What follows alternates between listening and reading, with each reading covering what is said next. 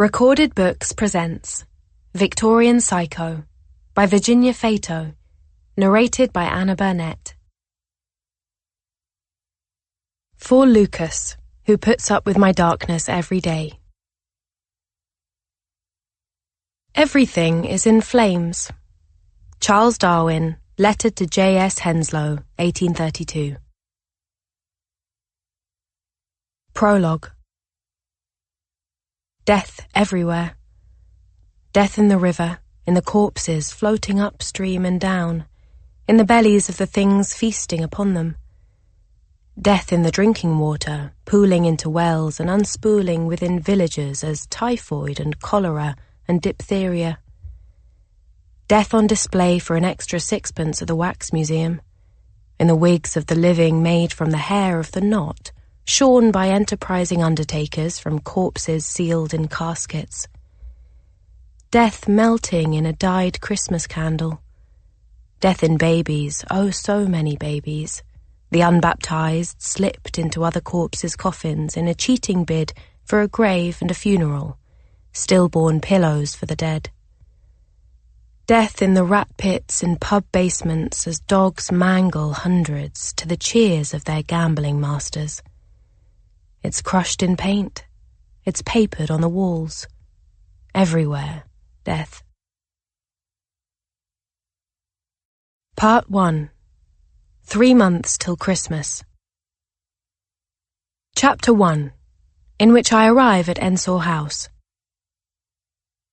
Ensor House sits on a stretch of moorland, all raised brows and double chin, like a clasp-handed banker about to deliver terrible news.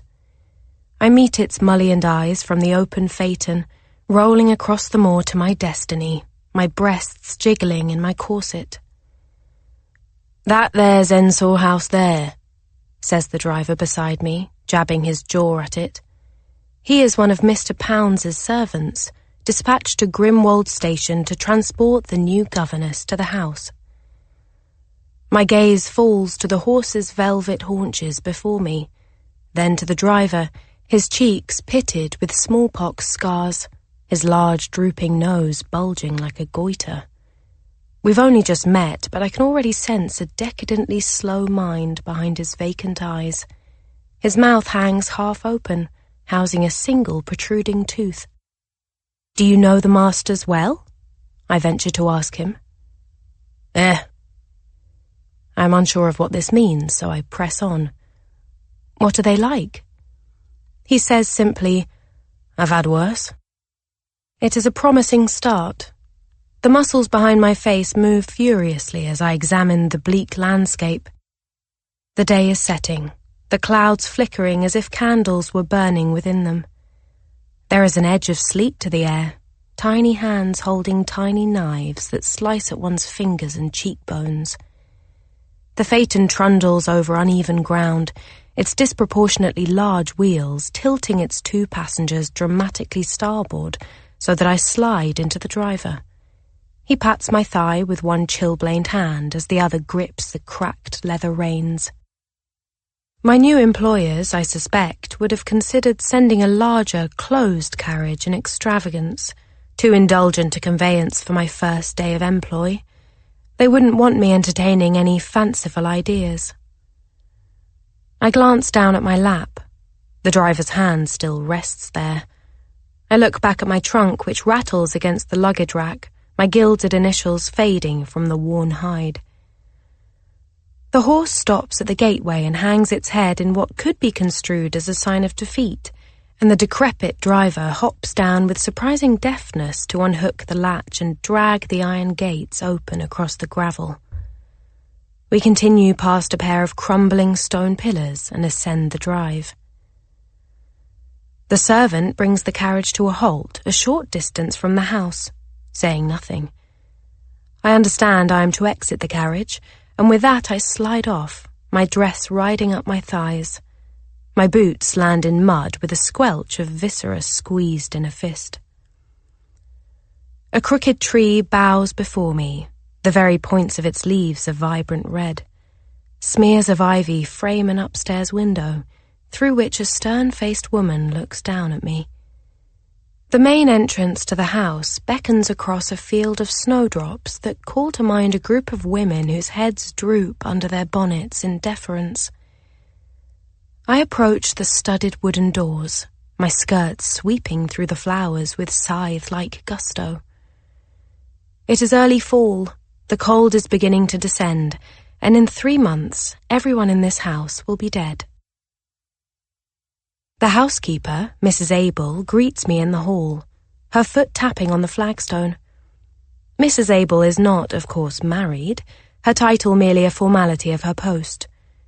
Her left eye wanders, and I wish I were possessed of a compass to determine to which cardinal direction the eye points most often. She clears her throat. "I expect you had a fair journey. It is cold, but it shall get colder," she says, or something like it. She speaks in an excruciatingly low monotone. I lean forward in order to discern her words, mumbled from her mouth as if still tethered to it. "I can bear the cold," I say. One of her eyes settles upon my frock. I suppose it is a rather dispiriting frock, because her mouth thins. "I shall show you to your room," she says, and together we plunge into the house. It is rich with dark oak and thick turkey carpets and shadows of the deepest black. I can barely see my hand on the banister as we ascend a grand staircase and turn into a long gallery lined with closed bedroom doors. Ensor House was once a medieval house, Mrs. Abel explains, her mumble imbued with pride.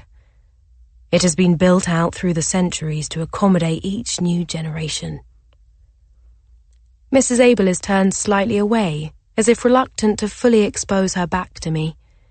An engorged vein circles her throat and descends into her collar. "I've had a smaller apartment in the back prepared for you," she says. "I expected you would disapprove of the unnecessary finery of the large front chambers." "Of course," I hurry to say. The enjoyment of luxury and indulgence denotes a certain kind of moral degradation most unbefitting of a governess. We pass said front chambers and turn sharply into a poky stone-floor passage off the main gallery, where Mrs. Abel opens a short, solitary door. She gestures to it. As I walk inside, the skirt of my dress brushes her limp hand, which she withdraws instantly. Mrs. Abel, I muse, is a woman who has never held a penis. "You are expected presently downstairs in the dining room to meet your employers and mine," she says from the doorway. I recall briefly my past employers, their sullen glances, their clean fingernails, their secrets, wrapped in silk handkerchiefs or secreted under velvet-collared frock coats or behind Tyrian-dyed curtains. "Mr. Pounds," I say, removing my plaid cloak. "Is he gracious?" "He is a good master," Mrs. Abel says, though do I detect the slightest pause in speech, the softest of hesitations in her gaze, lowered almost imperceptibly from mine. She retires after entreating me once more to descend promptly for dinner. I fasten the door, then turn to survey the bedroom. It consists of more dark oak and heavy drapes and appears all in all harder to set on fire than my previous lodgings. I make my way to the window and take in the northeast garden, currently illuminated by what little twilight remains. Surely the ugliest of all Ensor House's gardens, yet vastly more agreeable than the view from my childhood bedroom, which showed me the churchyard. The churchyard, brown and rotted and crooked, like the inside of an old man's mouth. Sensing eyes on me, I turn, anticipatory smile in place. I am met by my own reflection in the oval mirror of the washstand. Her frozen smile beams back at me, but I can see she doesn't mean it. Her eyes are 2 bullet holes. I bend over and lift the lid from the chamber pot, expecting to be greeted by my predecessor's slops, but the bowl is clean. My trunk has yet to be brought up. I lick the palm of my hand, and with it flatten my windswept hair and wipe a smudge from my cheek. This is as great an effort as I can expend on my appearance at present. I am ready to meet my employers. Chapter 2, in which I meet my employers and am not terribly impressed. The dining room boasts an ornate, coffered walnut ceiling, and hanging above a sideboard a massive Rembrandt depicts a flayed carcass, slaughtered ox, most likely a copy by one of his pupils. Mr. and Mrs. Pounds are seated at one end of the dining table, which is longer than a whale, while I am exiled at the opposite end, setting us at an absurd, almost comical distance. As they peer at me through silver candlesticks, I wriggle in my chair in a feigned attempt to make myself more visible, while accomplishing the opposite. Mr. Pounds looks to Mrs. Pounds for instruction. Upon the raising of her eyebrows, he appears to decide, at last, to hurl himself into the abyss of conversation. "I trust your journey was a pleasant one?" "No," I say, so cheerful and beaming that Mr. Pounds simply nods and says, "Good." The seal broken, Mrs. Pounds speaks up. "Your advertisement mentioned that your father is a clergyman?" "Yes," I say. The Reverend is not, so to speak, my father, more of a replacement, but after so many years I've learned to refer to him as such. "He is curate of our local parish." "And your mother?" 10 years dead," I reply. I picture Mother's teeth smiling at me from her bed. "That is a pity," says Mrs. Pounds with disappointment. "A mother's presence in a home is vital. Otherwise, who will instill in the children a sense of morality and tenderness?" I cudgel my brains for an appropriate response.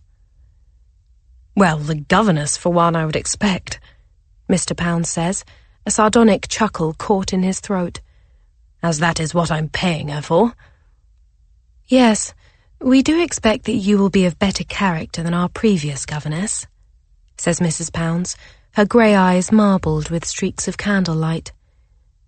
"Most ungrateful, that one. Disappeared without a trace."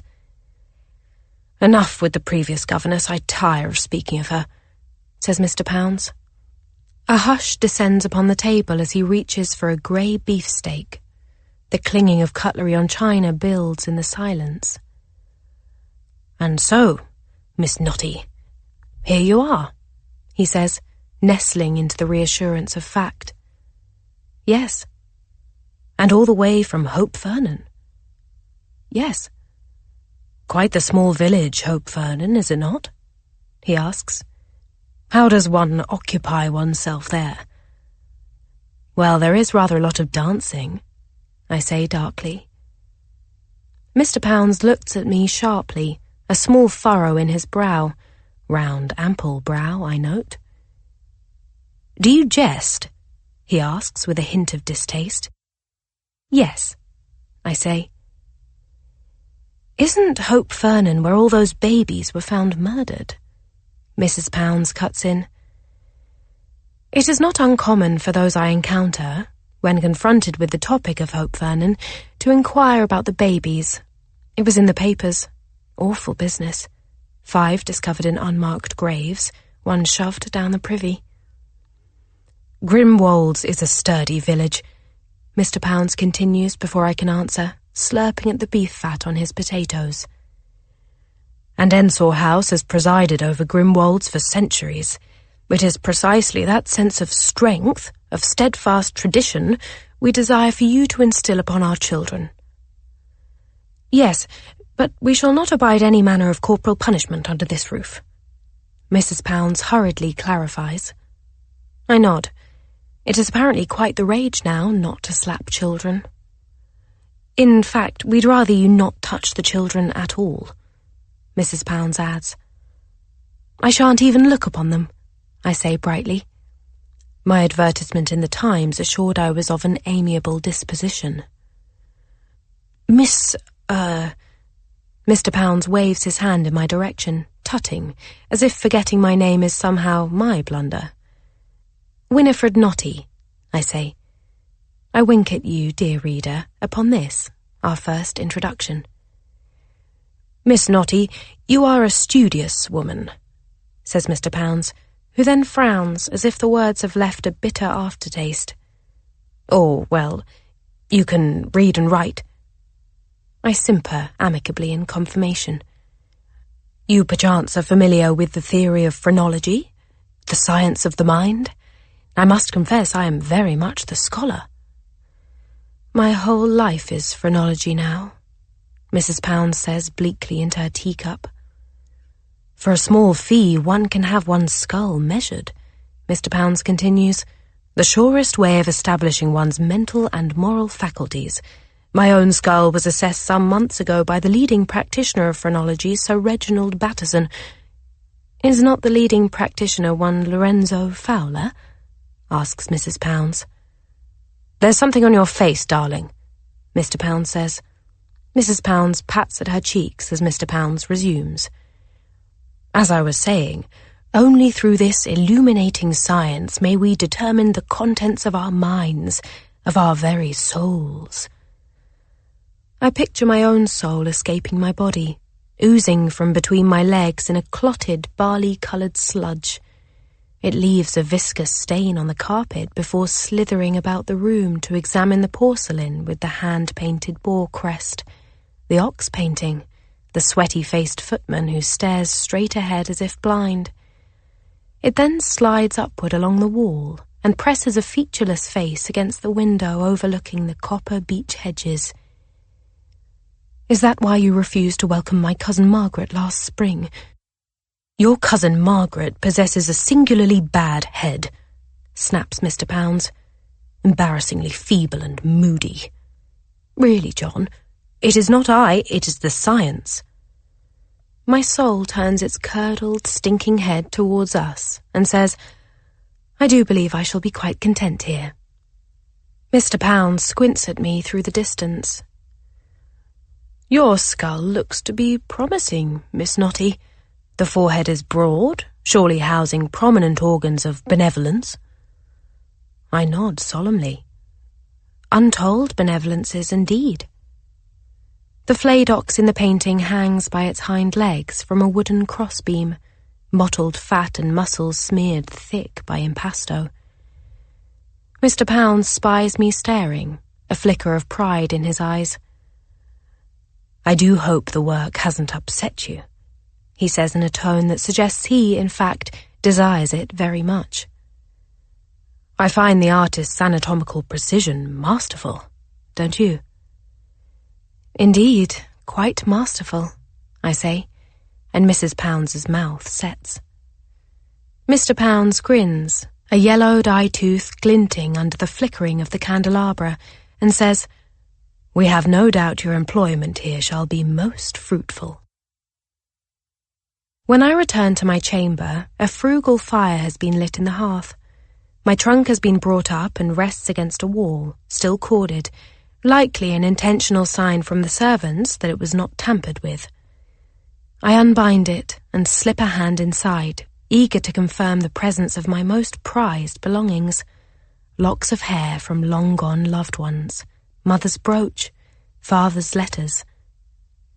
When I was small, Mother took me to a parish churchyard in East London, pointed at a tombstone, and said, That's your father. It was only after I learned to read that I discovered the grave belonged to one Ilsa Haynes, dead a good 10 years before I was born. Mother would speak of my father in sporadic outbursts. Your father used to dress like that, she'd say flatly while crossing a tailor's shop window. Or, your father liked that colour too, when I pointed at a periwinkle sky. Because Mother referred to him in the past tense, I did not know if he was dead or if he merely didn't like such things anymore. I was about 6 when Mother, posing as a respectable widow, moved us to Hope Fernan and married the Reverend. He had been offered perpetual curacy at the village church and found himself struck by the resultant loneliness. The village was a scattering of black stone houses, erected in irregular lines up on a hill, replete with constricting alleys that led nowhere. Of the marriage ceremony I remember little, except for a dead brown duckling on the church steps, which Mother brushed aside with the hem of her one good dress upon her descent. The parsonage hallways were draughty, and the tiny rooms stuffy when the fireplaces were lit. The place was at once cramped and bare, with an entrance hall of dove-coloured walls and sandstone floor. The entire palette was muted, faded, earthen, from the peeling wallpaper to the calfskin spines of the books lining the shelves, save for a lone splotch of brilliant, hysterical red on the dress of the peasant girl adorning the clock face.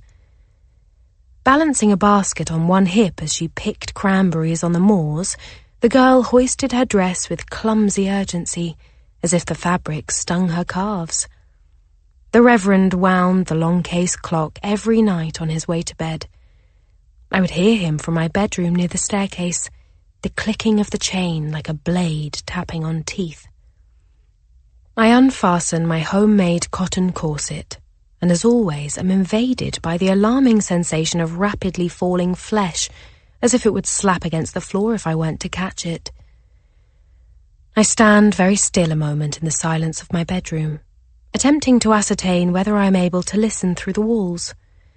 I am convinced I can hear bells, the bells that chimed from inside the safety coffins in the Hope Vernon churchyard. "To ensure one isn't buried alive," explained the Reverend when I first remarked upon them as a child. "They can only be rung from inside the coffin." "But I hear them at night," I had told him, and the Reverend had sighed and shaken his face full of wrinkles set so deeply into his skin they had ridges. As a child I imagined that the Reverend's father had carved them himself, and that the Reverend would eventually carve them into his son. But the Reverend never did have a son. In fact, Mother and the Reverend did not produce any children, for the Reverend taught Mother not to want them. I spied one such conversation, observing Mother in slices between the hinges of the dining-room door at the parsonage. We must not," Mother was saying, as if engaged in rote recitation. "You must not," the Reverend replied, and his mouth brimmed with saliva, as it was wont to do when enraptured with disgust. I must not, Mother repeated. I pull back the bedclothes, peer underneath. At previous posts the children were inclined to slip in live crayfish or mice or, one time, a hairball seemingly made of human hair. Children are playful creatures. Satisfied that there are no monsters but the ones I carry inside me, I slip into bed in my nightdress and cast a look around the unfamiliar apartment. The fire spits out the last of its life. I squint at what looks like the silhouette of the Reverend in the gathering darkness, standing straight and unmoving by the dresser. But it is only my upright trunk. I roll over, my eyes relaxing their focus. Through a damask pattern in the wallpaper, a woman beckons to me. Chapter 3, in which I meet my charges and am not terribly impressed. I awake to birdsong so shrill I believe it is Mother screaming again. I plunge my face into a basin of cold water. I crouch over the chamber pot, my thighs trembling under my weight as I empty my bladder. Sitting on the bed in my open-seam drawers, my sex chafing against the woven pattern of the counterpane, I pull on my white cotton stockings, inherited from Mother. She knitted an inscription, an encouraging reminder, at the top: "Withstand in the evil." Around my waist I tie the pockets. I fish through the calico, pulling out a button and 3 fingernails. I glance out the window and spot a young housemaid in the gardens below, talking to someone outside my line of vision. She looks as if she were birthed mere moments ago, her skin soft and pink and shining as if glossed with dew. She raises her arms, gives a little twirl, emits a compact laugh. I tap at her pale head through the glass and notice then something under my thumbnail. I peel out a thin string of wood. Walnut, I think. I must have been scratching at the headboard in my sleep. I turned to examine my reflection in the washstand mirror, leaning in to trace the broken blood vessels that branch across my eyelids. The Reverend used to regard them as markings of sin. Of darkness, he said. Mother used to scramble to conceal them with wax and powder so that the Reverend could not spy the new ones that had sprouted over her face. I brush my hair into submission, part it down the middle as sharply as if with a knife, and drape it over my ears. I straighten my frock and adjust the white tucker around my neckline for modesty.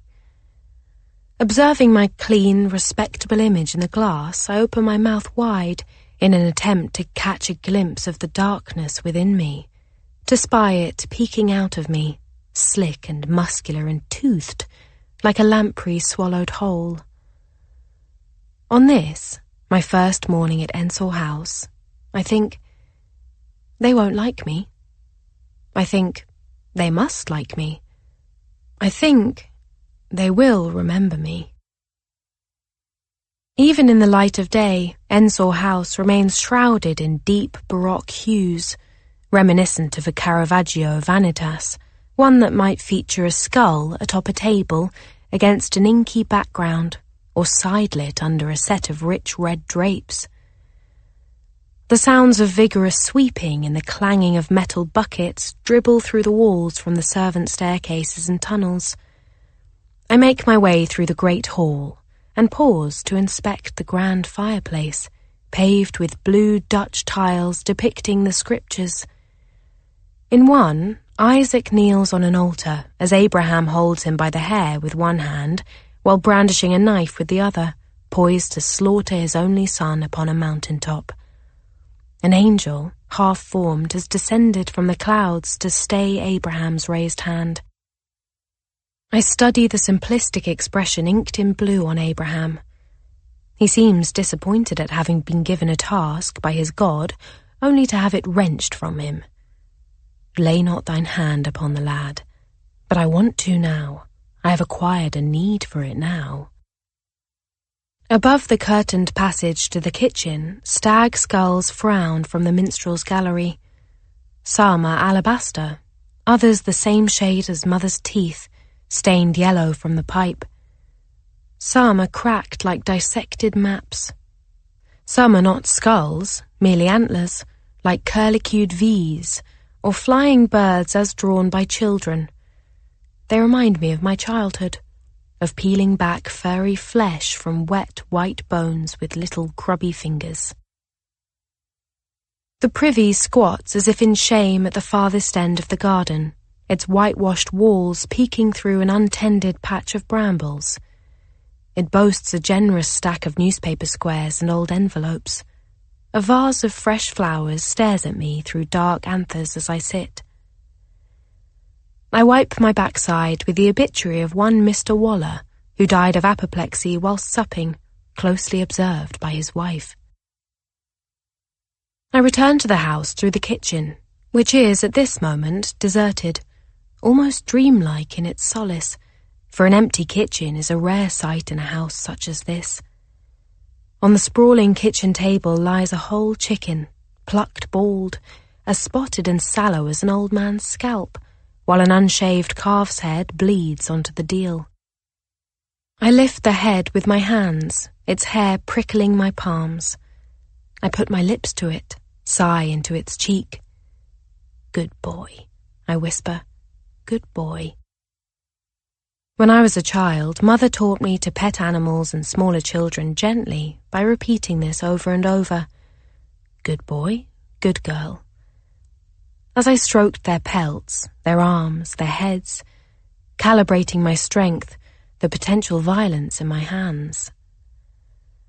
I look upon the head in my hands, the eyes still in their sockets, observing me ruefully under white eyelashes. I bite into its snout and cold flesh bursts on my tongue, plump and chewy and pink-tasting, watery liquid running down my hands and forearms and pooling into the white cuffs of my sleeves. "What is there doing?" I spin to face the startled cook, just emerged from the larder. Squat and ginger-haired, with flesh-coloured, hazelnut-sized warts stippling her nose. "Oh," I say. A drop of something, blood, grease, lands on the floor with a plop. "I'm sorry, are we not allowed to eat the children?" The cook attempts a nervous laugh. I return it, mirroring the shape of her mouth, the gurgle in her throat. But mine sounds forced, as ever, on the edge of hysteria. Her eyes fall again to the calf head in my hands. I gently set it on the table. "Don't know what possessed me," I laugh. Her scowl softens at my admission of impulsivity. "Can't eat it yet," she explains, falling with instinctive ease into a tone she no doubt employs with particularly unintelligent members of the upper classes. "I haven't boiled it or scraped off the air. The eyes and brains have to be taken out." Mrs. Abel appears then, as if self-forming from the shadows. "Miss Notty, you're expected upstairs for breakfast," she says firmly, and quietly, of course quietly. She does not seem to like us colluding. It is habitual for a governess to make the servants uneasy. We are above household chores and educated, but we are still employed in the same house by the same people. A rare species, one of several I find myself belonging to. As Mrs. Abel proceeds to engage the cook in a review of the weekly menus, I wipe my mouth on the back of my hand, a streak of viscous blood smearing from wrist to knuckle, and walk away. Arrayed on the sideboard in the dining room are silver and cut-glass bowls bearing Russian caviar, as black and wet as birdshot pellets fished from the insides of a partridge. Mr. and Mrs. Pounds and I serve ourselves breakfast. My role in the dining room is to oversee the children as they dine, but the children are absent on this particular morning. In fact, their parents wearily inform me they do not usually descend from their rooms for breakfast. I wonder if this is because they're not expressly welcome, or because they do not care to rise at the appointed time. "They are lazy and spoiled," Mr. Pounds explains good-naturedly, as he sits at the table and is immediately offered his newspapers and correspondence on a silver tray. I study his hands as they hold up a black-bordered mourning envelope. Veins cross them as thickly as marble carvings. "We pray you have better luck at educating them on the importance of punctuality than our previous governess," says Mrs. Pounds, lumping eggs onto her plate from a tureen on the sideboard. "Yes, Mrs. Pounds's appointed meal times are not to be contested," says Mr. Pounds, crumpling the envelope without opening it. "At precisely 8:30, the servants rush to clear the table, even if one still happens to be sitting at it." I smile into the sideboard, pleased that Mr. Pounds already trusts me enough to asperse his wife in my presence. I slip into my seat while Mrs. Pounds sits opposite and changes the subject by complaining of a draught. "I do hate this cold, ugly house," she says. "The house in London was much nicer." Now, dear, my great-uncle Harold had to die for us to inherit this place. I suggest you be grateful." I bite with relish into a roasted sheep's kidney, brown and charred in spots, giving the appearance of a shriveled scrotum. I cannot help but utter a wordless grunt of satisfaction upon swallowing. Mrs. Pounds appears irritated by my enjoyment of my breakfast, and seeking to remedy this immediately, launches into accusatory business talk. "Your ad assured that you were adept at instruction in English, French, writing, music, drawing, dancing, and arithmetic." "And pianoforte," I gurgle through kidney mush. "We should like Andrew suitable for boarding school by the end of the year," Mrs. Pounds says. "He is a bright boy. I do not consider it an unreasonable request." "Drusilla's education shall be less rigorous, of course," says Mr. Pounds. "She is now of an age when she risks her fertility from the ravages of overeducation. Says so in the Times." I interpret this to mean Drusilla will be doing much ornamental needlework. You are also to ensure the development of the children's good moral character, of course, Mrs. Pounds adds. Be sure they say their prayers at night and in the mornings. Be sure they can tell right from wrong. You are responsible for their souls. Souls, those swallowed creatures writhing in stomachs. O my soul, why art thou disquieted in me? Drusilla is developing a vanity improper for a girl her age, Mrs. Pounds continues. She talks too much of hair. With a bit of skill you should be able to steer her out of it. Perhaps brush her locks in a manner that is plain. She glances at my head. Much like yours. I sense the blooming of a darkness within Mrs. Pounds, can almost fathom it moving inside her, wrapping its grey rubber tail around her throat, squeezing her soul into submission. I wonder if it has been Mrs. Pounds's companion since birth, or if it was feared into being. I suspect the gardener is making ugly floral arrangements on purpose, Mrs. Pounds says, plucking a withered petal, triumphant at having restored the negative tenor of the conversation. Suddenly she gasps. Surely he is not implying that I am ugly? Are we growing paranoid again, dear? Mr. Pounds asks from behind his ironed newspaper. We wouldn't want to call upon the doctor now, would we? Mrs. Pounds lowers her eyes, subdued by his menacing tone that borders on farcical. Within her, the darkness is silent, but growing steadily. After breakfast, I wait by the window in the schoolroom to meet my new charges, fidgeting with my tucker, smile in place like a modest bonnet. Do as I say, or I shall have you dismissed, are the first words the boy utters, poking a finger at me and puffing out his small chest, wrapped in a robin-red vest. His sister trails him. Among her most striking features are her name, Drusilla, like a silk shroud drawn over her at birth, and her hair, as coarse and pale and sparse as horsehair on a fly whisk. I am Andrew Pounds, announces the little master. Rusted freckles sprinkle his strikingly long forehead, like the indiscriminate spray of blood from a slit throat. Fat, dimpled hands. Barely 8 and soon bound for boarding school, where he will surely be eaten alive. What is your name, governess? Winifred Notty. Miss Notty, may I call you Winnie? You may call me Fred. But Fred is not a lady's name, says Andrew, spittle flying from his guffaw. Fred is the name of the demon who lives inside me. A demon lives inside you? How big is he? We each have one inside us. And we must endeavour to tame it, says the little master, nodding as if he's understood a lesson. I survey the room in search of Drusilla, who has exited my line of vision in favour of the window seat, where she now lounges, languid as a sick mare. Drew is unimpressed with you, says Andrew. We've had so many governesses, a whole procession of them. A procession of governesses. I can almost see them filing past, one after the other in the gardens outside, clad in black and brown and navy blue, as I look on from the window and salute them. Who are you waving at? Asks Drusilla. I believe you mean Key, I say. We, says Drusilla. I sigh.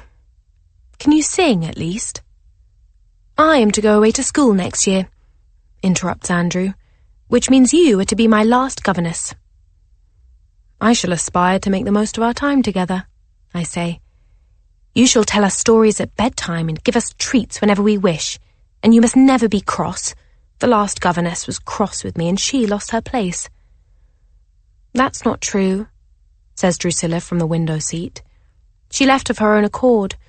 I suppose she just couldn't bear us. She picks at something between her teeth, then sees me watching and lowers her hand into her lap. I would never abandon you, children, I say magnanimously, kneeling to Andrew's height to place a solemn hand upon his shoulder. Unless you were to do something awful. Andrew looks into my eyes, his father's smirk on his face, images of all the potential awful acts he could commit to scare me off probably racing through his underdeveloped brain. I finish, or in the event I were to do it, of course. And his smile falls off. Darling Drew, where are our manners? He exclaims in a desperate bid to change a subject that now appears to frighten him. We have yet to introduce Miss Notty to the rest of the family. Are there more of you? I ask through gritted teeth. Andrew twists away from me so that my hand slides off his shoulder. They lead me up to the portrait gallery on the second floor, just off the staircase. Dead relatives smile flatly, or pout, or frown from their frames. Some atop horses. A good deal of them from atop horses. A sizable quantity of quality haunches in these frames. Andrew hurries me along to his favourites. This is Augustus Littlewood, a dreadful hunter but lovely skinner, Papa says, and Waldo Huntington and Oliver Persephone, both hanged when their stallions committed buggery. Which one laughed? I ask. Eh? Just now, which one of them laughed? I am alert, the echo of a giggle dissipating in the air above. They can't laugh, they're portraits, silly, but it was most likely Grandfather Pounds. Andrew gestures to the portrait of a man whose expression is smug and violent, his face framed by dark curls, the blackest of tints dotting his eyes. They say he loved entertaining children, boys in particular. Grandfather Pounds's overbite protrudes from between his lips, as if he's swallowed a pair of said boys, and they are attempting to pry themselves out by their fingers. It is a great honour to be on these walls, Drusilla says. When we are older, our portraits shall be painted and hung here for all to see. Mine shall be bigger, says Andrew. I smile, first at the futility of their pronouncements, and then at the portraits, at face after face after face of bored, righteous indifference.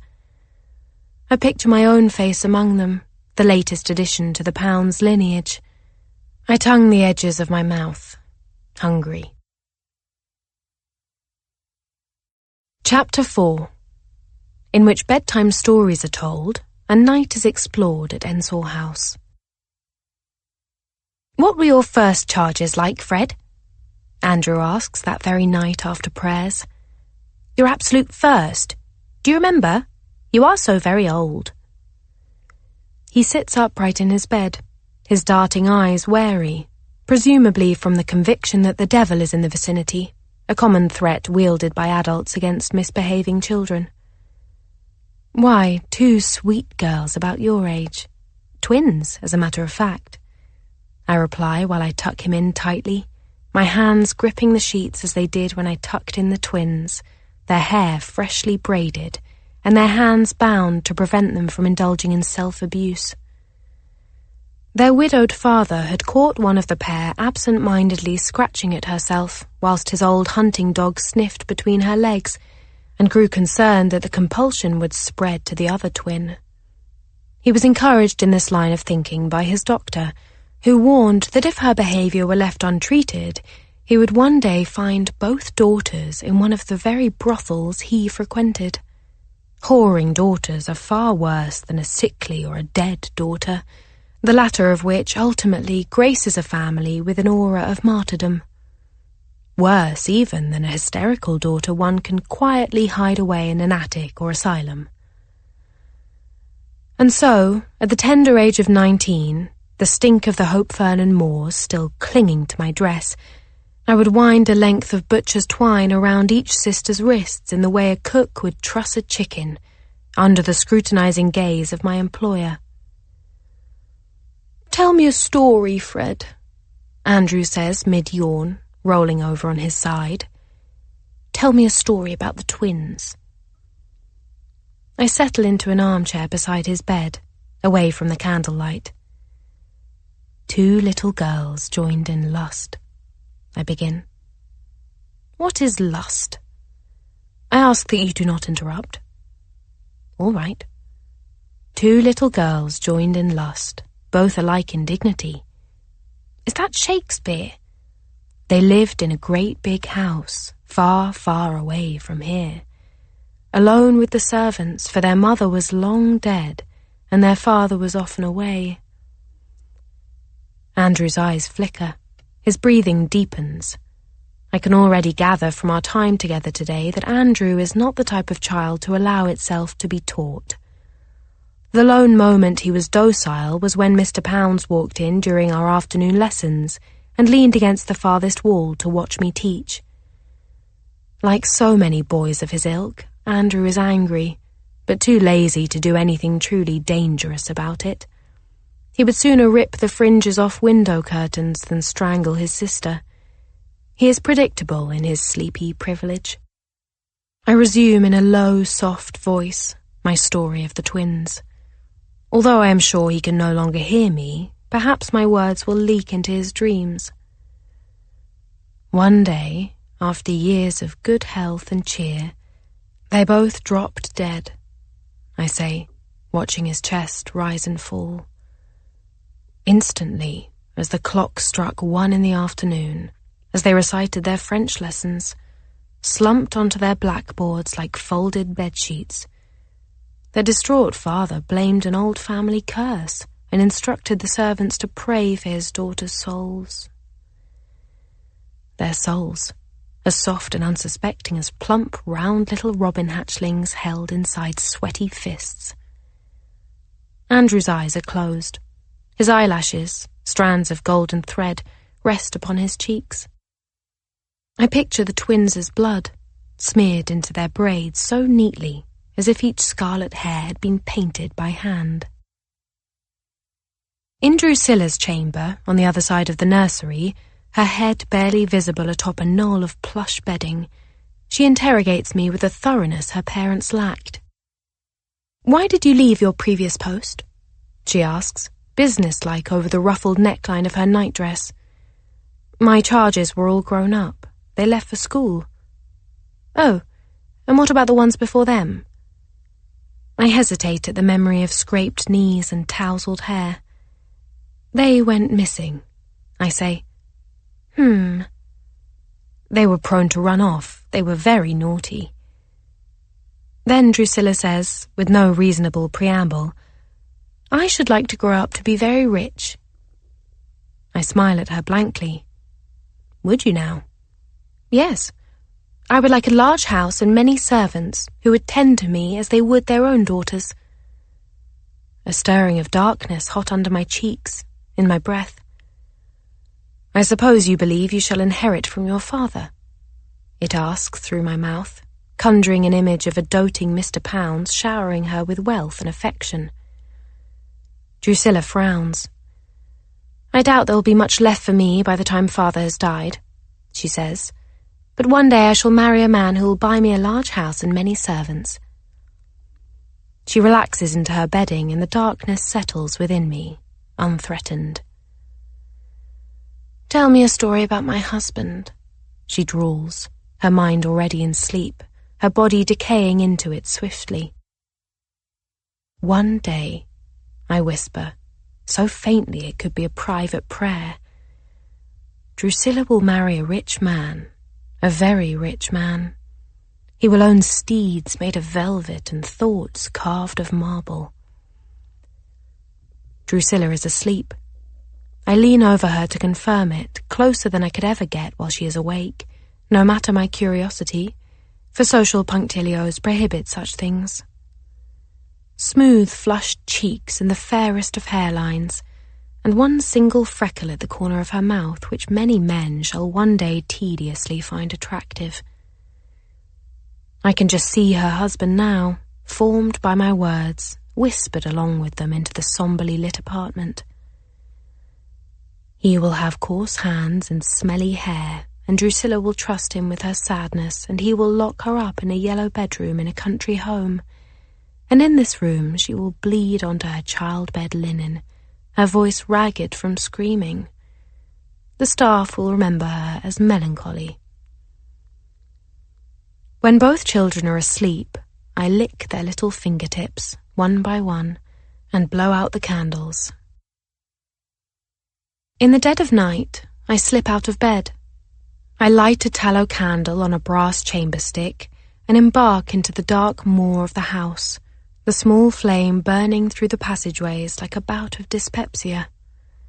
The clammy soles of my bare feet stick to the floors, leaving a trail of momentary footprints. Like many old houses, Ensor House has suffered a series of sporadic and disparate renovations, which have resulted in staircases leading nowhere and doors concealed inside wardrobes and under wall hangings. I discover one such door, hidden behind a medieval arras depicting a hunting scene and camouflaged within the wall panelling. Crawling through the child-sized doorway, I ascend a set of cramped stairs to a secret garret. The room is windowless and bare, but for a rusted tin tub. This must be where the Poundses have stowed their generations of female hysterics through the ages. Downstairs, I creep into the master bedchamber, hand cupped over the candle flame. Mr. Pounds is snoring profoundly, sunken into the kind of tranquil sleep afforded by the ownership of several mills. In his wife's chamber, beside his, the lump that is Mrs. Pounds stirs. "Mother?" she asks, eyes closed. "Yes," I say. I draw nearer, and the candlelight illuminates Mrs. Pounds's face more than her husband or children ever will. She clears her throat weakly, which I take as my cue to leave. As I walk past the gallery, Grandfather Pounds's eyes follow me, bulging in their oil-painted sockets.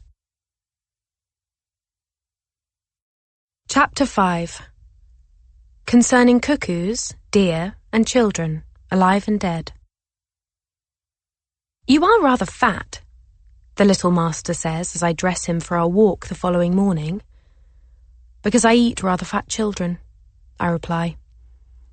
He narrows his eyes, as if giving the matter some thought. Then his fat pink lips stretch into a broad, feral smile, and I wonder what his teeth taste of. As advised by the Ladies' Journal, I am clothed in a plain and quiet style of dress, a deep straw bonnet with green or brown veil, brown in my case, as the drab colour blurs the identifying features further, obscuring my expression of unfathomable emptiness to resemble one a casual observer might mistake for solemnity. Leaves are strewn across the grounds in hues of bile and blood. The brumal skies whip up a fierce wind, carrying the smell of rainfall from further north. We walk past the stone stables, with their yawning, arched doorways, where I spot the pretty housemaid I saw yesterday from my bedroom window. She is talking with the apprentice gardener. They stop abruptly when they see us, and the maid retreats to the kitchen, a knowing look on her face. Andrew is slamming a stick against the tree trunks with zeal, as if trying to inflict pain upon them. Drusilla, meanwhile, is talking in a hushed monotone, almost to herself, about how she's sure to attend this year's Christmas ball now that she's of age, 13. I glance down at Drusilla's bodice, where her nipples, let alone her scant bosom, barely seem to press against the fabric, which is positively gaping. We cross an old stone bridge overlooking a verdant swan pond. 2 mute swans glide across the water towards us. Their plumage is pure alabaster, but their beaks, which they open and close at us, entreating us to feed them, are a shock of bloody orange, and serrated, like garden shears sewn to their faces with thick black thread. On the other side of the bridge, Andrew drops his stick and cries, "Look, there's a nest in that tree, a nest with eggs in it." We approach the nest, admire its sturdy composition of spit and mud and leaves, and one maroon ribbon weaved through the twigs. Within the nest lie 3 eggs, cold to the touch, abandoned, presumably, by their mother, and doomed to remain unhatched. One is a cuckoo's egg, I say. See how 2 eggs are blue, and the speckled one is a shade of brown? The brown one is ugly, says Andrew. He pauses. And fat. The cuckoo is a brood parasite, I explain, stroking the egg with a reverence that borders on fervour. The female lays her eggs in other birds' nests. When the cuckoo chick hatches, it kills its nestmates. They have the urge. I say this, and my voice inevitably lowers with gravity, to kill as soon as they are born.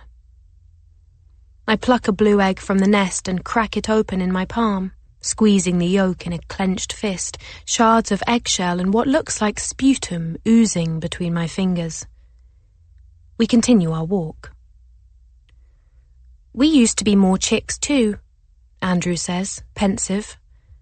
There were 5 between me and Drew and another 5 after, but they all died. I survived, he claims, beating his sternum with his fist.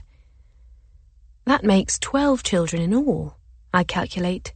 Dash my wig, that's a lot of pounds children. Well, says Andrew, I'm the sole male heir.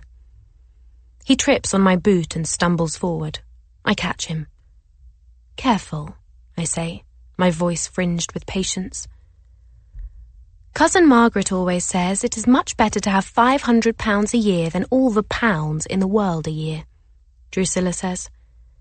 I'm really starting to warm to Cousin Margaret. Hush now, women, what's that? Andrew shouts, throwing out his arms to halt our progress. A short distance ahead, in a bramble-dotted clearing, lies a dead roe deer.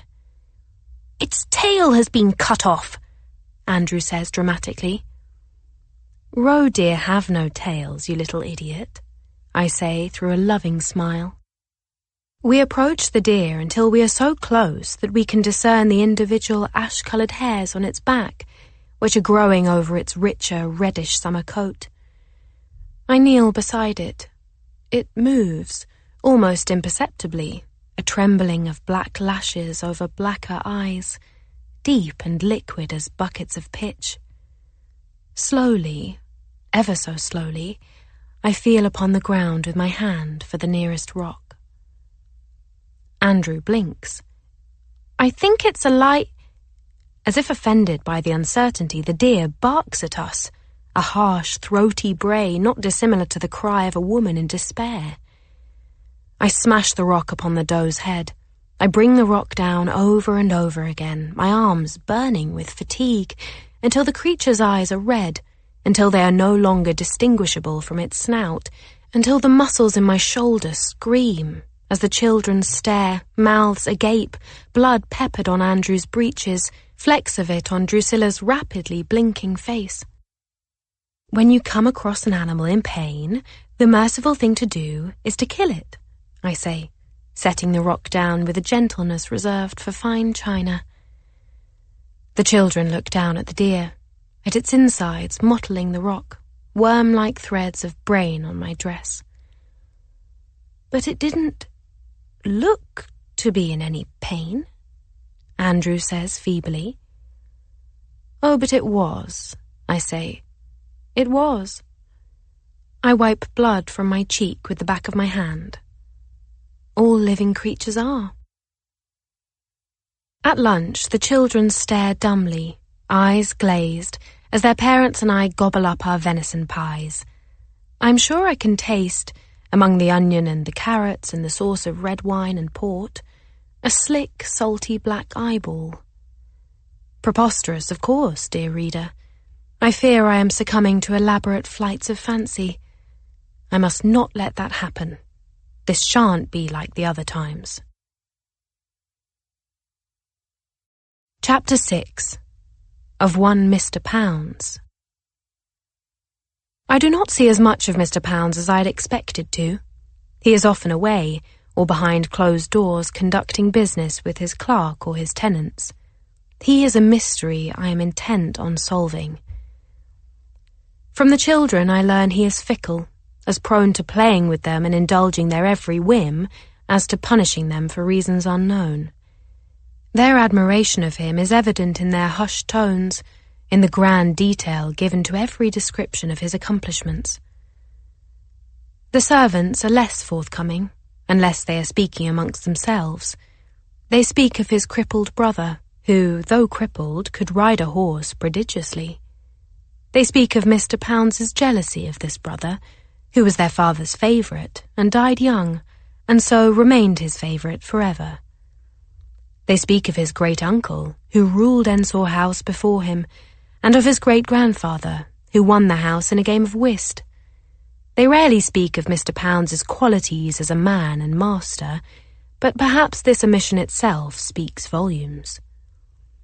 My wishes for a rapprochement are met a fortnight after my arrival at Ensor House, when I come across him in the great hall, where he is leaning against the Dutch-tiled fireplace in his fur-collared riding cloak, examining a document. He looks up at me, and his features rearrange into an expression I cannot yet read. "Miss Notty," he says, throwing the paper into the unlit hearth, "I was about to take a walk across the grounds. I wonder if you might grant me the pleasure of your company." I consider his petition from the other side of the room. He is not, I suppose, a handsome man, his forehead perhaps too wide and his eyes too close together, his nose too feminine for the ampleness of his chin. I see a glint of myself, however, in him, a twinkle about the eyes, a naughty, at times empty, grin, and that is enough to fetter me. On our walk, Mr. Pounds speaks to me of Andrew and Drusilla. Even though she is the eldest, Drusilla tends to come second, her name stammered from her brothers like Eve from Adam's rib. Panting slightly as he strives to remain 2 steps ahead of me at all times, he touts their virtues, seeming, could it be, almost proud of them, as proud as he is of all his legal property, to the exclusion, perhaps, of his wife. "They shall be fine specimens," Mr. Pounds says in conclusion. I am growing hot under my bonnet, scratching at my neck where the strings bristle against my skin. Having taught both children and found them woefully unexceptional, I deem it unfair for them to accrue all this admiration from a man who possesses such a limited amount of it. In the pit of my stomach, the darkness slithers around my soul. "How do you even know they're yours?" I mutter, rubbing between my fingers a patch of skin flayed from the skull of a missel thrush. Mr. Pounds swivels his head to look at me, or rather at the space around me, without interrupting his stride. "I beg your pardon?" he asks, in a voice on the verge of taking offence. "I said, sir, how you must love them when they're yours." Mr. Pounds grins, and the flush that had been creeping across his neck recedes. "Ah, yes," he says. "Forgive my lack of mindfulness speaking thus of them. It must be such anguish for you, looking after children you can't help but love profoundly, all the while knowing they can never be yours." I close my eyes, curl my lower lip, and nod my head with theatrical melancholy. "You are a credit to your sex, Miss Notty," he says then. Clearly aroused by the word in his mouth, he repeats the phrase, sucking on it as if on a cherry. "A credit to your sex." He pauses his march, readjusts the crotch of his tailored trousers, then resumes, briskly, his fat, useless Newfoundland dog drooling at his heels. Upon our return, I wait for Mr. Pounds to retreat upstairs before I fish out the document he tossed into the grate. It is a blacksmith's invoice for the grinding of scythes and garden shears. Nothing of interest, except that it is his, but I place it in my trunk with the others. Our walks become a weekly occurrence, whereby Mr. Pounds escorts me on interminable journeys around the gardens and through the moors, the sun lowering progressively earlier, our shadows cast before us like freshly dug graves. Mrs. Pounds observes us from her usual upstairs window. "What do you do with her?" she asks her husband in front of me at breakfast. They often speak of me as if I were not present. What do you talk about? Nothing of import, dearest. The moorland, generally. Heather and the like. Miss Notty has opinions regarding Heather? Indeed. She is an artist. Watercolours mostly. I suck noisily on a pickled oyster, and Mrs. Pound scowls at me, anger lidding her eyes and thinning her mouth. She is looking positively miserable these days. The lines on her sallow forehead seem to be mating to beget more lines. Her chin sags like a turkey's wattle. None of the servants seem to want to talk to me about Heather. Mrs. Pounds grumbles, buttering a slab of toast. What are you going on about, dear? Mr. Pounds sighs as his correspondence is delivered to him on a silver tray. Switching tactics, perhaps in an attempt to inspire in her husband a form of protective rage, Mrs. Pounds says, The servants called me ugly. I heard them whispering in the gallery. Nonsense, says Mr. Pounds, but the manner in which he frowns at the letter in his hands reveals that he is not listening. In a spell of defiance, Mrs. Pounds decrees, The servants are to turn their backs if I am not looking my best. This pronouncement leads to them turning on her in the middle of staircases and hallways, whipping around to face the walls, their laden trays trembling as she passes.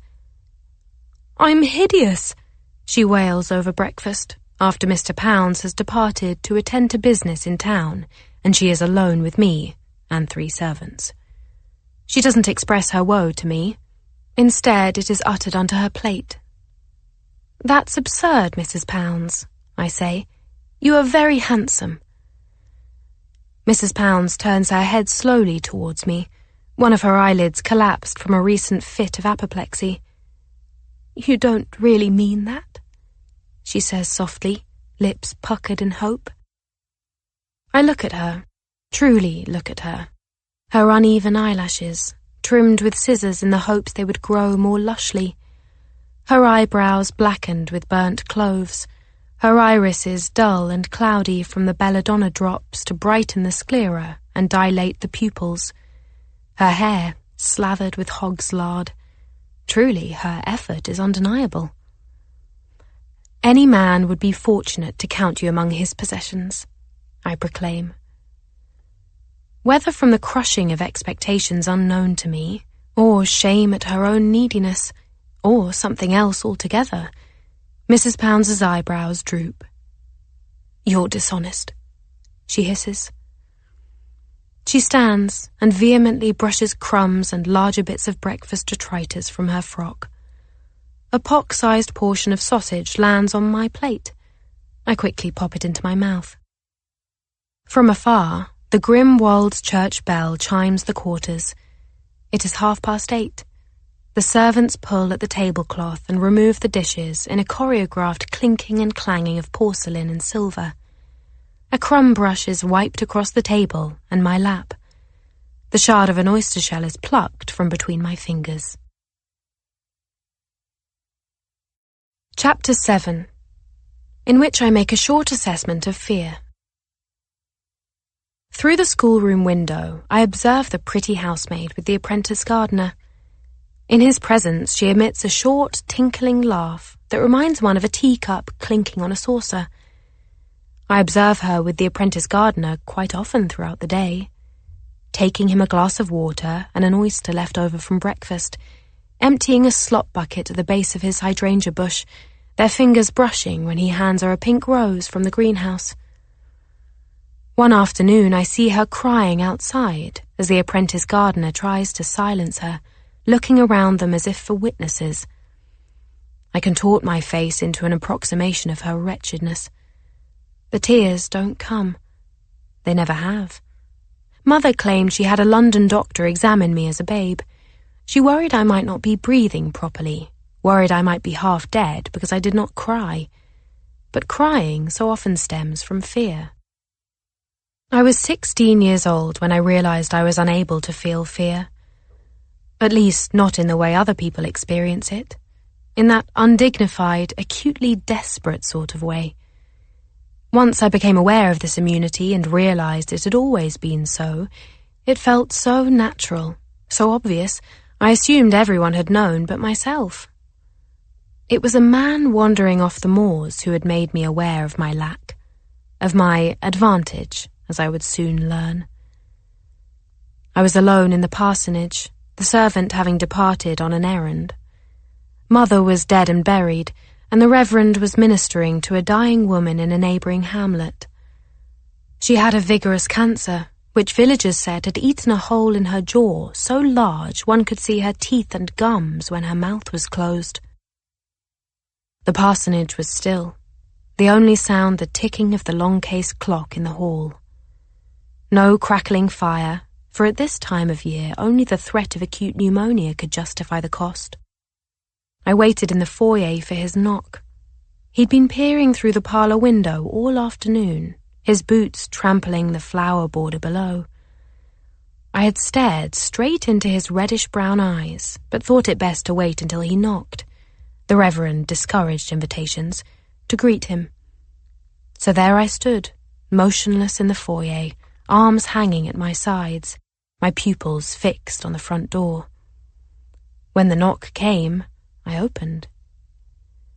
At first, his lolling tongue led me to assume that he was in dire need of a draught of water. "The parson," he croaked. I blinked, checking with my fingers that my smile remained in place. "Yes," I said. "Does the parson live here?" "Yes." He stepped into the house unheeded and loitered in the hall, peering up at the staircase behind me. His boots shed a trail of mud and one pink heather twig on the flagstones. "The parson," he repeated. He was cradling his arm, the fore of which had been mangled, most likely by a dog. The wound looked to be about a week old and was inflamed, secreting pus the colour of butter. It occurred to me then that he may be seeking last rites from the Reverend. His eyes darted towards the empty parlour. I told him the Reverend wouldn't be back until late that evening, as he was visiting a dying woman in Bleakstershire. At this he set to banging his head against the walls. Dry, hollow knocks became wet, bloody slaps. I consulted the clock face, where I confirmed that the peasant girl's dress was not the same vivid red as his blood. I observed the man closely as he trembled, twitched, and salivated on himself. Through a window I spotted a sparrow preening on one of the churchyard tombstones. A sudden pain directed my attention to my left arm. It took me some seconds to take in that he was biting me, his canine teeth, tinged copper with neglect, sinking into my forearm. I reflected upon possible courses of action while the man shook my arm in his mouth with vigour and pissed himself, his dark urine puddling on the floor. Since Mother died, the Reverend had kept a loaded pistol at his bedside, an antique which once belonged to his father. Presumably having it within reach made him feel safer, sleeping alone in the house with me.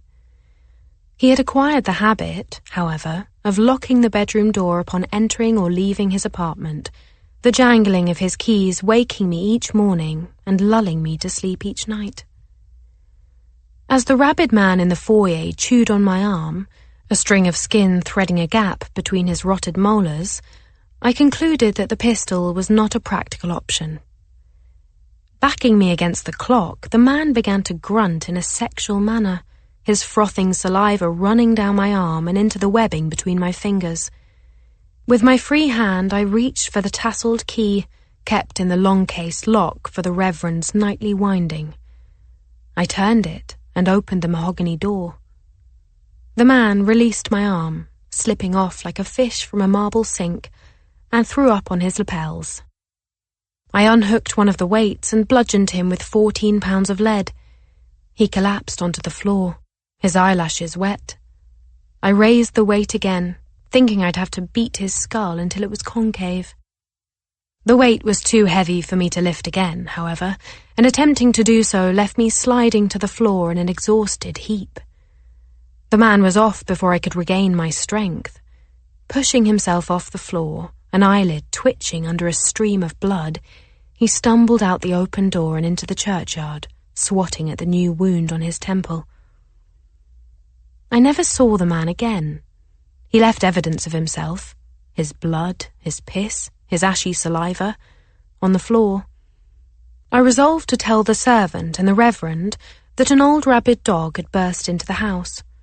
The Reverend would be thankful he'd had the foresight to remove all the carpets, fearing them fire hazards after Mother's accident. In the kitchen, I used a carving knife to pare the shredded flesh from my forearm, thickly at first, as if peeling the rind of an orange, and then, when blood spurted, thinly, as one would an apple. I flicked the peel of pale, freckled skin into the stone slop sink atop some fish bones. Folding a cloth around its handle, I grasped the smoothing iron, which had been left by the servant to heat on the range.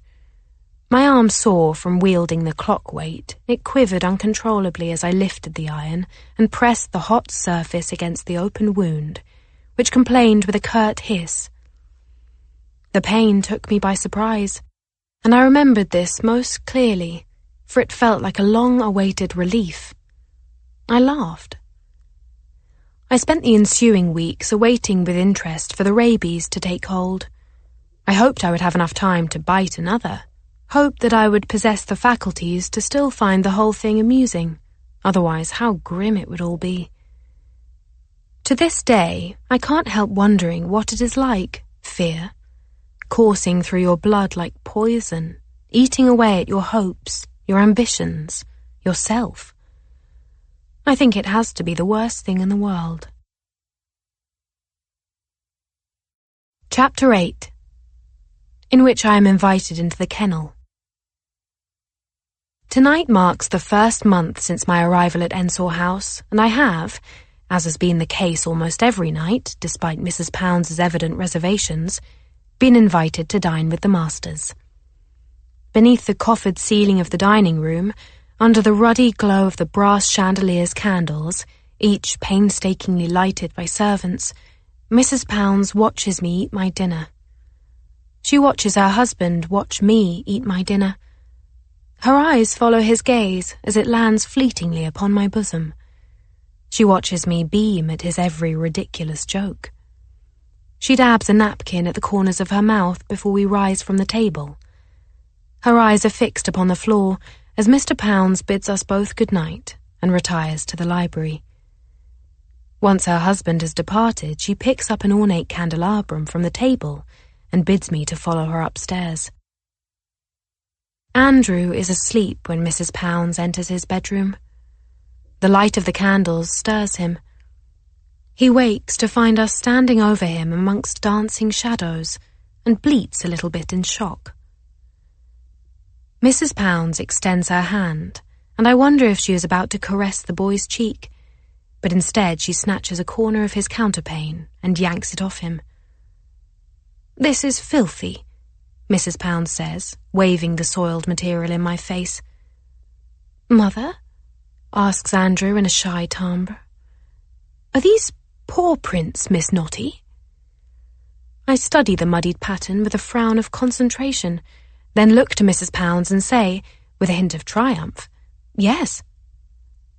Have I not made it expressly clear that the dog is allowed nowhere near the children's beds? Andrew, intuiting the impending punishment developing in the air, feigns an immediate return to slumber. "Yes, Mrs. Pounds," I say. "You have allowed this to happen under your watch, Miss Notty. As such, you are to blame. My children cannot be expected to follow rules if you, their moral compass, do not abide by them yourself." "Well," I begin, about to suggest the differences between educating adults and children, when Mrs. Pounds continues. "If you do not consider it abominable for my son to share his bed with a beast, then surely you will have no trouble doing the same." The kennel is a little house of painted pine with an iron tether, to which the dog is occasionally chained. Now unleashed, it is comfortably sprawled inside its quarters, blinking blissfully, its tongue lolling. "Get in," Mrs. Pounds says.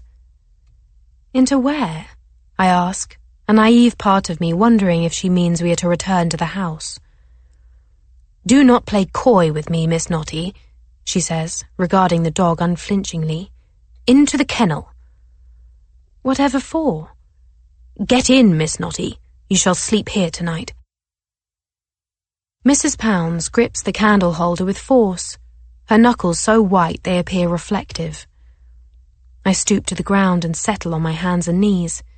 She stares at my buttocks. I can sense it as I crawl toward the dog, my skirts dragging through the mud. I encounter some trouble entering the kennel. The dog refuses to make room for me, its drool heavy where it falls between my shoulder blades. I wriggle further in. The fresh country air is eclipsed by the stench of urine and damp fur. My eyes water. I try to turn away from the dog, but my elbows scrape the coarse pinewood walls. "You should be thankful the kennel is a large model," I hear Mrs. Pounds say. "Other employers would not have been as forgiving." I refuse to allow my constricted lungs to waste air on words. There is only the reply of the wind shaking the surrounding shrubbery like a hushing choir. "This is my house, Miss Notty," Mrs. Pounds tells me, somewhere behind me, as the dog yawns and a blast of hot, rancid breath blows into my mouth. "You will do well to remember that." The kennel is not as wretched as other servants' accommodations, I reason, even in this house, where I've spied the hall boy shivering on a makeshift cot in the servants' hall. This bed is, at least, supplied with thick woolen blankets and a warm, affectionate companion. I do not covet this house, I assure it. It pants, swallows, continues to pant. I had pictured Mrs. Pounds as the sort of kind, matronly figure I have been lacking since Mother died, but these whimsical notions of mine have once again proved to be mistaken. What prompted Mr. Pounds to choose her over other potential matches, and I'm sure there were many given his wealth, is beyond my comprehension. The dog licking the side of my face, I picture Mr. and Mrs. Pounds making love. I find it is almost impossible to conjure them in a tender moment. He would surely be contemptuous the entire act, hands squeezing her throat, irritated by the slightest expression of her pleasure, watching her eyes go white. I resolve to have no more of these thoughts. I shan't go back to old ways. Old ways hasten me onto far too many trains. And I can't leave Ensor House, not yet. It is a cold, sleepless night. At one point, the dog goes out to bark at something, extracting himself so fast and smoothly I feel he must have gone right through me. At the purplish light of dawn, to the dainty tweeting of winter birds, I press against the kennel wall to push myself backwards, my skirts riding up my legs as I slide out, hard, boggy dirt smearing the front of my frock. The head gardener offers nothing in the way of a morning greeting after chancing upon the governess emerging, skirts first, from the kennel. He regards me curiously as he chews on a crab apple, fishing into his mouth for deviated seeds with his gritty fingers. I stumble on cramped legs to the privy, shaking dog hair from my shawl. Midway, sensing eyes on me, I stop and turn, meeting the gaze of Mrs. Pounds, who is watching from her favourite window. I smile a toothy grin and wave. Mrs. Pounds backs away from the window, disappearing from view. Chapter 9. Of Childhood and Laudanum. Mother first tried to kill me when I was 13 months old. "You learned to walk so fast," she told me later. "I thought I might as well stop you while I could." She had throttled me with white edging tape stolen from the dressmakers, but in the end the tape was not of the necessary length to do the job, so she desisted. She tried again when I was 3. An illegitimate child, I was handed over to a foster mother so Mother would not lose her post at a fancy house in London's Harley Street. The foster mother charged 5 shillings a week for my care. She was partial to velvet shawls trimmed with ermine.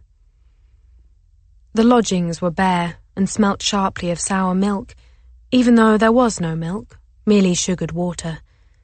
Thick black scratches marked the filthy wooden floors, etched from the heavy furniture the foster mother pushed around in order to loosen the floorboards. I was spending my days in the bleary stupor of laudanum, which the foster mother spoon-fed us to keep us quiet, when I first witnessed the woman strangle a baby. Rigid in my cot next to my fellow charges, I watched as the baby's thin legs kicked lightly, a blue vein pulsing across the foster mother's forehead. She would make her daily rounds and inspect the infants on the cots, shaking our legs, snapping her fingers in our faces, moistening our lips with drops of laudanum. One by one, we would droop and die on her like distressed flowers. I do not know why I lasted longer than the others. Possibly mine was one of the few mothers who was regular with the payments, and certainly the only one who, undeterred by the foster mother's letters assuring her I was well, visited when she was able. She would arrive with broken toys that once belonged to her employer's sons.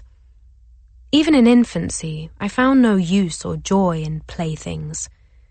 The other tots would lurch towards the toys, barely mustering the strength to outstretch their arms, their limbs too weak and brains too clouded to communicate in any way except through incoherent moaning.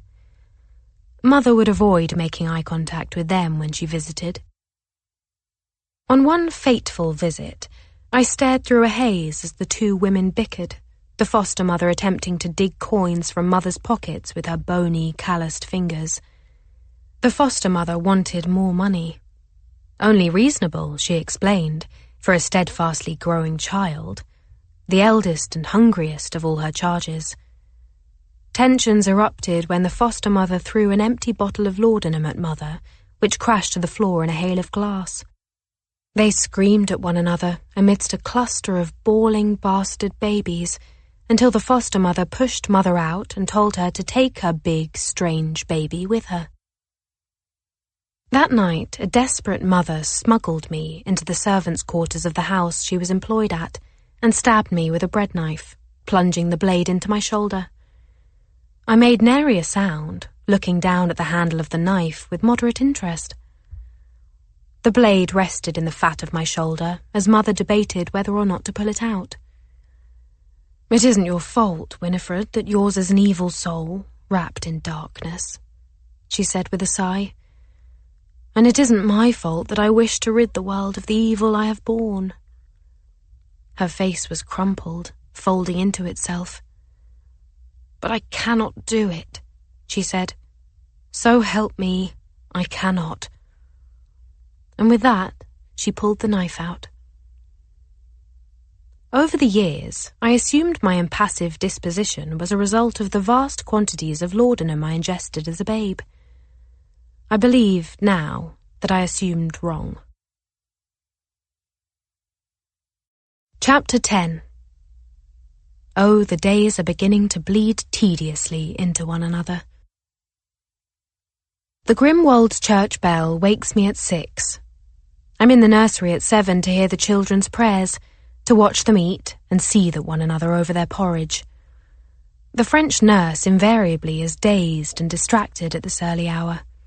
One can only imagine the sweaty, demanding nights she spends tending to Andrew's every whim, and the effects of the rigorous dressing of Drusilla's hair with pomade and elaborate plaiting.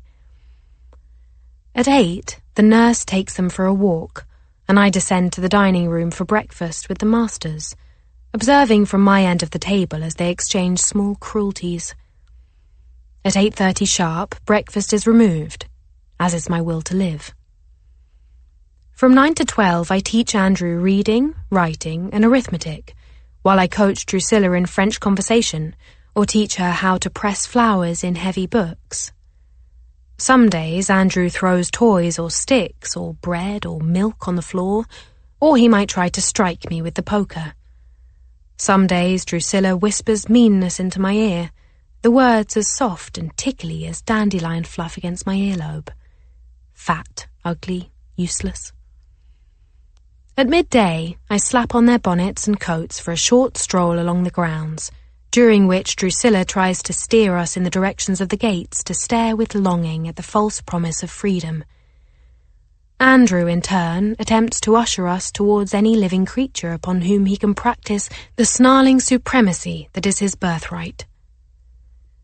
Upon our return to the house, red-faced and sweating under our coats, our ears collectively ringing from Andrew's tantrum because today isn't his birthday, I send them off to dress for lunch in the dining room, where I am expected to keep them quiet and cut up their meat, unless Mrs. Pounds has decided she can't deal with them on this particular day, which occurs frequently, in which case I shuffle them into the nursery to wait for the scullery maid to send their trays up. The nurse's fingers brush against mine as we exchange the children back and forth. Drusilla might make a scene at this point about being too grown up to be manhandled by servants, and makes us bear her dead body weight as she drops to the floor in a sulk. Lunch is over at 2, and we return to the schoolroom. I teach them history and arithmetic, and what corpses smell like, and French. I teach them nursery rhymes. Little Bobby Binkins was boiled in a kettle, served as tea to unsuspecting dames at the Browns' Hotel. I start to read from the heavy tomes approved by Mr. Pounds, but every page starts with words like Cispontine, and I very nearly collapse from the effort. At 5 o'clock, I return the children to the nursery, then rush to my bedroom to change for dinner. I dress in my overworn, politely grey dress with the sweat patches and blanched hems.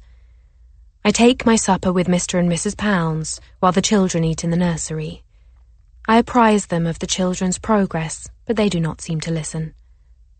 After prayers at 7:30, everyone has retired to bed, unless Andrew is having a fit over a missing tin soldier, which translates to, I am void of any human connection and impatient for the day I can take my frustrations out on my wife.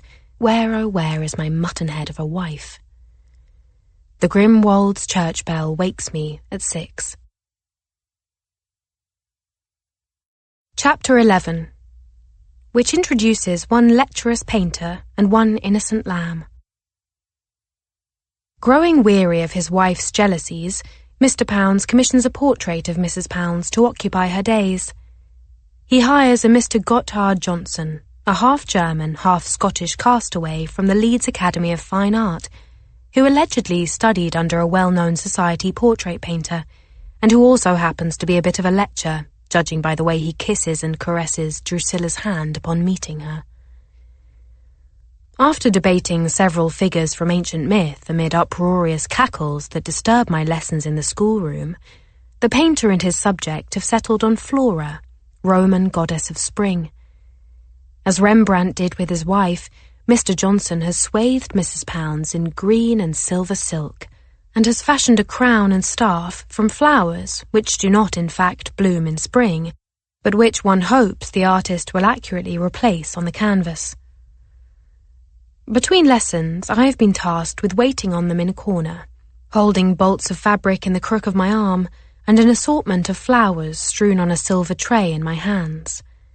I stand in complete silence, Mrs. Pounds's eyes widening irately at me any time I swallow. Mr. Johnson had at first proposed a Flora in the style of Titian, but Mr. Pounds objected, surely reluctant to hang a portrait of his wife, half-dressed, the rim of her areola peering over her dressing gown, anywhere in his home.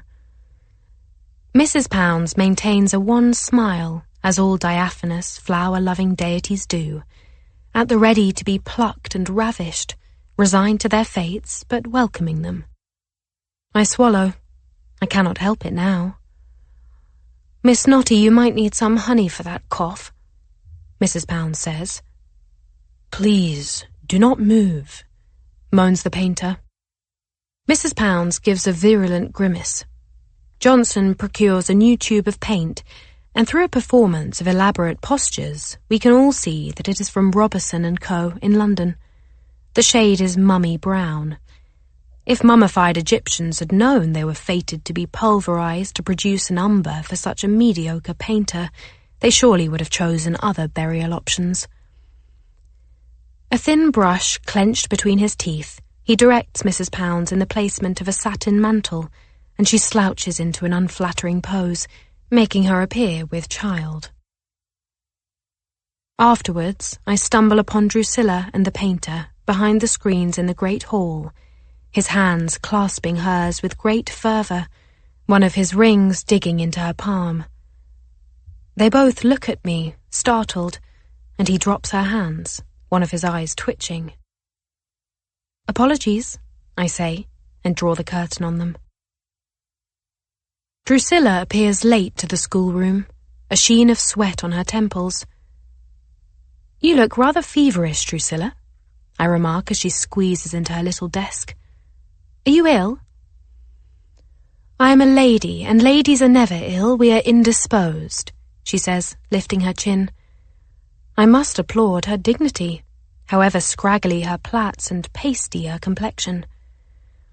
"Nonetheless, I think I should ring for some water," I say, tugging the tapestry bell-pull. Andrew leans over to touch one of the burgundy bows of ribbon that has become undone in Drusilla's hair. She slaps his hand away just as, lo and behold, the pretty housemaid arrives in answer to the bell. She proffers a clumsy curtsy, ruffling her starched apron, beaming at me. Her gums are so pronounced, her smile is a fistful of pink flesh. I stay my urge to advance upon her and lick her face, instead emitting a refined cough and asking for a glass of water. "Thank you, Miss Sue Lamb, ma'am, at the service." "Miss Lamb." I wet my lips. Chapter 12 acquaints the reader with the incident which transpired at the clergy daughters' school and which led to my subsequent education at home. I chance upon Miss Lamb repeatedly the following days, and by chance upon I mean I follow her and observe her through keyholes as she polishes grates. Over 3 consecutive days I ring the bell 16 times. It is always Miss Lamb who comes, her presence offered up so effortlessly that I begin to suspect the house is bestowing her upon me as a gift. Or is it that Miss Lamb is offering herself, wishing to delight me with her subservience? I am not used to having a friend. They so often don't last. Growing up, it was rare that I made the acquaintance of other schoolgirls, as I was mostly educated at home, although I enjoyed journeying the 6-mile walk to the nearest girls' school to stare at the pupils and play Count the Consumptives. For a brief spell, however, I did attend a school for the daughters of clergy, until the incident. The school was nestled in a wide valley between neighbouring hamlets. I still recall, with the nostalgia of an escaped convict, the pitchers of frozen water which we had to crack open with our knuckles for our morning ablutions. The cold that whisked our breaths into visibility so that the shared bedroom looked like an opium den. The film of grease over our milk, which was warmed in filthy copper pans. The institution proudly advertised no holidays, and we were not allowed any trips home during the school year. It trained the daughters of clergymen for lives as governesses and teachers for a substantially low fee, substantially low to the point of ridiculous, to the point where one wonders if it was all organised in jest by the trustees, proposing numbers as dares, slapping their thighs and chortling in the snug of the pub. The girls at the school were quiet and weepy, or boisterous and angry, and all seemed wary of me. They refused to meet my eyes or allow themselves to be touched. One of them possessed a chocolate-coloured mole lodged between her nose and cheek. It was as round and fat as rabbit droppings, and I tried to taste it once, but she pulled away, bowing her head anxiously. The Reverend had been keen for me to attend, but after the incident he went to great lengths to hide the fact that I'd ever been there. What was the damned incident, I hear you ask? Well, a terrible fuss was made of it, but really, it could have happened to anyone. We were making a doll to be presented to the organist, who was retiring after decades of service and untoward advances towards generations of schoolgirls. I was peeling off scabs and shoving them into the sawdust stuffing of the doll, which was to be dressed in a tiny version of our uniform, much to the organist's delight, when I spotted a black crow through the cracked window glass, perched in a tree. At that very moment, it just happened to drop dead, slamming onto the mossy floor. Permission to roam the grounds was rarely, if ever, granted, so I waited until nightfall to fetch it. The night warden drank from a bottle of sherry she kept in her desk and would fall asleep long before the last of the girls. Most were too frightened to take advantage of her drunken slumber, preparing themselves for the perpetual martyrdom that was to be their lot in life. When I crept outside, the damp evening air soaked my flimsy nightdress, dragging me down with the strength of 5 pulling hands as I waded my way to the spot where I had seen the bird fall. I kneeled and groped in the darkness until my fingers were met with the brush of feathers. The crow had fallen from that tree on purpose, I thought, for me. I cuddled the bird at night, combing its glossy black feathers like a mane of human hair with my fingers, something the girls wouldn't allow me to do to them, and secured it under a loose floorboard beneath my bed by day. The crow was still rotting under the bed by Easter Sunday, the stench it exuded not offensive enough, in the airy room, to be attributed to anything more sinister than a group of growing girls who lacked water to dab at their underarms. I had willfully blotted a writing exercise to merit a flogging. Miss Petty was lazy, and her legs heavy with gout, which meant I was to fetch my own instrument of torture. This allowed me to steal away to our bedroom to retrieve the crow and slip into the empty refectory unnoticed. I lay out the bird, wings spread, on one of the platters, and arranged food on top of it to disguise the writhing maggots, digging my fingernails into the putrid flesh and flicking bits into the pudding. I collected the bundle of tied twigs from the supply room and returned to the schoolroom, where Miss Petty birched my neck a dozen times for the blotting, and another dozen for my delay in retrieving the instrument. A girl sitting to my left sketched the pink, rose-shaped bruises that bloomed on my neck until the bell for lunch was rung, and she and the others streamed into the hallway with expectant stomachs. After saying grace and singing a hymn, we dug in. The girls were so hungry they barely paid heed to what they were spooning into themselves. They pawed at the bread, shoveled potatoes onto their plates, and tore into greyish meats. Plats were flung over shoulders or tucked into collars to avoid soiling. A spoon clanged to the floor, a wooden bench creaking as one girl leaned over to retrieve it.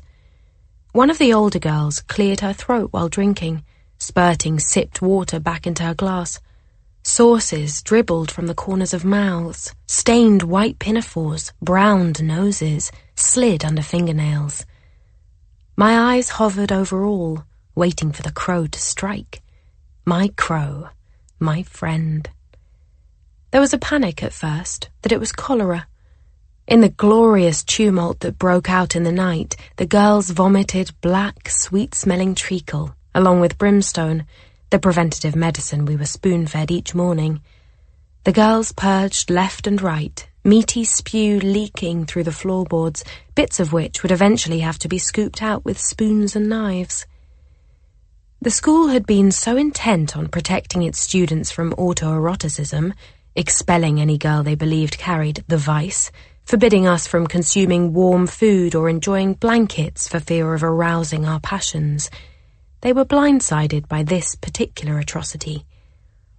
They couldn't prove I'd had anything to do with it, but as I was the only healthy child, and because the Reverend did not seem surprised to be called on, he merely sighed, closed his eyes and nodded as he listened to their accounts.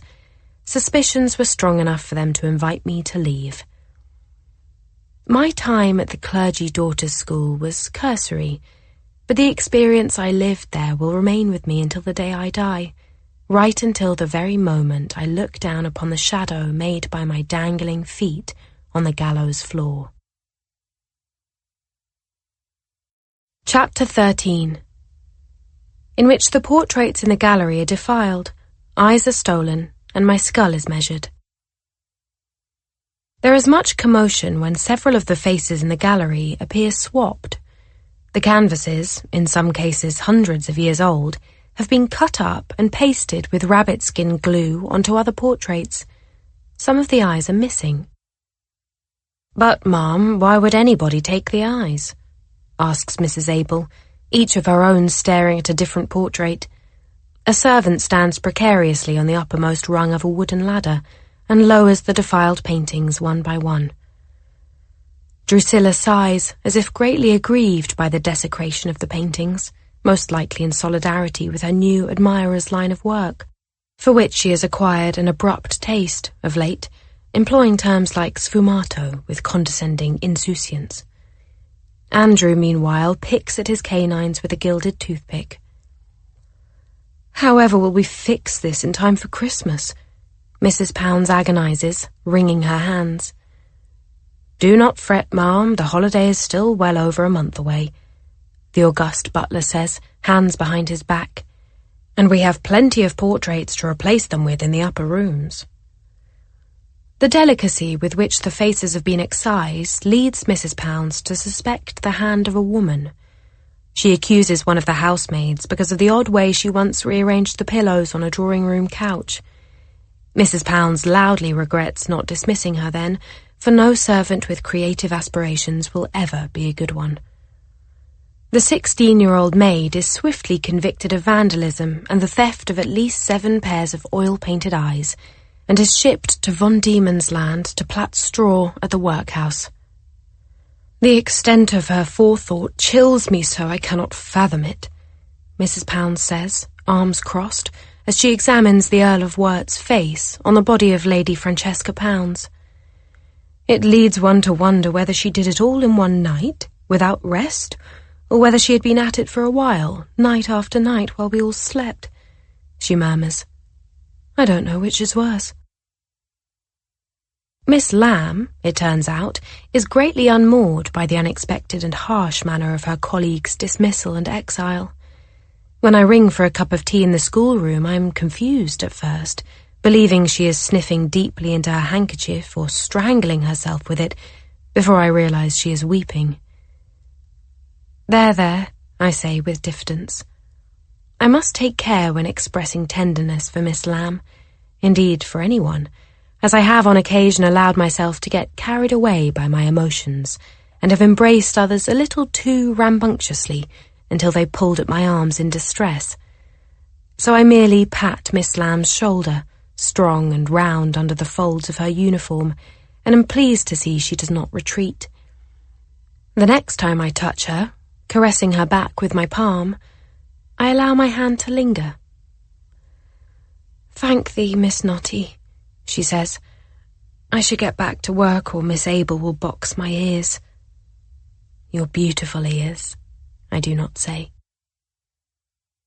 When I return to the house after a stroll with the master, my cheeks whipped ruddy by the moorland winds, Mrs. Pounds descends on me like dark rainfall. "There will be no need to join us for dinner tonight, Miss Notty," she says. "You may dine in the nursery with the children."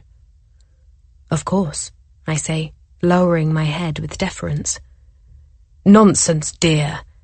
Mr. Pounds's rich baritone booms from the entrance behind me. "Miss Notty will dine with us as she does every night, won't you, Miss Notty?" "Of course," I say, lowering my head with deference. Mr. Pounds is approaching the staircase when Mrs. Pounds interjects. "Miss Notty, did you not just tell me how tired you were from your recent walk around the grounds with Mr. Pounds?" I squint, studying the clues on Mrs. Pounds's face. Firmly set mouth, wide eyes. My God, how very wide her pupils. She must stop with the belladonna, she'll go blind. "Yes," I say. "Miss Notty," Mr. Pounds calls, almost bellowing from the bottom of the staircase as he grips the banister. "Were you not just saying to me on our walk around the grounds how very ravenous said walks made you?" I, looking from Mr. to Mrs. Pounds. "Yes." Mr. Pounds begins his climb up the stairs. "Better get to it, then. The dinner bell is imminent." And Mrs. Pounds does not respond, stabbing me in 1,000 different ways with her eyes as I tiptoe past her, my frock rustling against hers as I squeeze my way to the stairs. Over dinner, Mr. Pounds, the magenta in his face flourishing after a few glasses of wine, discusses the controversial Factory Act, implemented to improve conditions for children toiling in the factories. Mr. Pounds praises the security of working children. Children, he swallows a belch, must be protected. At least 200 under 10 died in his own mills before the Act was introduced. I wonder what all the fuss with children is about. They're only people, albeit smaller. Why care about people when they're small if no one cares about them when they're grown? Society has decided, in recent years, that children are precious and worthy of being spared the slightest suffering. Are they truly so deserving of mercy? They've fought for their place on earth less zealously than the mongrel of Hope Vernon's butcher, which, with one eye, half a tail and no testicles, managed to eke out an existence until its life was ended under the hoofs of 4 carriage horses. Miss Notty, what do you think? Mr. Pounds asks. Children, I begin. Can we honestly proclaim that they're any better than their insufferable adult counterparts? Silence. The footman's eye twitches. Mrs. Pounds's mouth is open so wide I believe I could fit my fist in it. I only jest, of course, I say. I love children. They are the very reason I'm in your household. Bless them. Mr. Pounds chortles heartily, displaying the half-chewed food on his thin purple tongue. Bless them, he exclaims, choking on his drink, red rivulets of wine curling down his neck. After dinner, Mr. Pounds measures my head in the library, running his fingertips over my skull, gracelessly fumbling with a wooden and brass craniometer. On the shelves sit row upon row of books, sporting rich burgundy and caramel spines with gilded print, bound in Morocco leather so fragrant the goat wafts off them onto the dark serge of my dress. Seated patiently in a creaking chair by the fire while Mr. Pounds towers over me, I blink into the distance, a vacant smile still in place from when I put it on that morning. Miss Notty, your skull appears to possess impossible angles. The numbers seem to vary every time I measure you, as if something were undulating under your skin. Rubbing the perspiration off his eyelids, chewing on his impeccably pomatum-stiffened moustache, Mr. Pounds jots down the measurements in his journal, blotting them with the sweat that pools out of his shirt cuffs. He stares at the numbers, bewildered. I peer at the journal, at his handwriting. Andrew, weak organ of cautiousness. Drusilla, weak everything. I squint along the row of inked columns, spot the name of the previous governess. Chastened, I look away. I assure myself it is his profound affection for the art of phrenology, rather than for her, what caused him to measure her skull as he is now measuring mine. Ah, Mr. Pounds says, removing the craniometer. I see now. It is quite remarkable, Miss Notty. Quite remarkable indeed. We seem to possess the very same skull. The curve of the forehead, the identical dent on the left temple. According to the science, there never were 2 persons better suited. His darkness smells like briar and molasses and tobacco, like the inside of a smoking pipe bowl. I believe we could perhaps be quite happy together. That night, in my bedroom, I write Winifred Pounds repeatedly on a slip of paper, then eat it. Winifred Pounds, Winifred Pounds, Winifred Pounds. Chapter 14, in which Andrew and I play in the stables. When Mrs. Pounds finds the lecherous painter's letters stashed in one of Drusilla's desk drawers, her screams reverberate through several floors of oak and carpet. He's not even wealthy, you fool!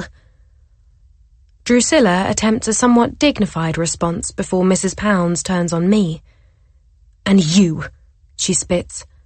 Why didn't you put a stop to this? Her reputation should be of more consequence than your own. Mother hid secret letters too, pressed beneath her cow's hair mattress. The Reverend found them and ripped them to shreds, only to discover them again 6 weeks later, clumsily mended with thread. They argued, their voices seeping through the walls. "Her father is the devil. These letters are my only proof." "Hush, woman. Do you want to be sent to the asylum?" Being a God-fearing man, he'd smite her across the face with a Bible. The same Bible he read from in church, his eyes hovering over me in the pew every time he preached of the nature of evil. Mrs. Pounds tears the lecherous painter's letters and forces Drusilla to watch his deviant promises burn in the hearth. I observe Drusilla, who kneels by the fire, biting her fingernails raw as the letters curl into ashes, as the lecher painter advances, what he describes as his eternal fiery love, springing thick and strong and throbbing from the innermost bowels of my loins, are licked and consumed by yellow flames.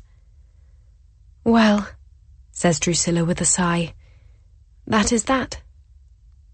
Her hands fall into her lap. I wonder if Drusilla is with child. I wonder if Mrs. Pounds will ask me to dispose of the baby, as I was once asked by a former employee, Mrs. Despair, to dispose of her daughters. "Just toss it in the fireplace," she ordered, along with the afterbirth. When her daughter denounced her in court, Mrs. Despair, who claimed that the child was stillborn, was sentenced to 20 years. Oddly, neither of them implicated me. At times, I wonder if I was really there that night, a roaring fire in August, our bodies gleaming with sweat in the light of the flames. The unfinished portrait of Mrs. Pounds by the now disreputable Mr. Johnson is relegated to the attic, where, over time, her painted face will crack like the skulls of the mummies used to paint it. Suddenly, it is as if Andrew is his parents' only child. Andrew, who chews his meat with his mouth open as he narrates his fabricated accomplishments while Drusilla and I stare on grimly. Mr. Pounds refuses to speak of Drusilla on our walks, praising his loud, snot-nosed, imbecilic son instead. "I truly do love that little fool," he says, "the apple of my eye." Inside me, darkness roils.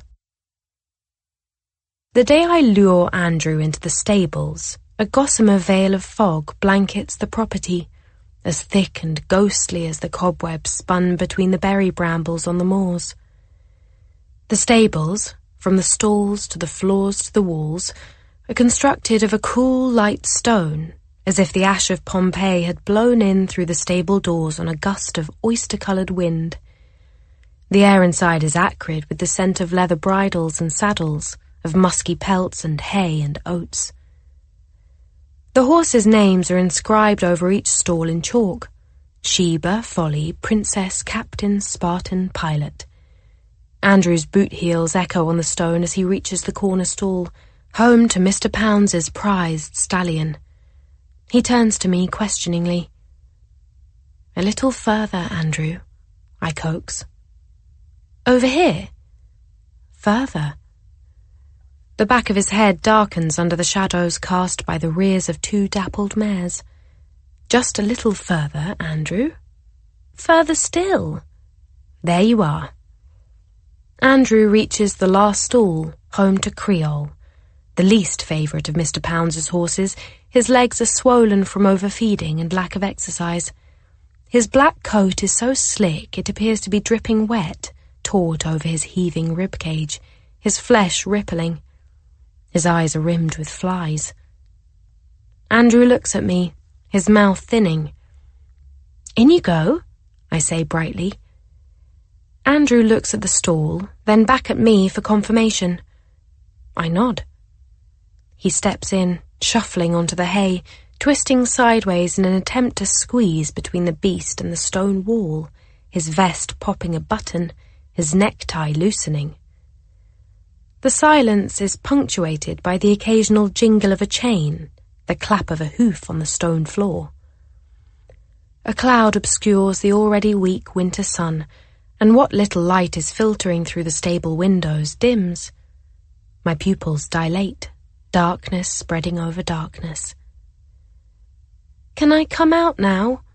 Andrew asks, voice even higher than usual. Not yet, Andrew. You must find something for me first. What? I am silent, and Andrew asks again. What? Why, a gift for you, Andrew. Creole snorts, and Andrew jumps, flattening against the furthest of the stall walls. Don't look him in the eyes, Andrew. He will sense your fear. Andrew cups a hand around his temple and stares at the floor. I can't see anything. I can't see my gift, he says, his breath quickening. Well, you're going to have to look harder, I say from the other side of the stall. Slowly, knees shaking, Andrew bends over, his hands outstretched. His knees give way halfway down and he falls on his behind. One of Creole's legs twitches. Andrew runs his fingers through soiled straw. My missing tin soldier, he cries. He jumps to his feet and runs out of the stall, upsetting Creole, who rocks his head and yanks his chain and kicks at the empty air. Andrew skips towards me, brandishing his toy. I love 'ee, dear Fred. I kneel to receive his embrace, stuffing his tow head between my breasts, wondering for a fleet instant if he could be smothered this way. However did you find it, Miss Notty? It was in the mouth of a very angry beast. I stroke his thin, blonde mop, which is knotted with clumps of skin and brain.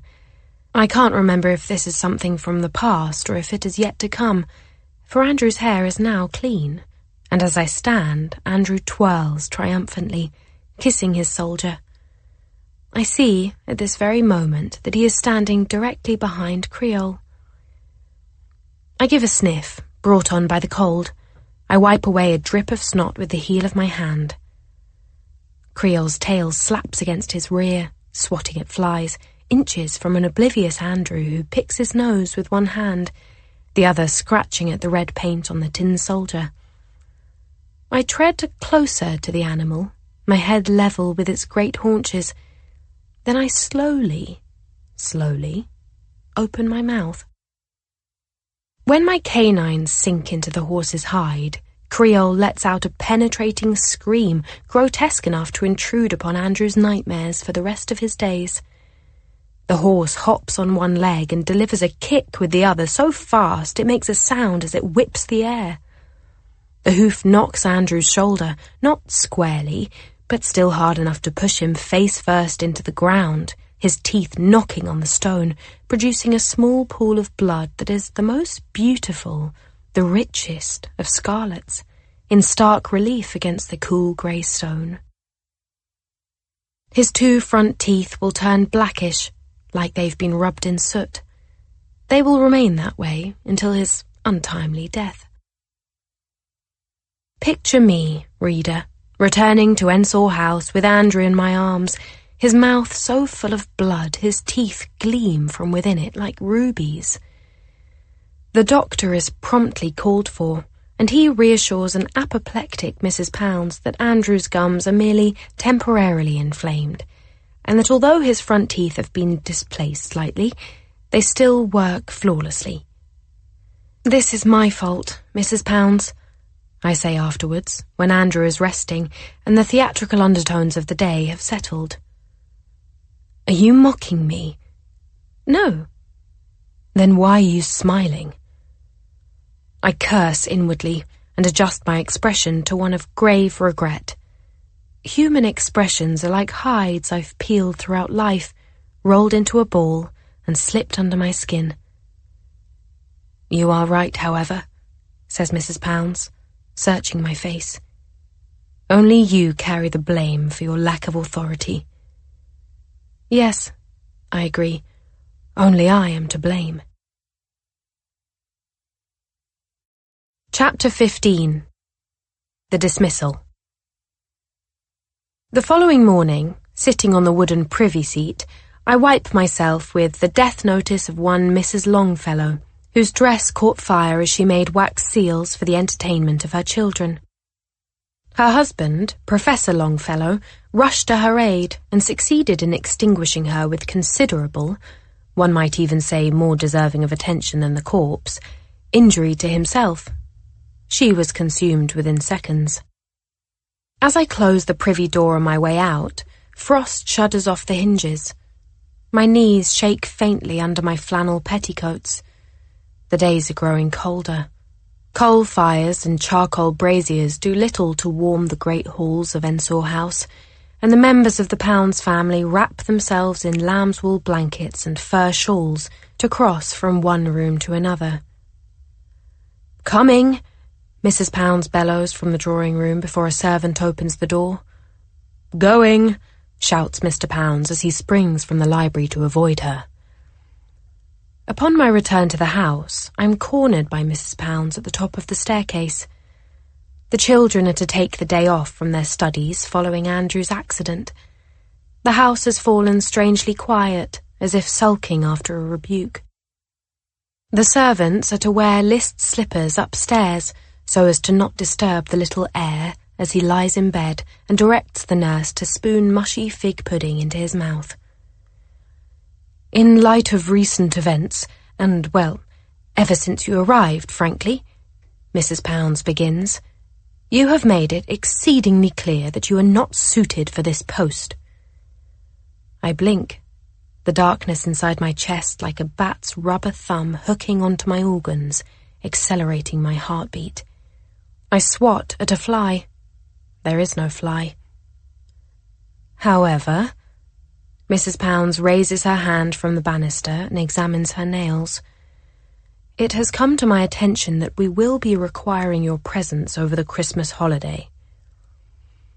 Anxious about Drusilla's exposure to her genteel acquaintances, and the child's thus far unremarkable progress in this endeavour, Mrs. Pounds charges me with overseeing the girl during evening meals with guests. "It's quite an honour," she says defensively, as if I had protested, "to be sat at our table as a guest, although after the Christmas holiday your services will no longer be required. A timely notice should give you ample time to secure a new post for the new year." I blink uncontrollably now, my eyes falling upon a slightly displaced stair rod a few steps below Mrs. Pounds. I must not. This shan't be like the other times. Pincers, blood, braids, limbs, veins, loneliness. "I will stay," I say.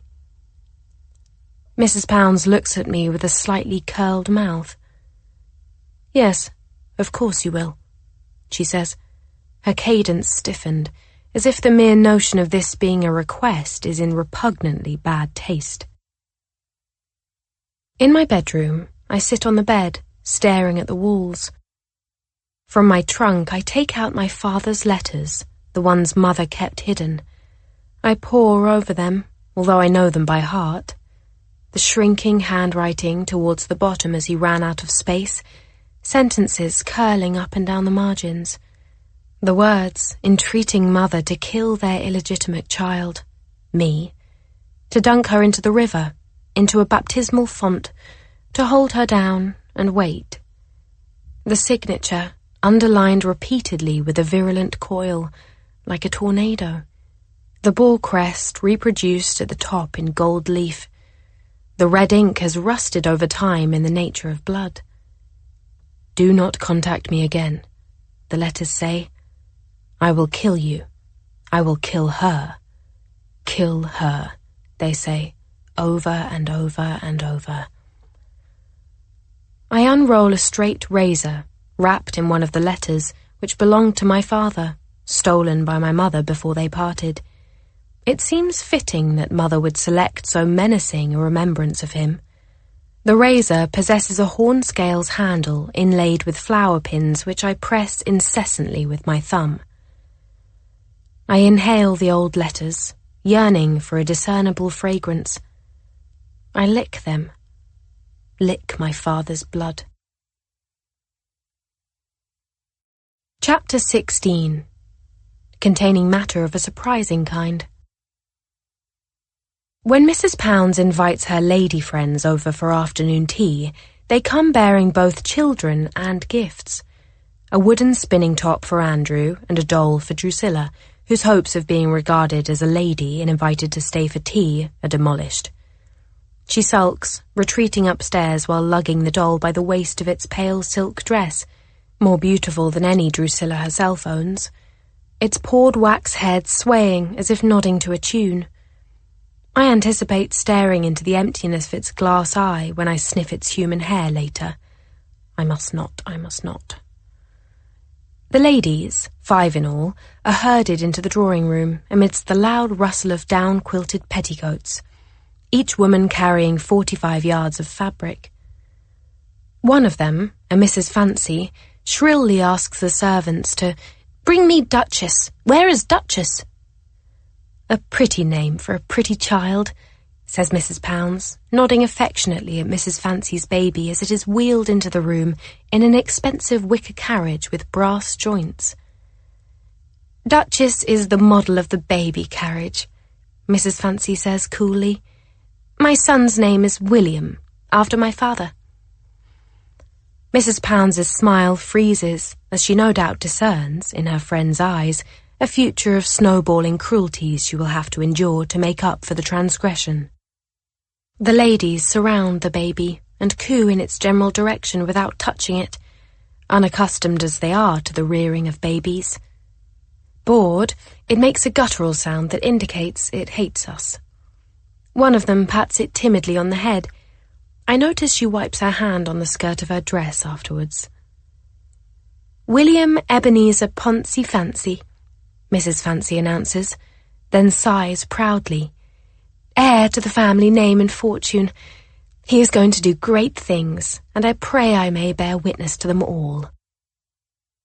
Meanwhile, his 3 useless sisters, who are standing dully by the drawing-room doorway, look down at themselves as if searching for hitherto undiscovered penises. Already tiring of his gift, Andrew throws it to the floor. Mrs. Fancy fixes her eyes on him. "You are an important little heir yourself," she says to him, "aren't you?" "Oh, yes," says Mrs. Pounds as Andrew stares up at them, mouth agape. "Andrew is the bearer of the Pounds family legacy." The baby belches. Andrew laughs loudly and points at it. Mrs. Pounds shoots me a glance, upon which I pinch Andrew's neck. The children are immediately handed over to the nurse and subsequently forgotten. All except the baby, who stares at the ceiling from its carriage, while the women settle onto upholstered chairs and assume rigid postures, as if sitting for a portrait. They sip their tea loudly and discuss their nieces or cousins who were seduced by ne'er-do-well militia officers. "There is a great deal more gold than the last time we were here," a dim-witted one named Marigold lisps through her buck teeth as she points out a pair of gilded candelabra. "She seems to have developed a taste for it, hasn't... Oh, is this French porcelain? Limoges." She giggles to a lady on her right, who pretends not to hear. Then, louder, "Limoges." They do not appear to notice I am still present. I stand quietly in the shadow cast by the hefty golden harp, watching them with fascination, taking in their perfectly groomed ringlets and their protruding clavicles and their folded hands. The gentlewomen's interest in their families soon wanes, and their conversation turns to the vicious besmirching of Mrs. Someone or other who allegedly begged for a tincture of opium during childbirth, an unforgivable flouting of the biblical decree that women must bring forth children in pain and anguish.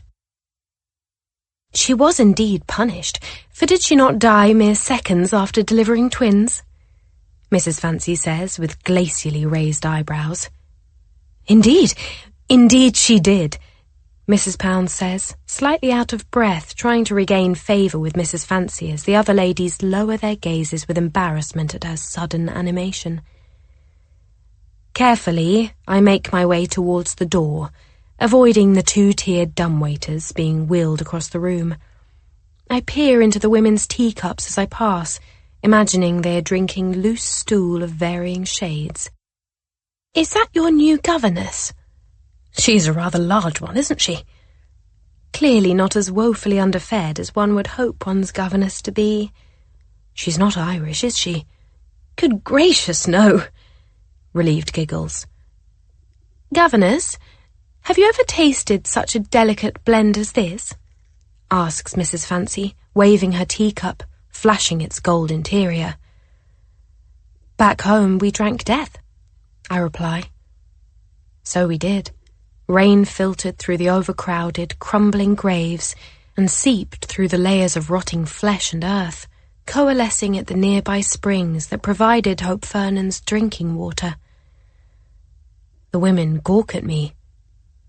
How thrilling, Marigold says. Mrs. Fancy's baby, forgotten until now, emits a scream piercing enough to drill a hole in one's bones. Mrs. Pounds's face crumples like a heap of wrinkled muslin. Allow me to take him off your hands, Mrs. Fancy, I say in a wild outburst of good cheer. If Mrs. Pounds agrees, I shall bring him to the nurse. My advertisement in the Times said I was willing to make myself generally useful. But the nurse, foreseeing the loudness of the group and the irritability of her mistress, has taken the children outside, where they sniff each other's rumps like dogs, as one of the footmen plays a repetitive tune on the concertina that reaches the windows in waves. Alone in the nursery, I deposit the fat, important baby in a cot by the window.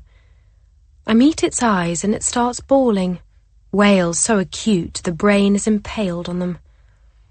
It is a larger specimen than I had initially thought, almost gargantuan in the mahogany crib. Surely it should be walking by now. I recall the babies at the foster mother's home, how she would pinch their legs when they cried. This baby, I can tell from its haughty stare and its screams, which are rageful rather than saddened or desperate, has not known a moment of anguish in its life. On a nearby table, I spot a vial of Godfrey's cordial. I unstopper it and swallow it in great gulps, pausing only to gasp for breath. The sugary, ginger-laced laudanum tincture pours warmly down my chest and around my darkness in heavy whirls.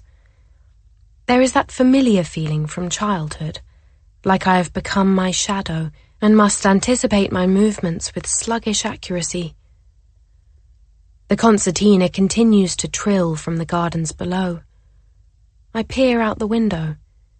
The nurse, playing some sort of alphabet game, repeats D, D, D, a sweaty smile plastered on her face like pasty rouge. D for dismissed. After the great efforts it took me to get here, pawning Mother's watch and pipes in order to bribe the Grimwold's innkeeper to lead Mrs. Abel to my advertisement, and I cannot think further because the baby is still screaming. I kneel beside the crib. The baby, robed in fur and lace and sporting the most minuscule of signet rings on its pinky, purses its lips at me disapprovingly from inside its many layers of chin. Your mother doesn't love you, it drawls in the accent of the monarchy. My mother's dead, I reply. Isn't she? She is. Mother perished in a burst of flame when the Reverend set fire to their bed while suffering a bout of delirium tremens. All that remained of her were her teeth, grinning in a pile of charred bones. Your father doesn't love you either, the baby says, his voice rich and deep, spittle flecking his plump lower lip. Well, he doesn't know me sufficiently yet, I say. Only heirs are worthy of their father's love. I am my father's heir, I say, striving for conviction. I am his eldest. I carry his blood. You don't even carry his name, the baby replies. You're but a trollop's daughter. Twat, he adds. I whip out my father's razor and I slit William Ebenezer Poncy Fancy's throat, severing the carotid artery, which spurts, as if oblivious to gravity, a stream of blood into my mouth. The grisly scene unfolds rapidly before the rocking horse, reflected in the warm patina of its eyeballs. I spit out the blood and see, as so often happens when one slits an infant's carotid artery, that the baby is dead. I have not thought this through. Heart racing, I stand upright, razor still in hand. I look down upon the baby, look down upon it again, definitely dead. I sprint out of the nursery, cry out, "He is sleeping, do not wake him!" in the general direction of the servants as I rush past them, my petticoats flying, down the servants' staircase to the kitchen, and out the door and across the gardens and down the drive and through the open gates, past the stone pillars and down the lane towards the nearest cottages, farm labourers' quarters. I stumble along the narrow, winding road, wheel tracks furrowed deeply on either side and brimming with rainwater. I hike my skirts up to my waist and gather speed. I fly past the farms, dismissing each one, pig, dog, petunias, until I spot a baby. Never have I been quite so joyful to see one squirming in a wicker cot as its older sister feeds the chickens scraps in their coop. A lonely pig snorts at me from its pen. Quietly, heart pounding in my ears from the exercise, I hop. Hop is a rather optimistic word, slide being perhaps more accurate, over a sunk fence surrounding the property, its sole separation from the fields around it. I approach the cot and hoist the baby in my arms, not turning to see whether I've been spotted, and make my way over the fence again and up the lane, sweating profusely from the effort, past beckoning stiles leading up stone walls and raked fields which propitiously seem only just abandoned by labourers. My stockinged feet damp in my boots, I enter Ensor House through the kitchen, huff and puff my way up the staircase, and turn into the corridor that leads to the nursery, where, unexpectedly, I cross paths with Drusilla. I grip the farmer's baby writhing in my arms. Was she coming out of her bedroom or out of the nursery? Does she appear blanched? She appears quite blanched, though Drusilla's pallor naturally inclines to the cadaverous. Staring into her eyes, as if I could attempt to read the very insides of her conscience, I say, "I hope the baby's cries did not disturb you?" between sharp intakes of breath. Drusilla shakes her head no. This isn't clarification enough, but the baby is wretchedly impatient and I can't bear its weight for much longer.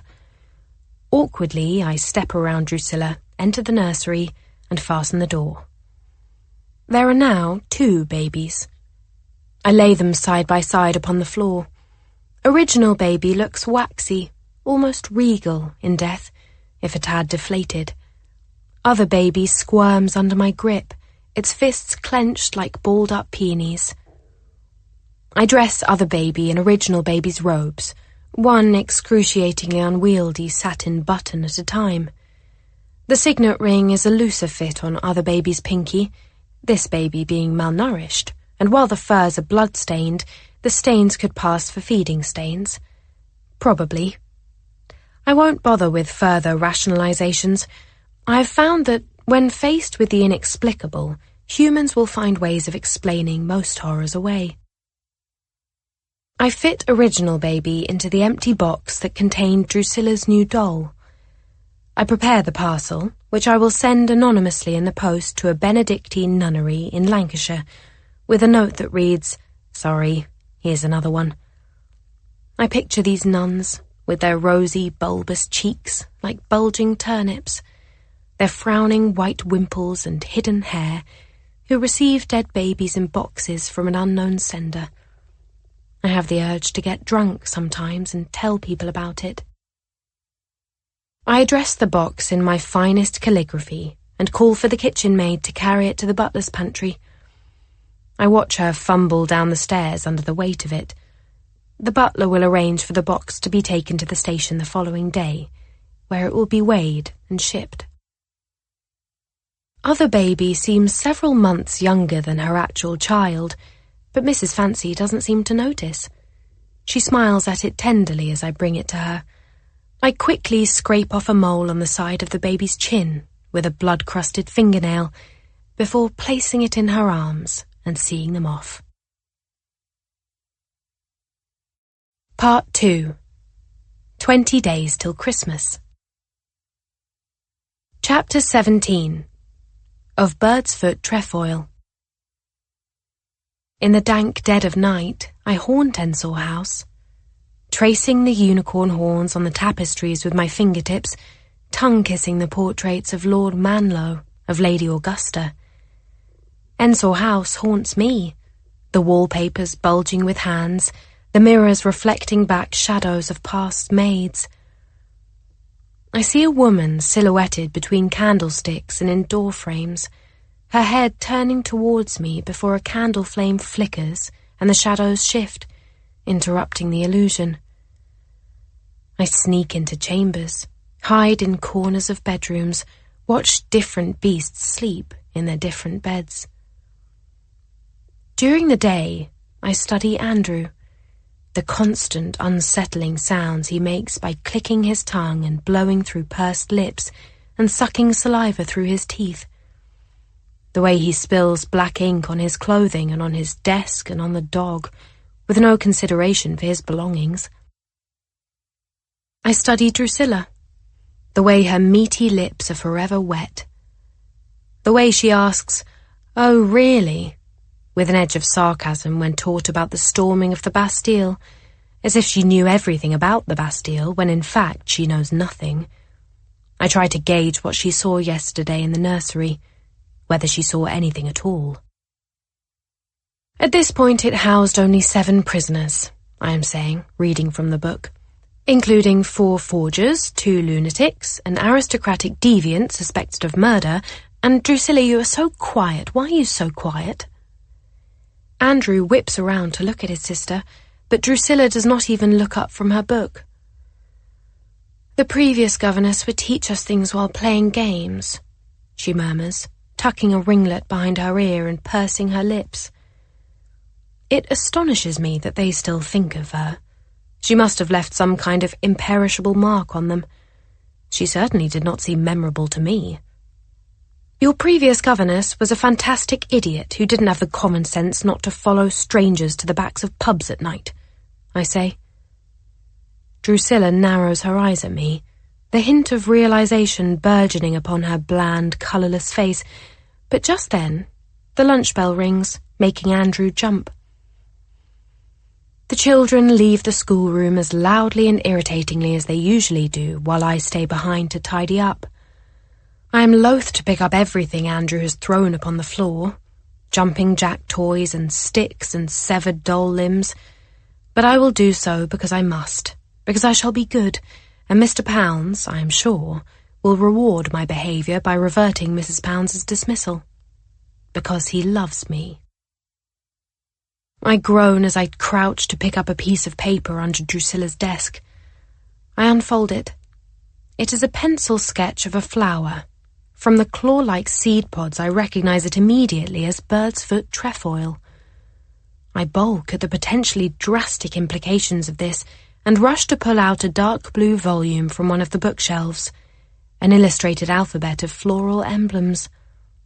Darkness beating in my ears, I flip through the pages, my finger pressing on the paper, sliding down, down, down, until bird's foot trefoil.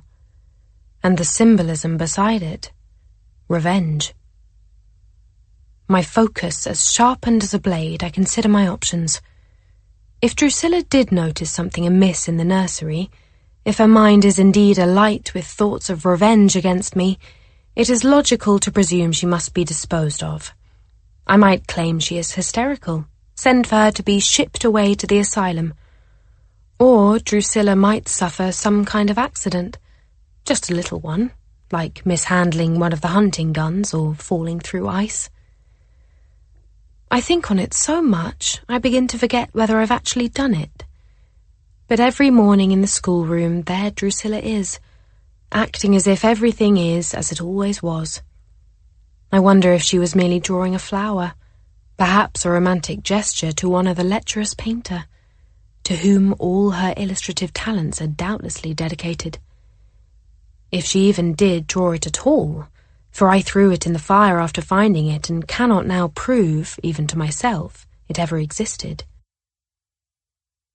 Every day, as I wake and squat over the chamber pot, as the children kneel in the nursery and I oversee their morning prayers while their nurse cries quietly in French in the corner, as I dress them for their daily walk, tightening Drusilla's bonnet strings until I can feel her swallows travelling down her throat, then dress them again upon their return for lunch, as I teach them about familial duties and roles, snipping the heads off dolls and hiding them in the dollhouse, as I observe the turquoise veins threading their wrists and necks through one thin layer of translucent skin, like food preserved in aspic, I think what a funny feeling it is to know that I could kill them whenever I so wished. I could pick up a heavy rock and smash their skulls in, or push them down the stairs. I could scrap them from the earth as smoothly as wiping butter from a blade with a cotton apron. It fascinates me, the fact that humans have the capacity to mortally wound one another at will, but for the most part choose not to. Chapter 18. Miss Lamb's Demise.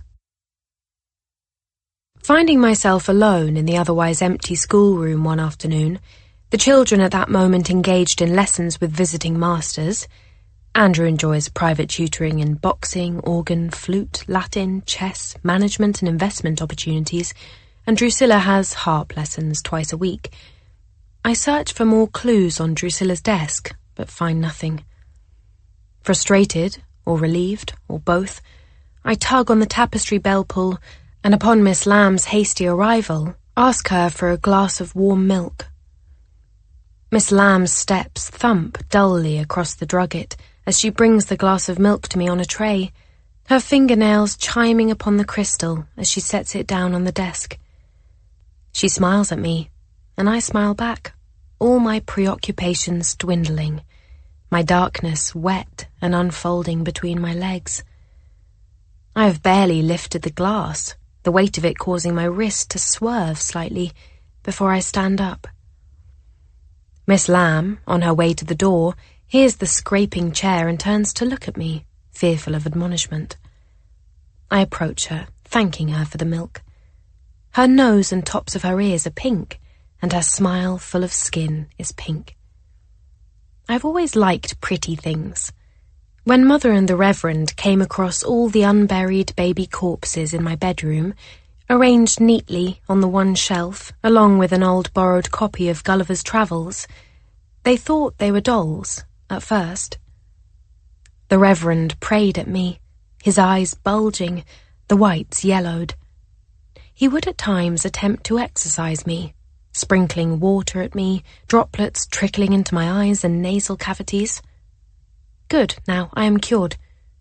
Dost thou speak the truth? Aye.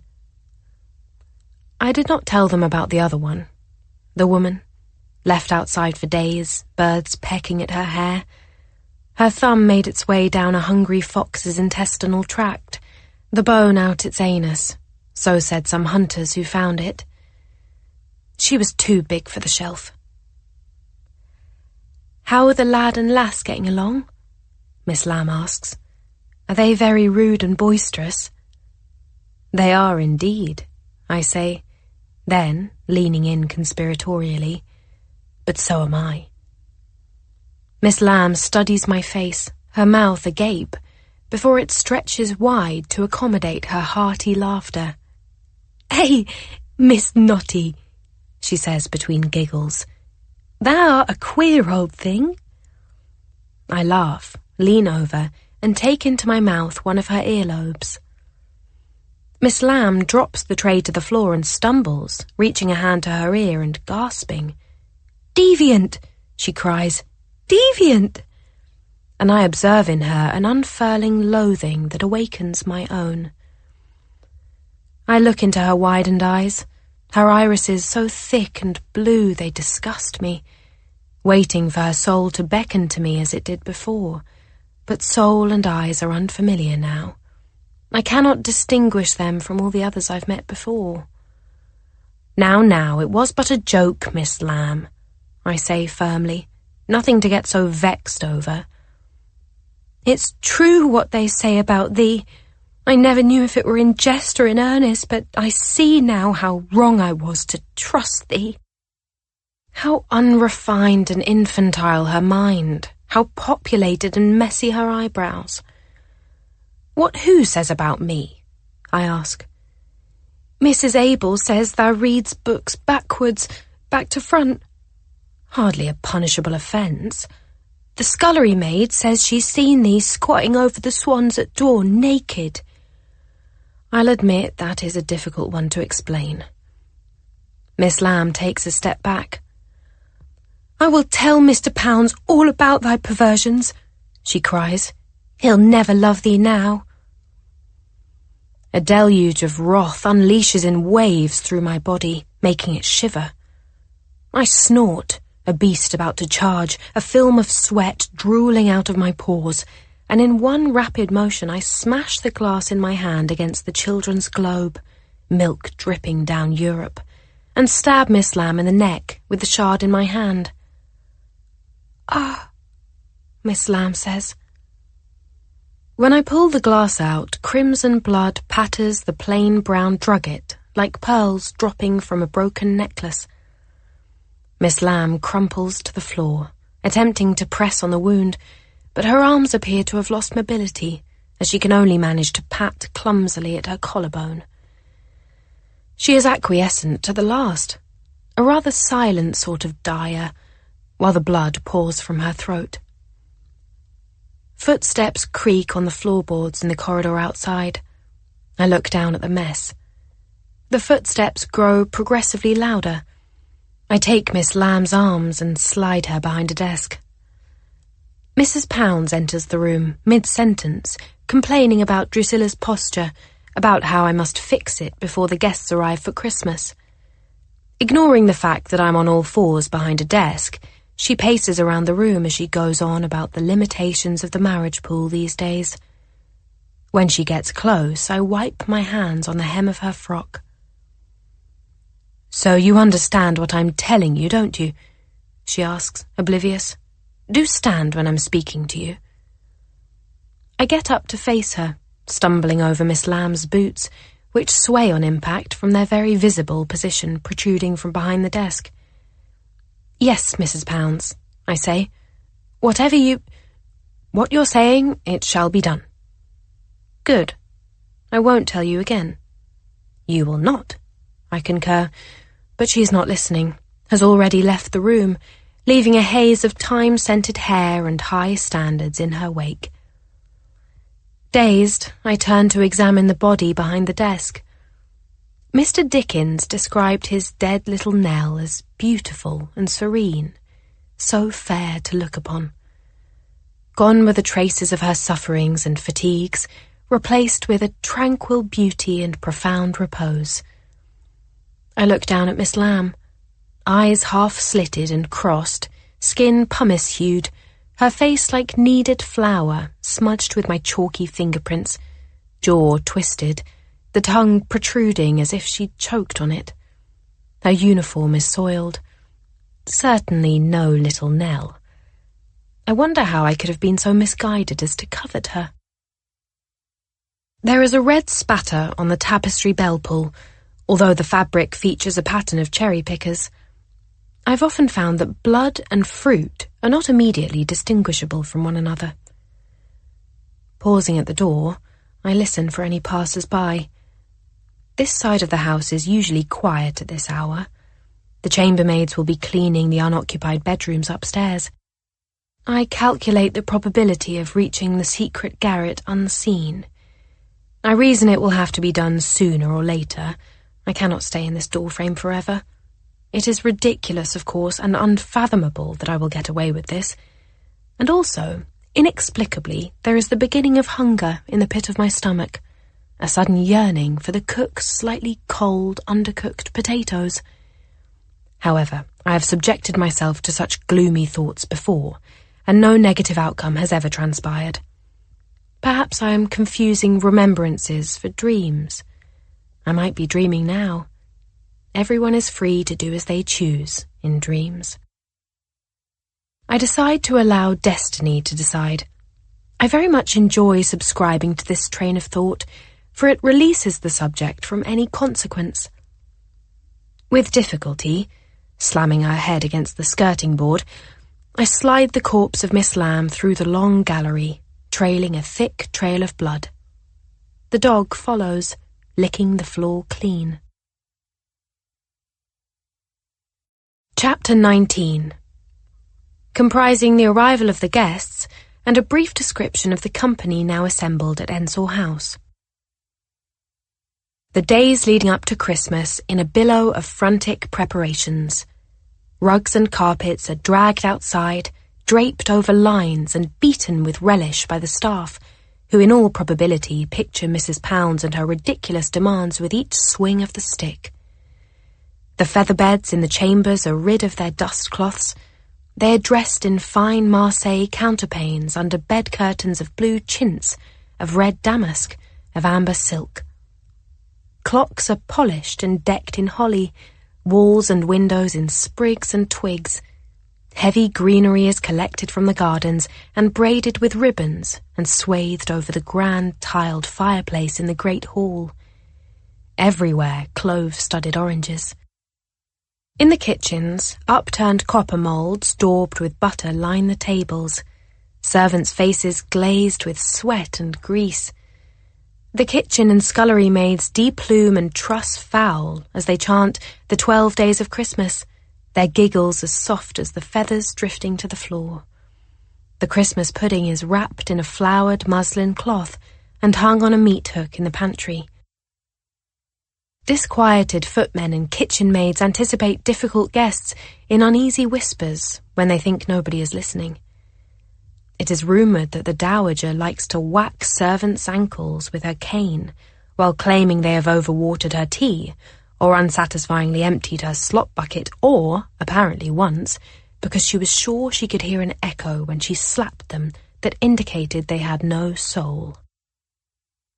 Every day, Drusilla is trained by Mrs. Pounds and myself at the dinner table.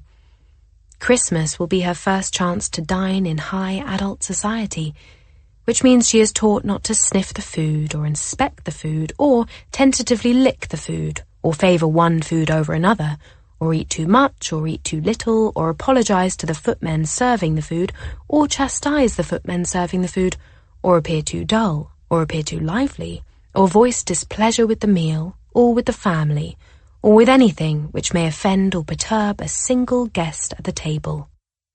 In the schoolroom, I impart lessons on propriety of speech, conduct, and dress, and instruct the children to learn, by heart, passages from On Murder Considered as One of the Fine Arts by Mr. Quincy, that they might impress the guests by reciting them. The guests are to stay a fortnight. They were to stay a fortnight. The line of carriages, as shiny as exotic exoskeletons, line the drive, herded by a very pink-in-the-face Mr. Pounds, galloping past the vehicles on his most ostentatious steed, his chestnut stallion.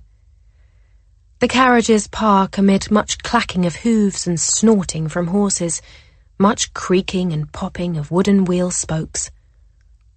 I watch from an upstairs window as the guests exit in a plumed heap of bobbing hats and twirling skirts. A couple of servants carry something human-shaped wrapped in linen from the last carriage, lifting it easily as if it bears not even a whisper of weight. The guests enter the house. I look down from above the staircase upon the prattling mass as Mrs. Abel receives them wearing her best black gown and her gold watch on a chain around her neck. Guests include Mr. and Mrs. Fancy and their litter. Other baby seems to be growing an interesting nose, which will be ripe for controversy in a few years. And widowed Mrs. Manners in fine crape, and her daughter, Miss Manners, who is accomplished in everything she does to absurd degrees, but alas possesses no large fortune and so is doomed, at 25, to remain unmarried forever. And Marigold. Ah, Marigold, my favourite of the lot. Her large protruding teeth resting, rodential, upon her lower lip, her extravagantly lashed brown eyes wide and unblinking. She is here with her husband, who evidently loathes her, for his face says as much, as does his habit of removing her hand from his person any time she touches him. And who is that old curmudgeon there, with her cane and flapping jowls? This must be the notorious dowager. Her cane pommel of carved coral depicts cherubs uncomfortably sliding off clouds. They all possess the teeth of people who haven't been underfed or beaten in the face with Bibles. "Everything looks beautiful," one of them exclaims, admiring the great hall to general agreement. "I wish we were to stay forever." I swallow greedily. Mrs. Abel conducts them to their rooms, and I retreat to my own chamber.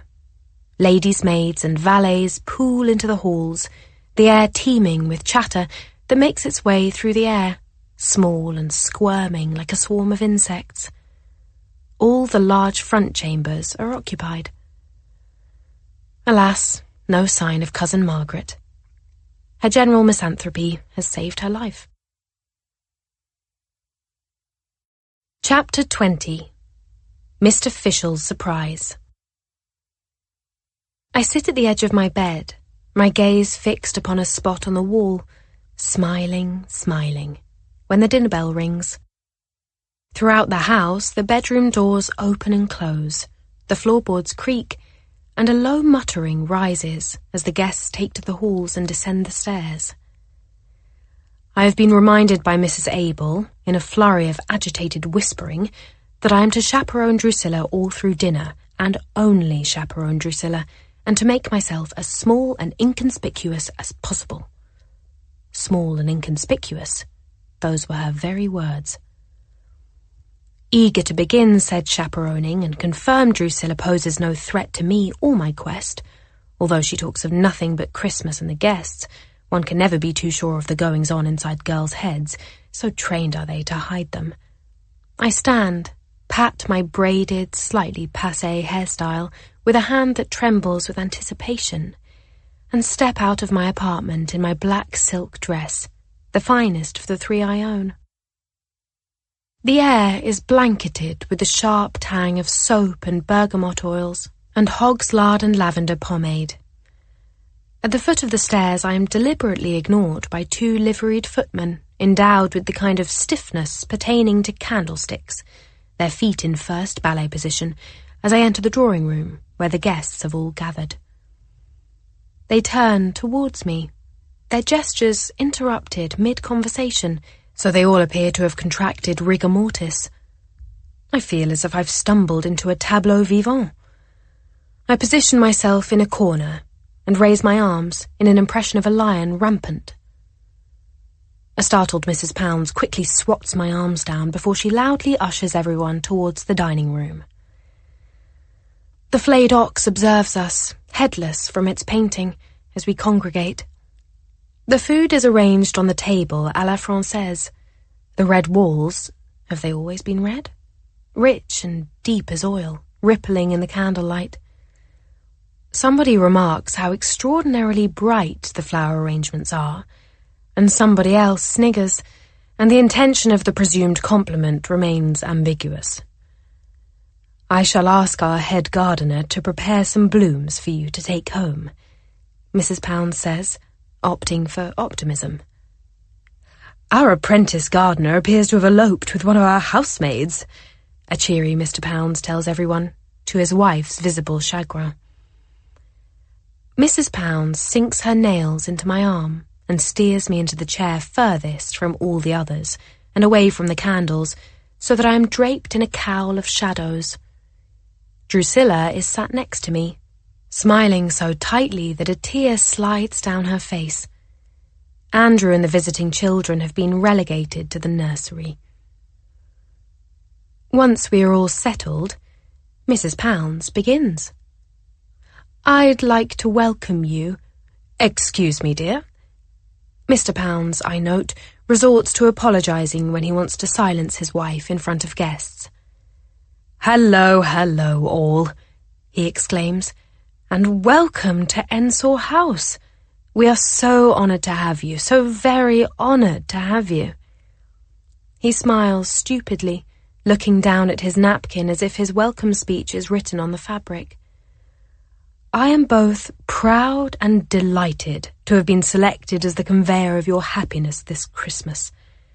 He begins, in what becomes increasingly clear to me is a speech flagrantly plagiarized from Dickens, and which he concludes with the following convoluted toast: The evening shines brightly tonight, in the candles and in the silver and in your eyes, dear friends, the warmth of which cannot possibly exceed the generosity and cordiality you inspire in me, which in turn cannot gift one any greater pleasure, as only Christmas allows for, than the opportunity to fill one another with joy. There is some muffled, confused muttering as guests raise their glasses. For better or worse, we dine.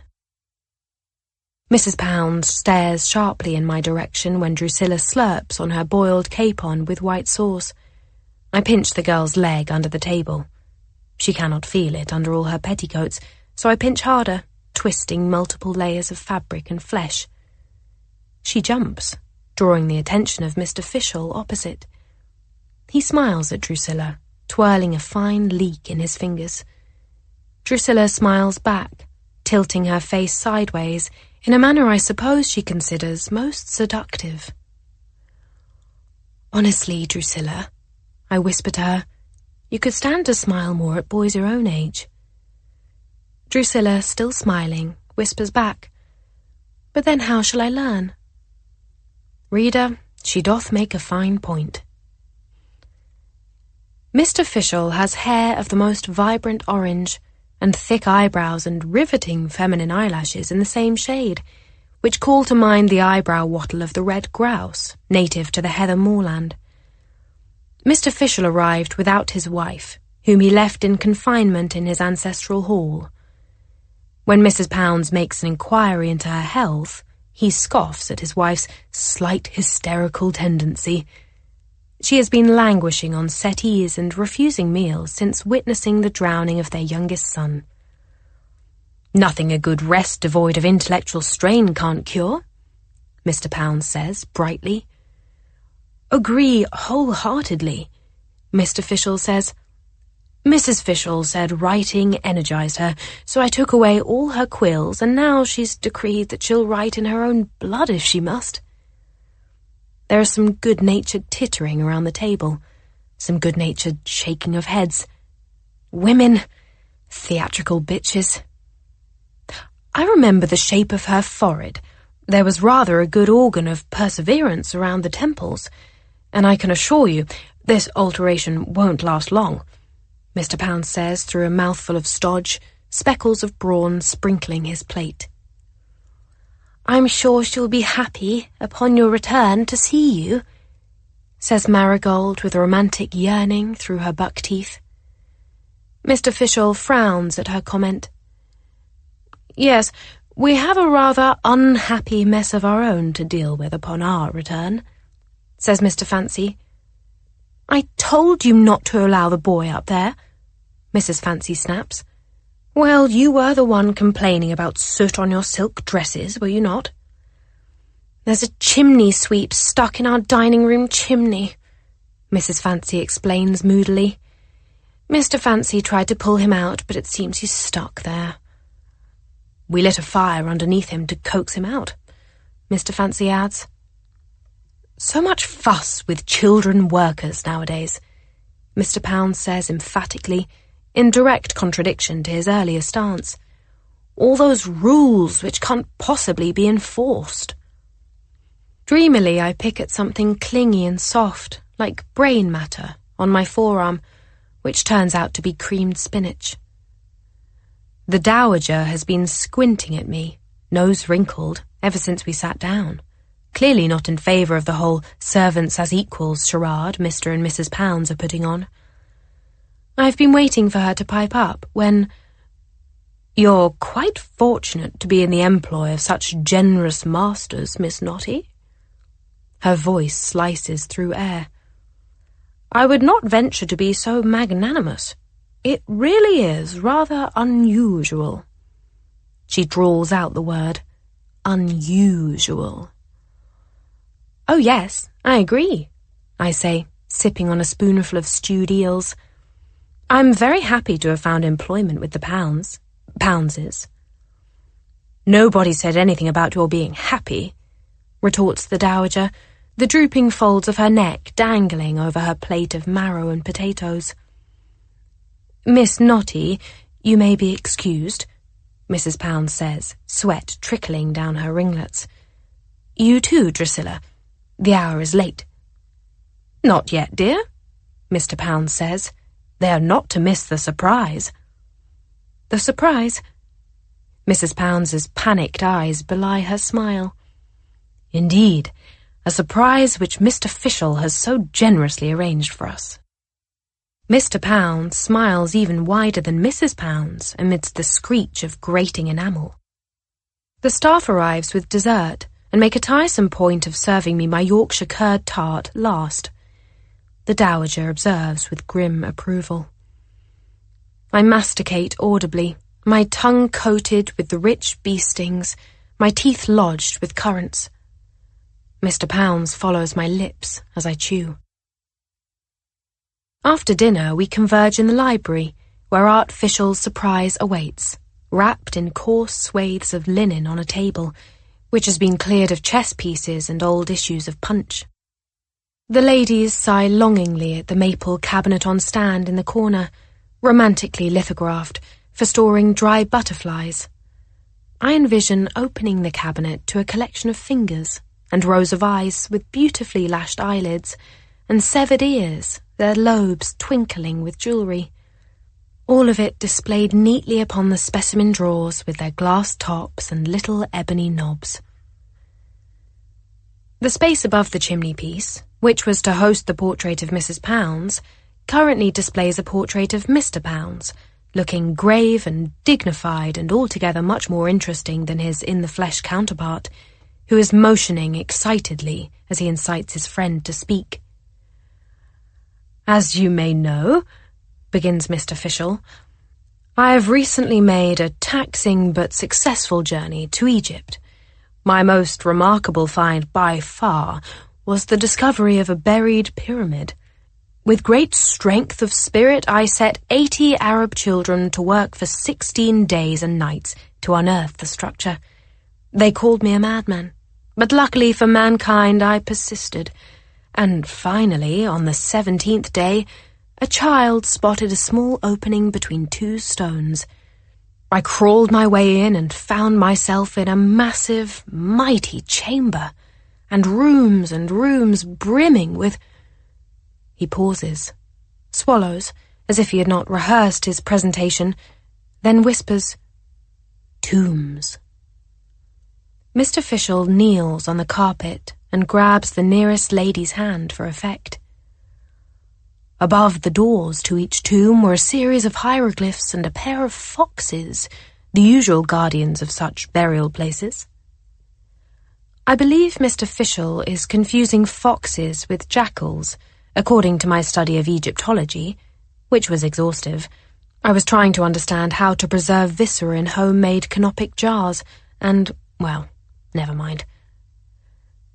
And it was in the mummy pit where I found myself surrounded by bodies, he hisses. Bodies as far as the eye could see, piled on top of each other, leaning against walls, and such droll poses, all welcoming us in, as if they recognized they'd been lying in wait for modern persons of our superior knowledge to uncover them. One could barely step in any direction without crushing a skull or two. As Mr. Fischel rhapsodizes, my gaze falls upon a letter opener on a nearby davenport, the desk's leather inlay reflecting red on the sterling silver blade. I extend an arm, ever so slowly, and pocket it. And so, it is without further ado that I present to you the Mummy of Gorner. John? Mr. Pounds rushes to his friend and displays, laid out on his palms like a holy offering, a pair of scissors. Mr. Fischel takes the shears, surveys his stunned audience, and unsheathes them from their gold housing as one would a tiny sword.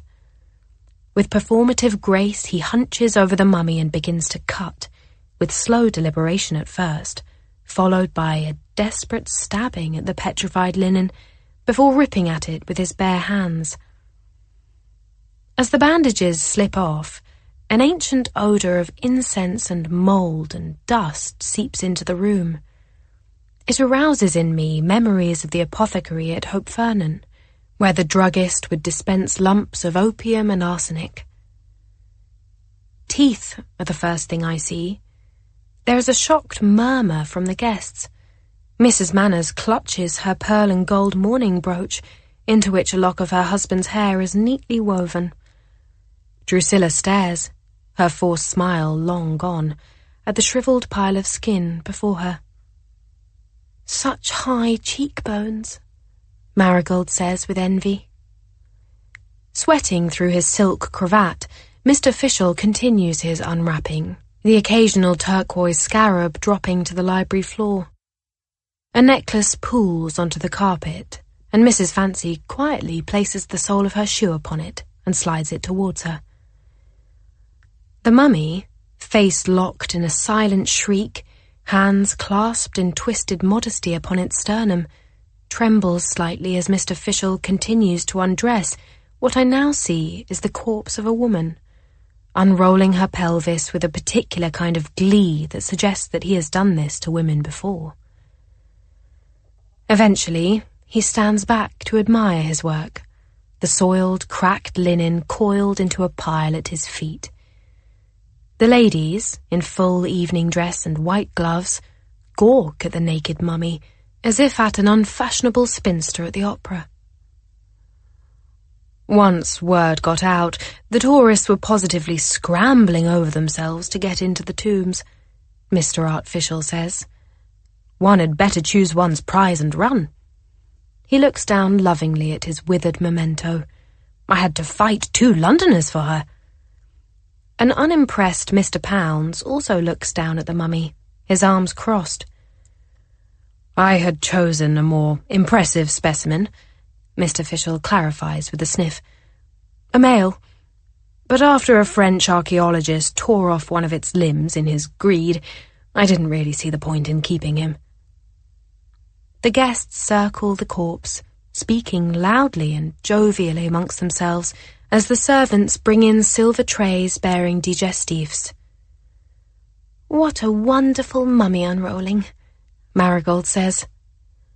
I've seen better, Mrs. Fancy mutters. I keep to the back of the room. In my pocket, I rub the mother-of-pearl handle of the letter opener with my thumb. Late that night, after the ladies have retired and the men have stumbled up to their chambers, their breaths laced with the sweetness of port and the bitterness of cigars, Mr. Pounds knocks softly on my bedroom door. Without waiting for a response, he slips inside and closes the door behind him. I am in bed, twiddling with the stolen letter opener. I say nothing, nor do I reach for a shawl as he approaches, combing his eyebrows with his pinky nail. He observes my immodest form, which is silhouetted against the moonlight through the thin cotton of my nightdress. Come, I would like to show you something, he says. We tiptoe out to the hall, past the line of guest chambers, and through the gallery and down the stairs, back to the library. The mummy, I am sad to see, has been removed, leaving behind nothing but a light memory of her scent. Mr. Pounds bounces towards his desk and opens a drawer which he keeps under lock and key. Proudly, he shows me his father's books, as well as a few he bought himself in Holywell Street. In one illustrated edition, a robust woman in corset and drawers holds a gauzy veil before her, the fabric reaching the floor. On the following page, the gauzy veil has been lifted to reveal her ankles, the woman's face now pulled into an expression of playful surprise. I glance at Mr. Pounds's face, at his small tongue flicking at the corners of his mouth, as I decide upon my reaction. Mr. Pounds turns another page, and another, the images growing progressively more suggestive until a penis appears, clutched in the hand of a leering man who points it towards a woman lifting her many skirts. Mr. Pounds looks at me meaningfully. He is so close I can smell his horse's pelt on him. I return his gaze, ready to participate.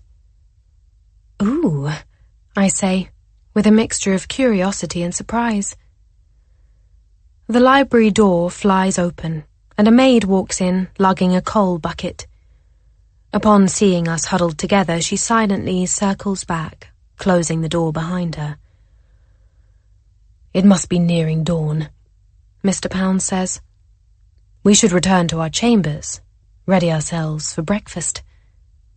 He caresses my cheek with a curled finger. "I do so enjoy spending time with you, Miss Notty," he says. "Phrenology twin," he whispers, and he giggles. Chapter 21. Shooting Party. A flurry of sounds streak through the house later that morning. Servants juggling trays and buckets of water and coal on the landing, their cheap boots scuffing the floorboards. Chamber doors opening and closing. The surprising timbre of a baby's cry. Andrew is in a foul mood from missing the mummy unrolling last night and has taken his frustration out on the nurse, who weeps, the red pattern of Andrew's palm on her cheek. The children of the guests gurgle and guzzle about the nursery, oblivious to their surroundings. Once Andrew is dressed, his hair slicked back so tightly it enhances the shape of his cranium, I take him outside to watch the hunt. There is a promise of snow in the sky, the sun over the moors dull like it's been painted over with broad brushstrokes, and such mist in the air that I can feel it on my eyelashes. Pheasants, partridges, and ducks are released on the grounds. The dogs are then let loose in a growling, slobbering tangle. The armed men dart unfettered across the moors, occasionally snapped at by Mr. Pounds in a blatant display of dominance. The women are not allowed to partake in such rigorous activity. The exertion might cause their wombs to drop out. The gamekeeper follows them grimly, his calloused hands clutching his rifle, his eyes narrowing with disdain at Mr. Fancy's royal blue waistcoat embroidered with tiny fox heads. I look down at my shadow on the mossy ground. The weak sun shouldn't be producing such a shadow, but my shadows tend to turn up when least expected. The shadow turns, elongating somewhat, and points left. I look in that direction, down the hill, where I can discern a scattered collection of cottages. I obey. I arrive at the gamekeeper's flint cottage. His dog kennel in the garden is empty. The gamekeeper's wife is on her knees, pulling withered parsnips from the earth. I sneak into their outhouse, where a salted pig hangs, wrapped in old curtains. A little pile of coal is stacked in a corner. The gamekeeper's traps, flecked with scraps of skin and fur, hang from rusted nails. I finger the metal springs, the jagged iron jaws, almost hoping for one to snap, to arouse a wink of surprise somewhere inside me. I select one of the smaller ones, big enough for a fox paw. It's heavy and cold in my hands, smelling of old blood. I pocket it. As I walk back to the house, the trap slaps uncomfortably against my hip bone, like a live, bound animal. I return to the house in time for lunch amidst the excited chatter of the shooting party and the admiration of bagged birds. Lunch is arranged along the sideboard for the guests to serve themselves. Cold roast beef and hot game hashes and game pies with crusts of elaborate designs, and game pâtés and potted ham and chicken and beef pâtés and silver tureens of partridge soup and hare soup. Anything that flies or hops has been prepared in every conceivable manner: boiled, broiled, roasted, pureed, stewed. I take in the guests as they recount the tedious incidents of the day with pronounced excitement, the men proud to arouse admiration in the women, The women thrilled to experience an emotion beyond contempt for the men. In a fit of eagerness that shifts into the dull monotone of prepared discourse, Gormire Fancy explains he was named after the lake where his parents met and courted, while absent-mindedly stroking the embroidered fox heads on his waistcoat. I wonder if he is aware of the legend purporting that the lake is the entrance to hell. Superstitions and portents don't often reach the privileged, or if they do, the privileged assume the warnings don't apply to them. Mother would always say that bad luck wasn't a dish served to the wealthy. I used to believe it too. Over time, however, I've come to realize bodies are liable to suffer accidents no matter their position on the social ladder. Mr. Fancy is explaining all the ways in which his mother was inadequate when, from the sweaty clutches of Drusilla's slight bosom, slips a tiny engraved gilded locket. It falls through her dress and slaps against the marble hearthstone. The guests take a step back. Mrs. Pounds picks the locket up daintily, like it's been vomited up. She snaps it open. Within the locket is a chalk and crayon likeness of the lecherous painter, most likely of his own creation, for it is substandard. There is a collective bracing in the room, like a buttock compressing to stifle the passing of wind.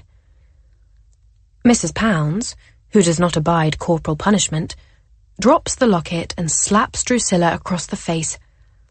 She then stomps on the ornament, the glass crushing under a turquoise silk-wrapped heel, again and again and again, until the guests' eyes film over with boredom and they return to the sideboard to resume their empty chatter.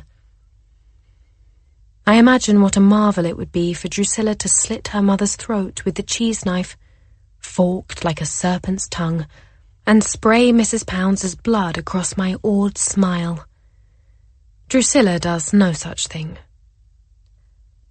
Making his way through the guests, Mr. Pounds advances towards his females, taking a last sip of wine before thrusting his empty glass into a footman's hands, and slowly crouches before the locket.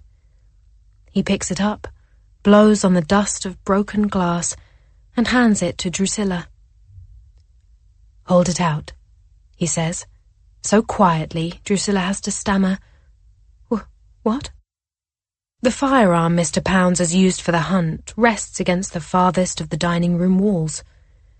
It is a beautiful thing, boasting stag and boar motifs engraved in wood and brass on the stock. Mr. Pounds takes it in his hands and lifts it to his shoulder, pointing it at his daughter on the other side of the room. "Papa." "Hold it out, Drusilla." Drusilla looks towards her mother, who nods encouragingly. She is not happy, per se, to watch her daughter suffer at her husband's hands, but it must be one of them, and I suppose she'd rather it not be her. Drusilla lifts her arm, the chain pinched between her fingers, the now lidless locket dangling by it, Mr. Johnson swivelling within it, an expression of profound gaiety depicted on his face. The guests quieten, licking game pâté off their fingers. Miss Manners meets Drusilla's gaze, then lowers her eyes. The dowager smirks. Artificial is, unexpectedly, the only one who attempts a feeble intervention.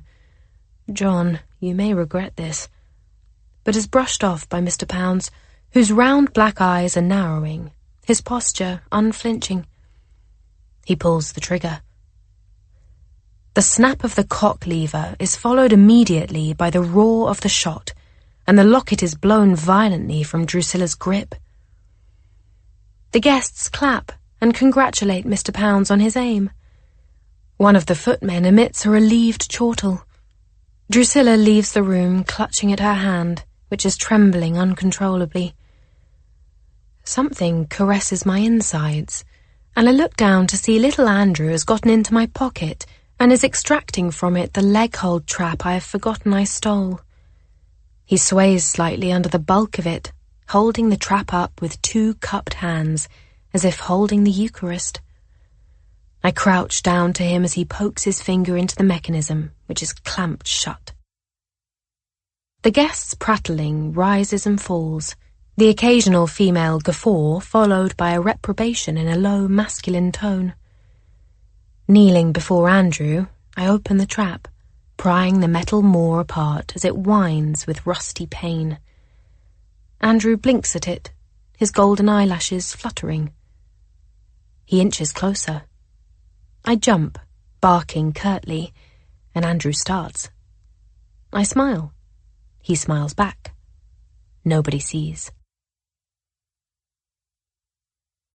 Chapter 22. Drusilla's Secret. Taking advantage of the guests being presently occupied by such loud, indigestible merriment, I follow Drusilla upstairs. In her sensitive state, I reason, she is more liable to seek help from an outsider by exchanging confidences, and we must not let this happen. I pass nobody on the way to her chamber. My footsteps tap, almost inaudibly, on the floorboards and carpets. The children's bedrooms, on the opposite wing from mine and the guests', appear still. I knock on Drusilla's door. There is but a whimper in reply, whereupon I step inside and lock us in. "Miss Drusilla," I say, coating my words in honey so that they almost drip from my mouth and down my chin. Drusilla is splayed across the bed as if she'd fallen from a great height, clutching at the bedclothes, her forehead sheening. The curtains are drawn, a small candle lit on a table at the foot of the bed.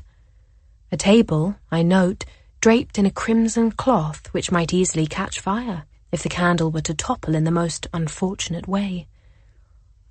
"Miss Notty," Drusilla moans.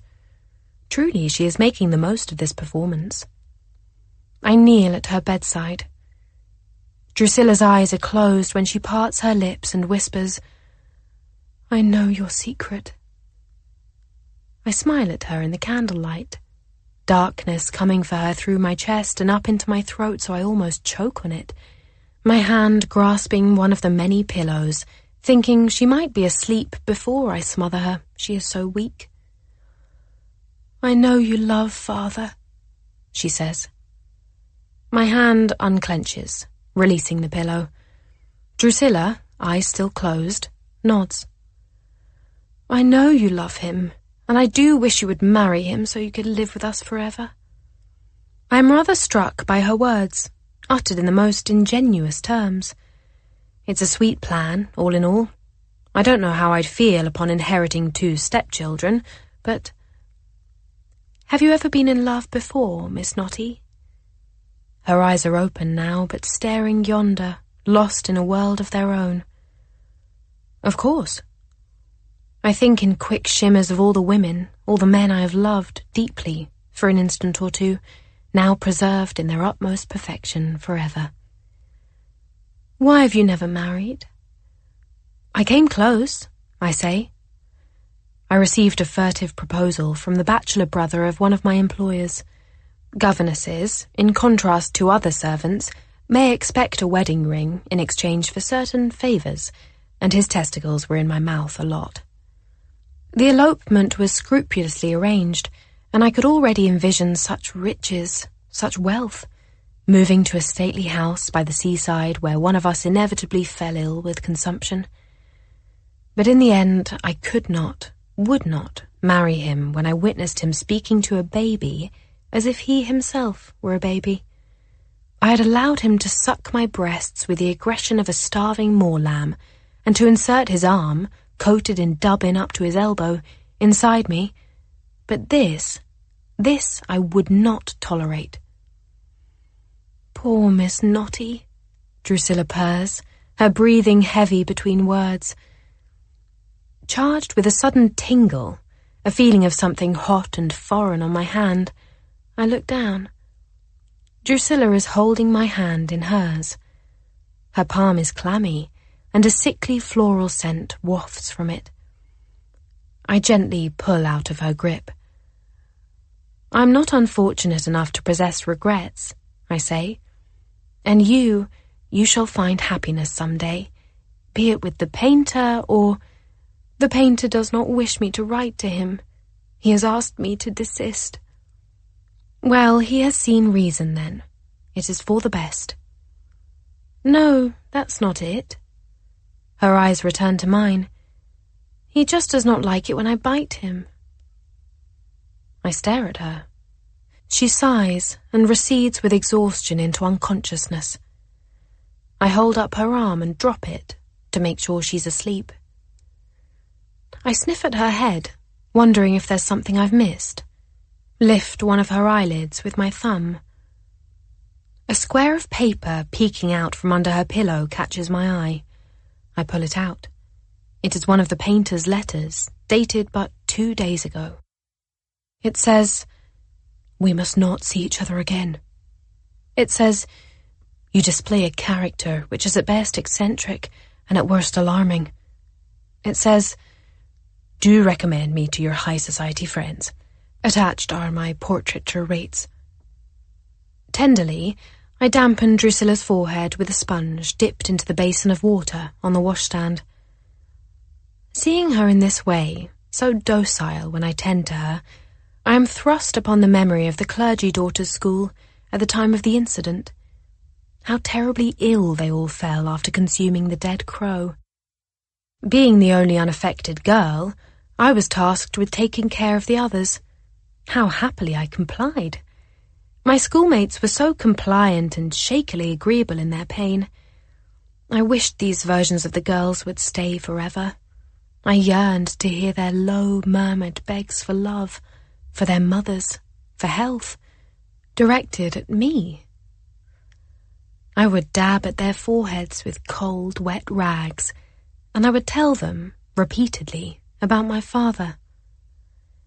"He lives in Harley Street, in London," I'd whisper, which was one of the few things I knew to be true. The surviving girls would remember my whispering for the rest of their lives. They would recall my small, moving lips every time a boiling kettle on the range emitted the susurrating rustle that preceded its whistling. They would remember my words whenever the wind blew through the thistles on the grasslands. "He lives in Harley Street. His name is John Pounds." Chapter 23. Stirrings in the Night. A soft chanting leaks from my dreams, surrounding me in my apartment in a lilting euphony. Looking for the chorus and finding none, I get out of bed and follow the music into the hall. The portraits in the gallery are singing. The voices of the subjects join in rustic harmony to the tune of an old Yorkshire ditty. How sweet the sound of corpses singing together under Yorkshire ground, below the moss and the heather. Their mouths puckering like little arseholes as I walk through the gallery, generations of Poundses trilling on either side of me. From the wall, Grandfather Pounds's eyes follow me. They are no longer small and black as birch tar, but large and lashed and green. It cannot be. This is all wrong. The letter opener I stole from the library is in my hand, the mother-of-pearl handle glinting in a patch of moonlight. I decide to swap his eyes for those of Lady Marlowe 2 paintings up, and so I stab him right in the iris. Grandfather Pounds sputters and takes a step forward, shadow emerging from shadow, whereupon I see that it is not a portrait at all. It is Fergus, the hall boy. Fergus makes a lot of noise. I press a hand to his mouth, blood dripping from his harpooned eye and oozing between my fingers. His blackened hand reaches up to mine, giving off the sour bite of vinegar and lampblack from hours of polishing boots. I drag a squirming Fergus from the gallery to my bedroom. Beds creak and doors open down the length of the hallway as whispers turn to mumbles, turn to voices. "What was that?" Marigold, I think it is Marigold, asks as I stumble across the threshold of my bedroom with Fergus, who falls to the floor in a heap. I fasten the door behind us and press an ear to it. "What is all the fuss?" Mr. Pounds cries, the loudest he has ever been. "We heard a noise. Oh, a most dreadful noise." What kind of noise? It was nothing of this earth. Dramatic. You've been reading too many of those Gothic serials, dear. It sounded like a woman screaming in the night.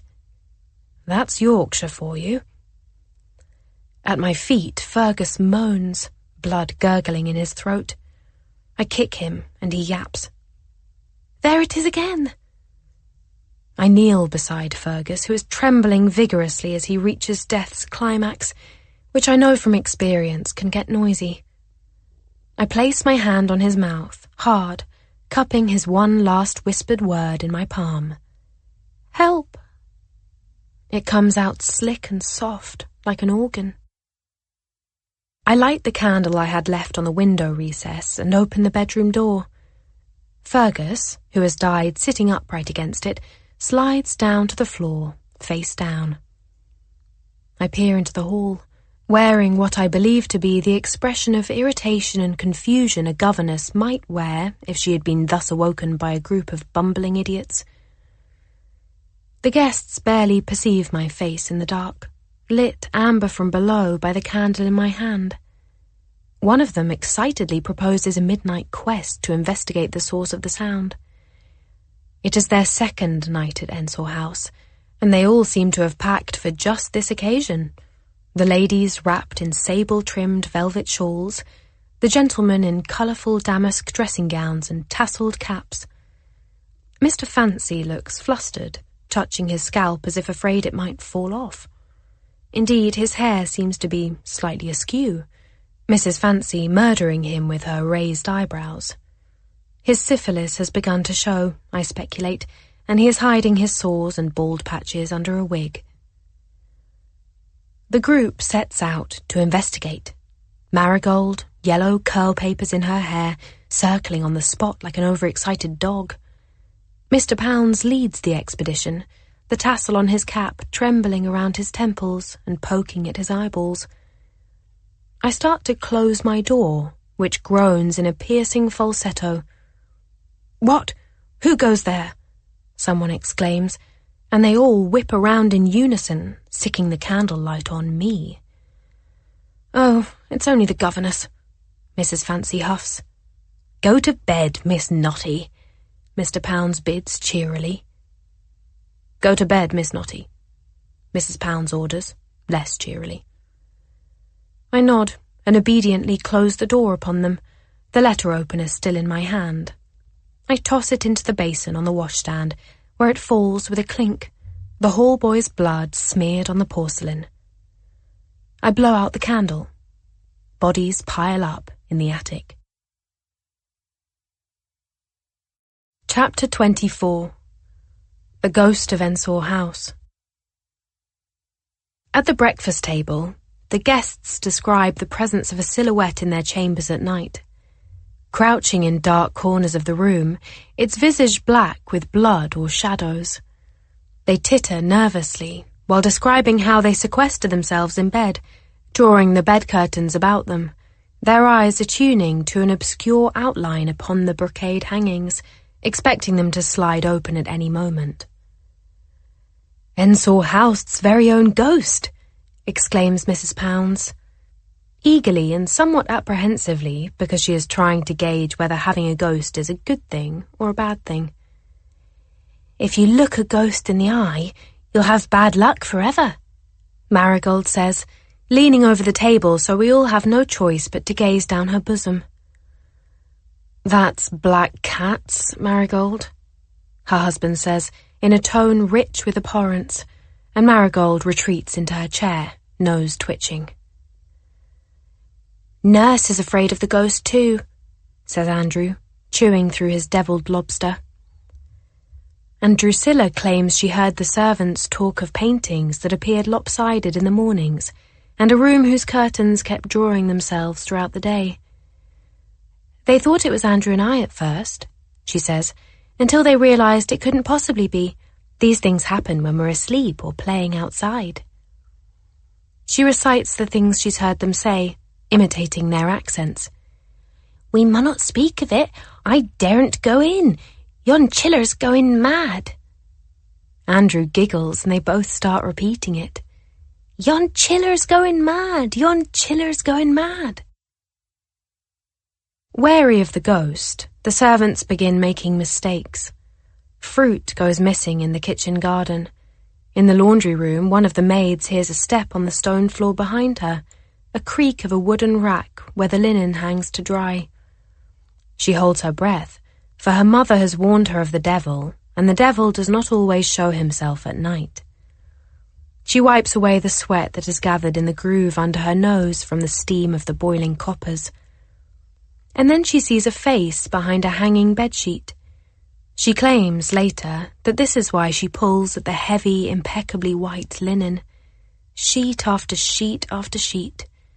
They fall to the floor, ruined, and she keeps pulling them down, crying, gasping like she's running over the moors, until Mrs. Abel chances upon the scene. 2 footmen and a valet are required to hold the little maid down.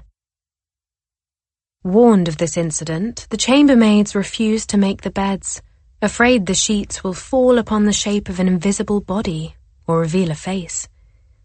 There are rumours one of the guests has wet himself after a late-night apparition in his chamber. Candles go missing from the buttery as servants steal them for their quarters to abate their fear at night. The kitchen maid falls down the cellar stairs and claims she was pushed, but nobody sees what pushed her. They keep blaming the ghost, the ghost. 3 nights ere Christmas Eve, I hear bodies running through the house, dragging their coffin bells tied to their toes behind them. By my bed there is a soft, laboured breathing, and when I look towards it I see original baby, standing upright on its tiny, chubby feet and rotting softly in stripes, like it's been finger-painted grey. Original baby takes my hand. It shows me the Reverend drinking himself half to death after preaching his last sermon from the pulpit of Hope Fernan Church, believing he can hear dead mother laughing under the church floor from the family vault, asking a little match girl on the streets of Hope Fernan to set him on fire, paying her with handwritten pound notes until she does. She lights the match against the stone wall of the church, sobbing as the flames ignite on the Reverend's coat. Original baby shows me adult Andrew in a cheap brothel that consists of 4 badly illuminated corners as he receives a flogging from a prostitute dressed as a governess. And his oldest school friend, which he has yet to make, quivering beside him. And Drusilla, locked into a carriage with a fly buzzing against the window glass and rubbing its hands with relish on her pregnant belly, on her way to her husband's country house where she will die. The shadows of the things that will be, or that may be only. Chapter 25 is fraught with some danger, but for whom the reader must determine. I come to in the stables. I do not recall how I have come to be in the stables. I lie on my back on the cold stone floor, horses snorting politely behind me. I turn my head toward them. The word evil is finger-painted in blood across the haunches of Mr. Pounds's stallion in the corner stall. I look at my hands. They are clean. What have I been doing? On the floor next to me lie scattered a pair of wrought-iron sugar nips, engraved with the Pounds family crest. There is something sweet lodged between my teeth at the back of my mouth. I presume it is a sugar lump at first, but when I pluck it out, it turns out to be a loose, carious molar, mine or somebody else's. It is sticky. Did I extract a tooth with the sugar nips? I really shouldn't drink port after dinner. I stumble outside into early morning, the wind whistling at my face, my arms breaking out in goose flesh under their sleeves. The grim Wold's church bell tolls 5. There's still time before the guests wake, though some servants will be up already, wringing chicken necks for lunch. I hide the tooth under the earth in the southwest garden. I re-enter the house through the kitchen, where the cook confronts me with a dramatically bloodied nightdress she has found stuffed behind the boiler door. "Mrs. Abel says that didn't give us a nightdress to wash this week," she says. "So this one must be thine." "Yes," I say, taking the nightdress, heavy and crusted, in my hands. "Thank you." The cook looks at me, surprised at my accepting the soiled item so readily. I sigh at the unnecessary effort I must now exert. "I thought it was too stained, you see," I explain, "and it would have been too humiliating to draw attention to it, so I tried to hide it." "But the blood?" "Natural occurrence, you know, a woman's ailment." "But it is all over the neckline." "Yes," I say brightly, as if that settles it. "Miss Notty," the cook begins, her face setting into alarm. I feign a fainting spell. I find fainting spells the most rewarding of performances. A giddy lightness swoops up my stomach as I am lifted and carried through the house by the servants, who, afraid they will be blamed for my indisposition, plop me on a chair in the empty dining room and hope for the best. When their footsteps have receded, my eyes flutter open. I reach out for a fish croquette. "Ah, Miss Notty, are the children awake?" Mrs. Pounds asks, entering the dining room. I say, and let Mrs. Pounds gather from that what she may. "Good," she says. I bare my teeth at a spoon. None of my molars seem to be missing. I wonder whose I just buried. I wonder if I buried any other body parts. I suppose I'll find out shortly. I stare at the door. The guests start appearing, one after the other. Marigold first, twirling a ringlet in her finger. Her mannered husband enters next, also twirling a ringlet in his finger. After a pause, Mr. Fancy, enveloped in a smell of cheap, powdered horsehair wig that makes one's eyes water. Mrs. Fancy, in pale blue crepe. The dowager, scowling all around, breasts hanging low, one of them resting on her coral cane pommel, the carved cherub stoically bearing the burden. The number of possible deaths reduced considerably. I wait. A small silence is followed by Miss and Mrs. Manners, who walk arm in arm everywhere, and consequently always have trouble fitting through doorways.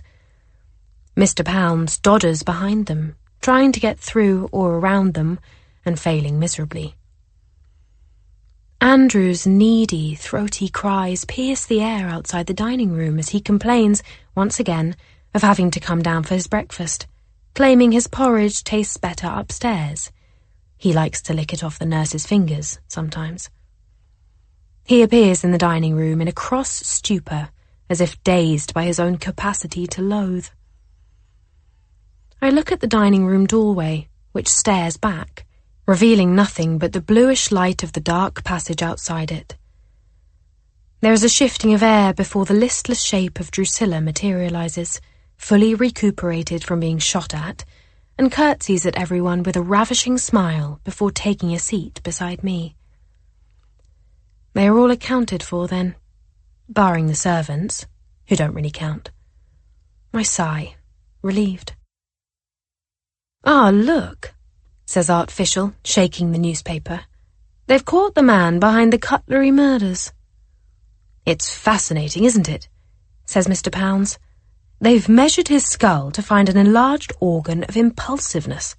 Clearly, phrenology should be used to catch all murderers." There is some widespread groaning around the table. "Come now, John. How can you justify their claims that his organs of benevolence and conscientiousness also happen to be extremely large?" "Well, to be fair, he didn't commit any murders until his 36th year. "Didn't he eat his own children with a spoon?" asks Marigold's husband. "Hush now, Robert, we mustn't upset the ladies." I fail to understand why men think talk of violence will distress women.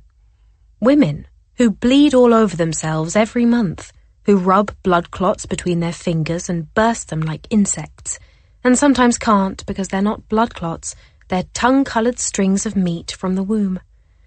Women who burst open in childbirth, vagina splitting and anus sagging, tiny hardening fingernails clawing inside of them, placentas like thick filet mignon.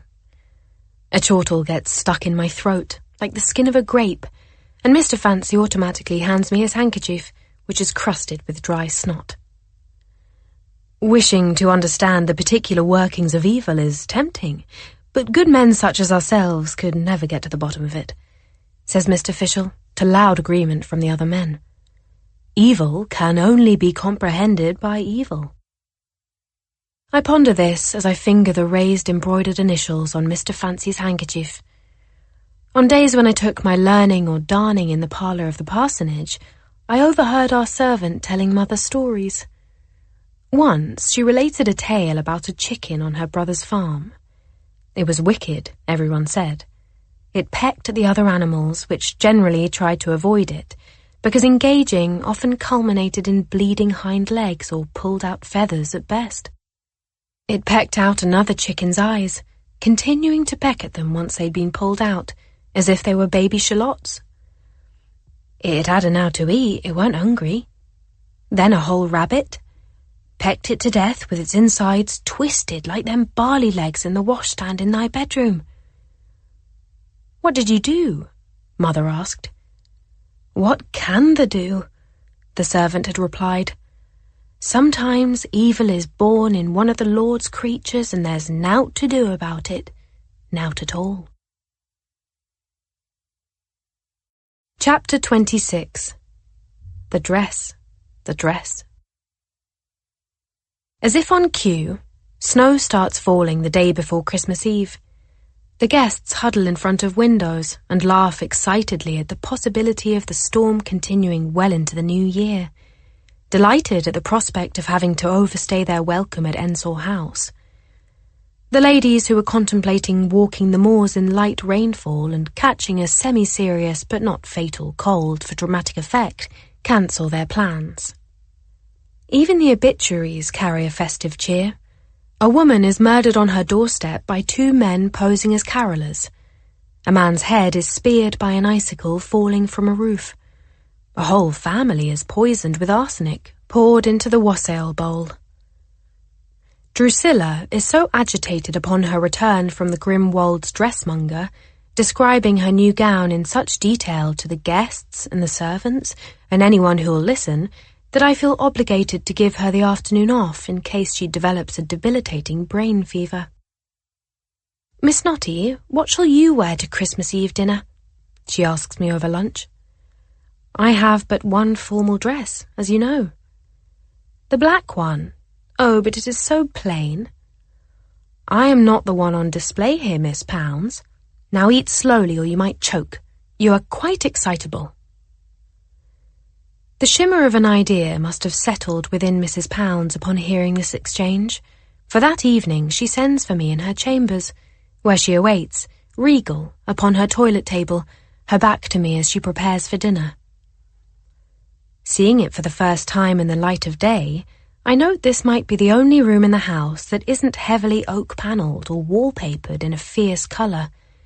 The walls and drapes are light peach, hues of watercolour dawn, the colour of fingernails. Miss Notty, I could not help overhearing you say to Drusilla you shall be wearing your black frock to Christmas dinner. It would be my great pleasure to offer you a dress. Mrs. Pounds turns to her lady's maid, who is brandishing a silver hairbrush in the corner. Amelia, bring me the green dress. The green dress, ma'am. That is what I said, says Mrs. Pounds, fussing with her jewellery. Amelia looks up to the ceiling as if asking for help from the heavens, curtsies, and leaves the room. I stand, hands clasped before me, as we wait. The silence is interrupted by pearls tapping together as Mrs. Pounds adjusts a necklace around her throat. I glance to one side and observe, on the chest of drawers beside me, arranged in neat rows, the framed daguerreotypes of Mrs. Pounds's dead children. I see you looking at my babies, Mrs. Pound says, although she has locked eyes with herself in the glass. How did they come to pass? I ask, noticing a pair of irises have been painted onto one of the children's closed eyelids. Mrs. Pound shrugs her shoulders. Convulsions, stillbirth, atrophy, atrophy, atrophy. She takes a deep breath, holding an ornate azure brooch above her breast to see the effect. All gone to heaven, so precious were they that God wanted them for himself.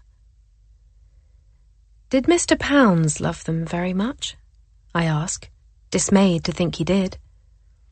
Mrs. Pounds purses her lips as she sets down the azure brooch and picks up a diamond one. You care very much for John, don't you? She says, rather than asks, so that I do not understand if it is a question. John doesn't like that I have them here. He claims they look at him. He says he never had to endure this with the others. The others? Yes, with the first Mrs. Pounds. I'm quiet. None of those children survived. Neither did the first Mrs. Pounds. She was not quite right. Irresponsible of her to have children in her state. Not quite right how? Oh, you could tell just by looking at her. She was a high society lady, but... She chuckles scornfully. I suppose marriage overwhelmed her. She started going funny after John married her, and her beauty diminished terribly, she adds with relish. Her complexion was downright pasty, and dark bruises began to show on her neck, big and dark as leeches. She tried to hide them, of course, but there's only so much frills can do. Maybe they were leeches, I say, looking at the carpet, and she kept them as pets. What? Mrs. Pound snaps, her eyes finally meeting mine in the glass. Are you laughing at me, Miss Notty? Who would do such a thing? I shake my head, look down again. On one of the Reverend's early attempts to understand me, to understand how my body could be devoid of any trace of goodness, as he put it, he sent for the Hope Vernon physician, under pretense of illness. The physician's fingers were rougher than cardboard as he set 35 leeches on my body, one of which I stole and convinced the physician's 8-year-old daughter to swallow. It fed on her pharynx for 7 days before she choked to death. The door opens quietly, and the lady's maid reappears, holding between her now gloved fingers a dress of such a vibrant apple green it strains my eyes. It is yours, Miss Notty, Mrs. Pound says. You may have it for the Christmas ball. I'm afraid I cannot accept, Mrs. Pounds. I wouldn't feel comfortable wearing a dress so... green. Grand. Nonsense. You shall have it, Mrs. Pounds says, and it sounds like a threat. Let us at least depart on good terms. I abandon the apartment with the violently green dress. When the door closes behind me, I hear Amelia, the lady's maid, ask, Is that the colour that killed Charlotte Plummer down at Grimwold's, ma'am? There are rumours the colour will kill you. Dressmakers inhale and swallow enough arsenic from the yards of dyed fabric to perish while foaming green at the mouth. The whites of their eyes green, their fingernails green, green mould creeping over their skin. Well, nobody can know that for sure, responds Mrs. Pounds. I return with the loud, rumpled dress in my arms to my bedroom, where I feed it to the wardrobe. In the low light of the fire, because of the particular way the sleeves are creased, it looks like a woman attempting to claw her way out. I shut the door on her. The night before Christmas Eve, in the late hours when all the fires have died out, Ensor House is still, as if bracing itself for what is to come. In her bedchamber, Marigold's eyes open to darkness. She blinks at the night, sits up in bed. Beside her, her husband stirs. Wake up, whispers Marigold. There's someone in the room with us. What are you on about? He says, but does not reach for the candle on his bedside table. instead pulling the bedclothes firmly to his chin. I can feel someone here. They look around the chamber blindly, past the stately mahogany bed pillars. The two large windows are shrouded in festoons of thick drapery, the soft patter of rain on the panes the only hint of a world outside. Go back to sleep, Marigold. Tomorrow will be a tiring day. All right. They cast one last look about the room, their gaze falling, with suspicion, on the shape of the wardrobe, of the large easy chair beside it, before slumping back into bed. They never quite managed to meet my eyes. Chapter 27, in which a sumptuous Christmas Eve feast is enjoyed and festivities are held. In our respective bedchambers, the guests and I dress up with caution and purpose for the war of merriment. Ladies' maids' fingers, scrubbed raw in preparation of handling silk, button-up dresses. Valets advise on gold and sapphire and topaz cufflinks that cost more than their father's farms. The nurse smoothly parts Drusilla's hair and arranges several combs of long, false ringlets, purchased for the occasion, so that they stream down her neck in shiny spirals. Alone, I dress in death, green falling from my shoulders to the floor. Mrs. Pounds has not thought to lend me shoes, perhaps on purpose, after noticing I possess none but a pair of worn boots the colour and texture of lentils. The dress has not been fitted, so the hems are too long, the heavy material rasping audibly against the floorboards when I turn, and my flesh bulges out in all its splendour, seams pinching my waist and armpits. Between my breasts, I slide a scrimshaw whalebone busk hewn by a sailor for another woman. Inside myself, my darkness rests within my ribcage, a jailed animal grown listless with domestication. I have not felt my soul for a very long time. It may have slipped out, unbeknownst to me.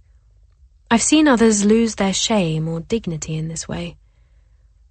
Above my heart, I pin the pearl brooch my mother was buried in.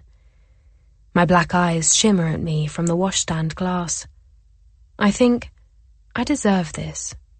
I think, they deserve me. The staircase smells like meat and wood damp with the iron tang of blood. There is silence but for my weight on the oak steps and the rustle of my fingers on the wreaths lining the banister. I nod at the liveried footmen standing rigidly on either side of the drawing-room door. Their faces are so solemn, so unbearably austere, I unpin my pearl brooch and swallow it. In the drawing-room, the guests each shine in a different, specifically worn-out way, like stray pennies. Mrs. Pounds sneers when she sees me wearing her old dress. She seems to regret gifting me with it, likely self-conscious in her own ridiculous gown, the silk of which is coated in a changeable sheen, purplish and iridescent, bruise-like, that varies in the different lights. Drusilla stands in a corner, straight-backed in pink silk taffeta that is slightly too large on her frame, giving her the air of a rumpled prepuce. Andrew writhes on the floor, gurgling as he looks up women's skirts. We waddle into the dining room, stuffed into our loud, uncomfortable clothing, the thick, stiff fabrics crunching like boots wading through snow. Shadows are cast on the walls by large bouquets in the candlelight. We sit at the dizzyingly resplendent table and admire the feast the servants were up since 5 preparing. There is turkey and brawn and a sucking pig and garlands of sausages and steaming bowls of wassail. There is a boar's head, lemon in its mouth, on a silver platter. There is roast swan, carried in proudly by the butler, reclothed in its skin and feathers for presentation at the table. It totters on the plate as it is set down, reflected on the greedy eyes of the diners, the boar emblem from the Pounds family crest carved onto its beak. It's a controversial choice, Swan has fallen somewhat out of fashion, it being difficult to domesticate and some hunters feeling unwilling to shoot it. Mr. Pounds will laugh at them momentarily as feathers spill from his mouth. But it's an appropriate medieval Christmas dish for a medieval house, and there is a rumour circulating that Queen Victoria herself serves roast swan for Christmas. Hatched in June and separated from its parents in September, then fattened on grass and barley, the obese cygnet was slaughtered as soon as it grew its white plumage, just in time for Christmas. My torso trembles with a frisson of pleasure when I picture the scullery maids washing the blood off the feathers, perhaps one of them licking it off her fingers. The swan is tough and acrid and hard to chew, even harder to swallow, and eating it feels like pulling at the skin of a dead old man. My jaw grows sore with the effort, chewing on it, but it's still the same size when it drops down my gullet, like it's being lowered on a rope. I have never tasted swan before, and so do not know if it is always like this, or if it has been overcooked, which tends to occur nowadays because undercooking is thought to exacerbate women's weak nervous conditions. The guests attempt to hack at the animal audibly, until, frustrated, they all throw themselves at the much juicier, tender baron of beef. Miss Manners chews as elegantly as one can on a stew of tripe, while her mother sucks chitterlings off a silver spoon, elbowing Mr. Fancy, who is sitting beside her gnawing on potted ox tongue. Mrs. Fancy sits opposite him, her mouth bulging with kidneys, her chin varnished with fat. Wassail drips from Marigold's wet lips to her chest, where it rolls between her breasts, eliciting a small, excited groan from Mr. Artificial, whose belly swells under his fine embroidered napkin as he crunches on the bones of an ortolan, force-fed to the size of a handful, then drowned in a glass of brandy, then broiled. Belches travel up throats, spit-threaded maws gnash, juices momentarily dry, then are replaced by others. Oysters are slurped, alive, along with their hearts and anuses and whatever watery algae they have excreted. Shrimps are munched on, along with the black, slimy string of their feces. Mr. Pounds holds a turkey croquette in one hand, reaches for a headless liver-stuffed lark with another. The children nibble daintily on sheep's brains with matelote sauce. There is much merriment and squealing, and "Je plie pas plus la manière du Falman," says Drusilla, because I have not, in fact, been teaching anybody any French. The ghosts of the servants are reflected on the silver. They wait at the sideboard to serve the food and drinks, looking upon the scene through a veil of their superiors' indifference. I watch the footmen turning their backs on the table and spitting into the food before serving it. I lock eyes with them as I bite into my moist fillet of blackcock, their titters dissipating when my gaze refuses to let theirs go, and it dawns on them that maybe the joke is somehow on them. Desserts are brought in, chestnuts and oranges and pears and mince pies ignited in brandy. Mince pies which traditionally used to be stuffed with shredded mutton and veal, but which are now sweet, thanks to all the enslaved men and women and children who harvested sugarcane in the colonies.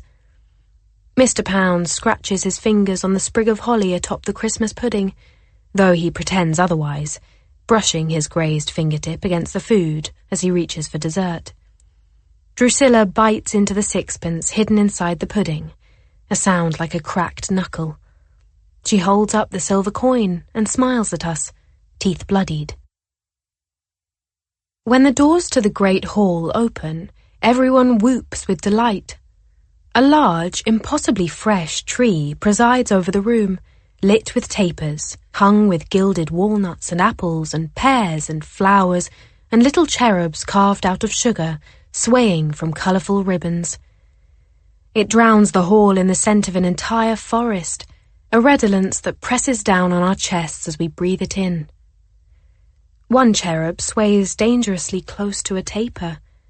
Fleetingly I picture the flames burning its face off, burning the entire tree, and all the cherubs' faces, There are cherubs and babies in mangers and in trees and on the dowager's cane and babies everywhere.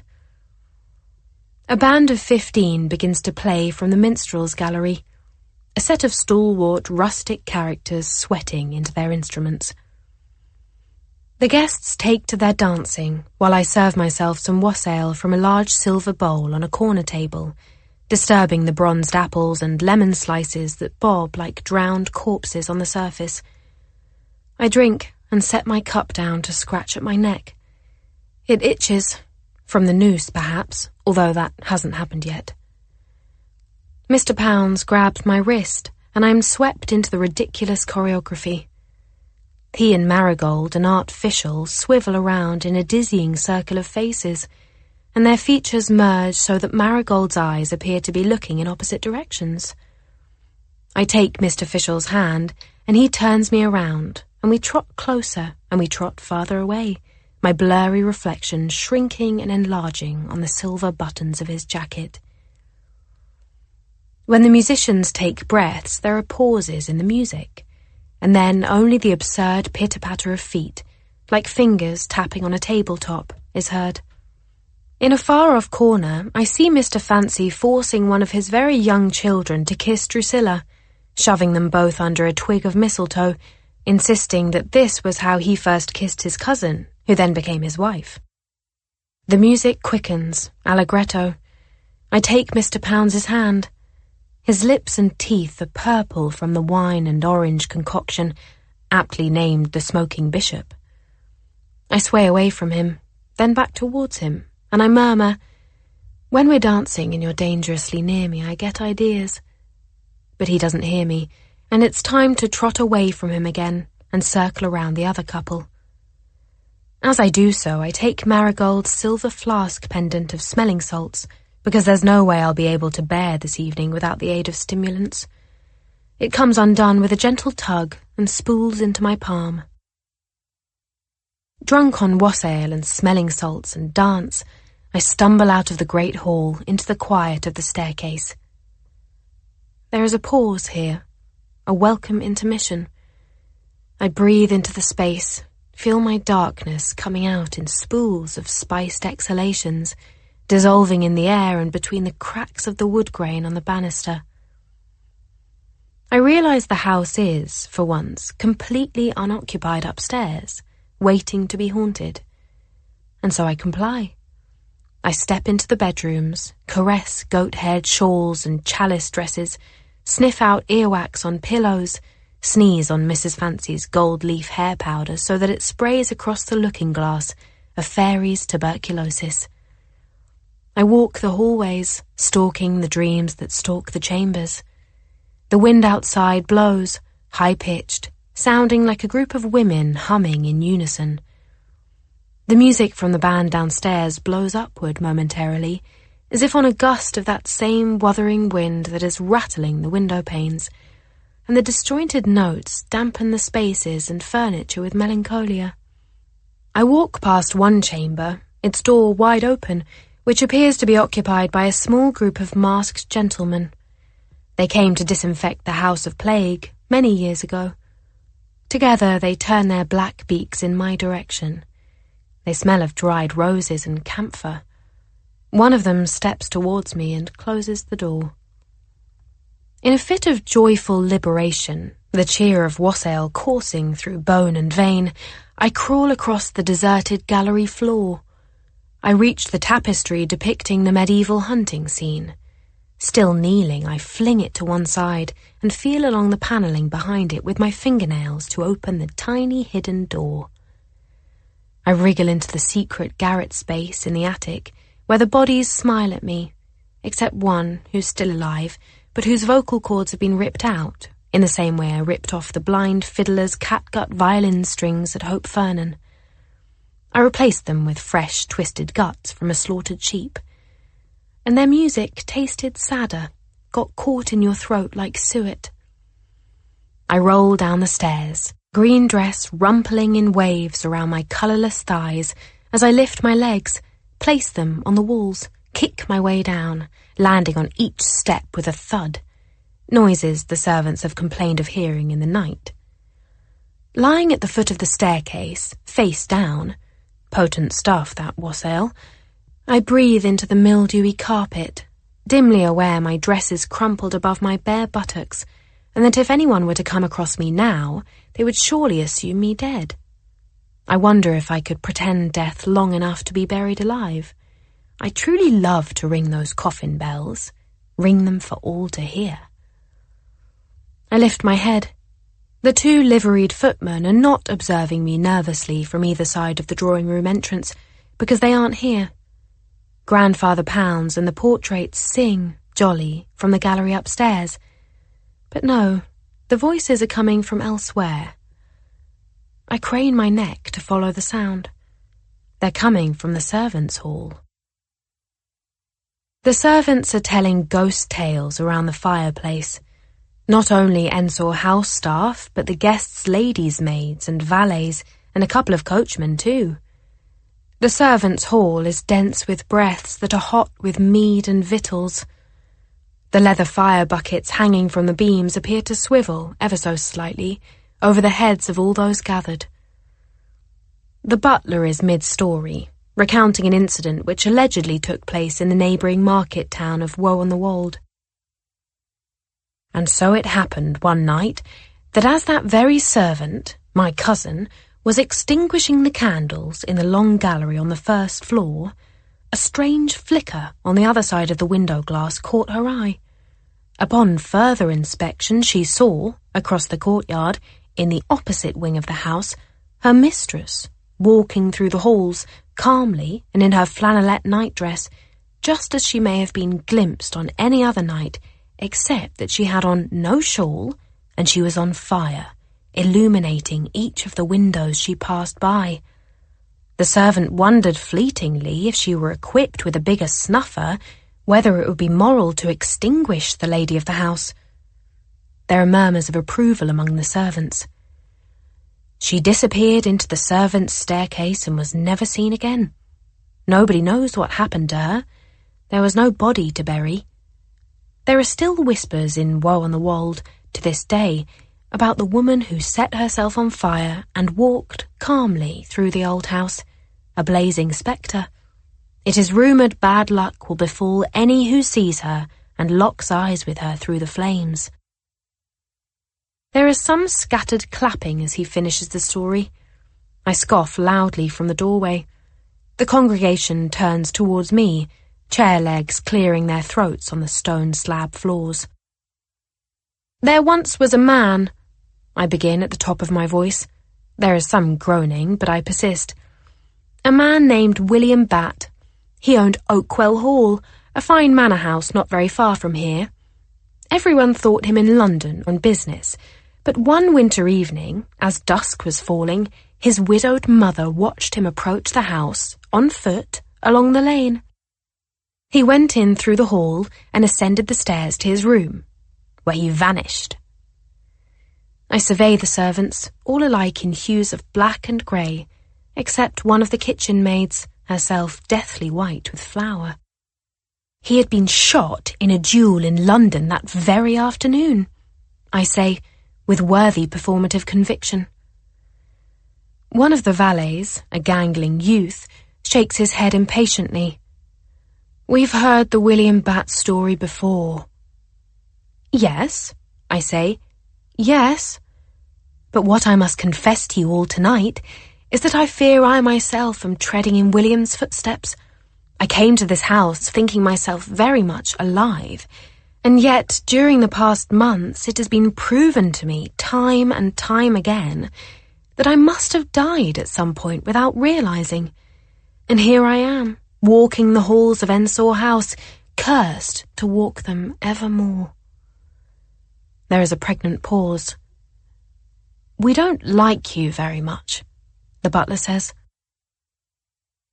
Upstairs, I follow the wild and elevating music back into the great hall, the whiff of sweat and exhaled food in the air growing ever more pungent.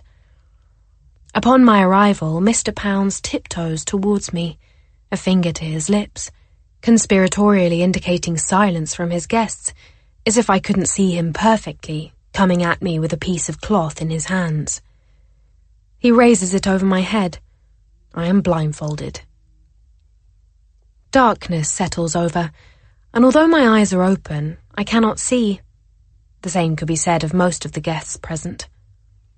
"Blind man's buff! Blind man's buff!" they all chant, Mr. Fancy's chortles escaping his mouth with the same surprised squawking of birds fleeing from a tree after a gunshot. I turn my head, the darkness of the blindfold moving along with me so faithfully. I wonder if this blackness isn't in fact the real world, and the true blindfold is that other world of colour we are accustomed to. I reach out, my fingertips just barely grazing the wool of a tailcoat. There is a clumsy rap of a heel upon the stone floor, an angsty gasp. The fragrance of their different hides, sweet as apples or dry as whiskey or musty as a closed oak drawer. I picture them fleeing, falling over themselves, toppling over chairs and crawling on the floors and jumping onto window seats, screaming as they climb up to the minstrel's gallery, gripping onto a French horn, a bassoon, the alarmed musicians trying to shake them off. The men hugging the women's waists to push them forward, to save themselves. The women diving into the massive fireplace to escape me, singeing locks hissing like Medusa's snakes. The Grimwold's church bell tolls midnight, which is odd because I remember hearing it strike 1. Blindfolded, I wave my hands about, stroking silk and skin, my fingernail tapping hard against another fingernail. The church bell tolls midnight, and Mother walks down the parsonage steps, past the carolers, and into the snowed churchyard where she digs her own grave with her hands, her fingernails black with the deathbeds of strangers. The townspeople trickle into the church square as they exit midnight mass. The 2 blind street musicians play their one shared fiddle against the tolling church bells and shake their one shared top hat at passers-by, their knees shining through the holes in their trousers. The Reverend hurries up the walk to the parsonage, having missed Mother in church and fearing the worst. Meanwhile, Mother digs, her fingers frostbit, the long case clock in the parsonage entrance ticking, but the hour never changing, always midnight. The church bell tolls midnight. My hands clutch at something crisp that tries to slip between my fingers, so I clench harder, feeling muscles ripple in my fists, the linen blindfold scraping my cheekbones. I pull off the blindfold and it's Drusilla, a human blush in pink, the taffeta of her dress dampened, her sweat reeking of rotting rose stems in old vase water. Drusilla raises her arms in mock surrender, and a shining steel blade near her wrist winks in the light. I pull out what happens to be a painting knife that Drusilla has stashed in the pink cuff of her sleeve. I feel the blade, caked with decades of pigments, that has accidentally crisscrossed Drusilla's wrist with scratches. The church bell tolls midnight, and it is the following Christmas Eve, and Ensor House, an empty shell of its former self, its walls supple with the fingerprints of past misery, is set on fire by superstitious villagers like a plague-ridden ship. The church bell tolls midnight, and I am but 4, and Mother is pounding on the front door of the Harley Street terrace, demanding that my father see his daughter, see the monster he has created with his evil, her voice growing hoarse as the servants who used to work by her side throw buttons and an old shoe, and then curses at us from the windows. The boar-head door-knocker sneers at me as it chews on a brass deer leg. The church bell tolls midnight. I stab Drusilla in the chest, over and over, and in and out, and in again, feeling for openings between her ribs with the point of the painting knife, the way men poke at unyielding hymens with their penises. The church bell tolls 8, and I walk into the dining room.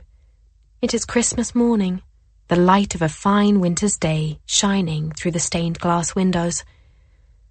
Drusilla is fine, if a little pale, seated at the breakfast table, Of course she is. Painting knives, no matter how sharp, are too blunt to penetrate chests. Don't be so gullible. Chapter 28, in which it is Christmas Day, and I finally present Mr. Pounds with his Christmas gift.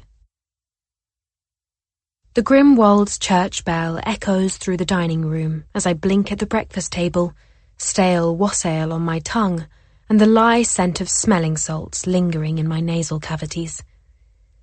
The guests are bleary-eyed and greasy from the festivities last night, quieter than usual, and as such eager to dispense with their habitual inconsequential conversation. As they all rise from the table and disperse toward the drawing-room, I watch Mr. Pounds excuse himself to retrieve something from the library. I follow. In the short walk down the hall toward the library, Mr. Pounds's slim back turned to me a few steps ahead. I realize he has not yet perceived I am in pursuit. I glance down to discover I am not wearing shoes. My toes peer from underneath the billowing hem of my dress. An unusual sight. I am so unaccustomed to seeing my toes, they are beginning to look like fingers reaching out from below my skirts. Mr. Pounds, I say timidly as I reach the library and close the door behind me. Ah, Miss Notty, he says as he sits at his desk to rifle for his cigar box. And he seems so happy to see me, so very happy. I would like to give you your Christmas present now, if I may, I say. Miss Notty, you shouldn't have. I am quite moved. I do not have much, and so my present is made of words, but I confess they are quite important words, surely worth more than many material riches. I do not doubt it, says Mr. Pounds, his attention diverted by his leather cigar case, which is refusing to open for him. Embedded into the leather is a woman, finely painted on a porcelain plaque. Her dress slips down her shoulders as she holds it up, and smiles coyly at me from between Mr. Pounds's fingers. Mr. Pounds, I have been searching for you for a very long time. Alas, you are quite in love, Mr. Pounds says, the beginning of an affability on his face, the beginning of a rush to his member. I have worked for many men named John Pounds, hoping to find you. At this, Mr. Pounds's face falls slightly. I am yours, Mr. Pounds. I am your daughter, I say. Mr. Pounds swallows and tightens his grip on the cigar case, the leather strangling the porcelain lady, who does not appear to be smiling any more. I believe your services are no longer required in this house, he says in a low, gravelly voice, his frown and defensive stance mimicked by the huge portrait right behind him. You may leave on the morrow. We shall manage for the remainder of Christmas. My mother worked in the Pounds house in Harley Street, I continue, refusing to allow my mirth to slip from my face, which is seemingly distending. She kept your letters until she died. After Mother went up in flames, the delirious Reverend standing over her, attempting to understand what he had done, I retrieved the letters, unharmed, from under the mattress, wondering if they truly were written by the devil, as they had not submitted to the flames. I knew I had to follow the boar to find you, I say, and I did. But I couldn't be sure until... Did you know? We have the same eyes. From my pockets, I take out the eyes of our ancestors, present them to Mr. Pounds on the palms of my hands. What the deuce? So you're the one who defiled the paintings. Some reverence on his face, I believe, in the crease between his frowning brows. Or perhaps it is revulsion. It was all worth it, I say, to find you. Mr. Pounds rubs his temples. To think I insisted you stay on for the holidays, he groans. Is this how you repay me? With this gross disrespect to authority, what is this? This cornering!" He is spitting, reddening, his thin fingers, Mother always mentioned his thin fingers, trembling slightly as he loosens his collar. "Father," I exclaim, my smile feeling slightly lopsided now, a string of pink icing melting down a cake. Mr. Pounds jerks the cigar case into his jacket pocket and storms out of the room, leaving me standing barefoot in the middle of the library, alone with my smile. Christmas carols played on the piano thunder from my left, so loud I would swear the instrument is upon me. I turn my head towards the music, and indeed there is Miss Manners playing, for we are all now, suddenly, inexplicably, in the drawing-room, and an ode to joy tinkles from Miss Manners' fingertips and ripples from her lips in peals of irritatingly correct German. That same symphony Beethoven tried to conduct himself at its premiere in Vienna, attempting to direct an orchestra he could not hear, flailing about and throwing himself back and forth like a madman, while the musicians ignored him and followed the real conductor's baton instead. The guests are the picture of elegance as they look upon Miss Manners in their best, most constricting garments. Mrs. Pounds smiles most of all, a beam so tight and long it's pulling her eyes wider apart. Is there something bright red peeking between her lips? I stare at her, and as Mrs. Pounds's lips widen, a scarlet feather blooms from her mouth. It twists out of her like paint from a tube, a red fletch on a wooden hunting arrow. Beside her, Mrs. Fancy begins to cough. Shiny, bulbous pearls fall from her mouth to the carpet in a slow drip, her cheeks bulging with them, her lips sucking on them as they pop out of her. At the same time, the old widow, Mrs. Manners, gags, heaving a greasy string of hair from the back of her throat. Mr. Fancy pulls a bootlace out of his throat in one impeccable slavered coil.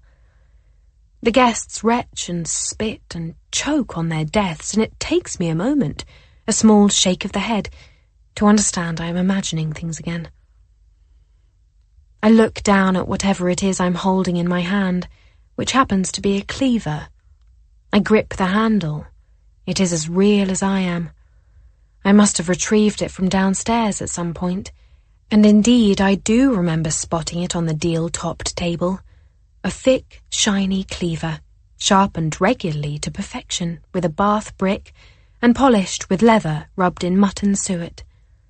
I applaud my past self for her forethought. My eyes, my father's eyes, black as moorland peat, are reflected on the steel blade as I slowly get up from my chair.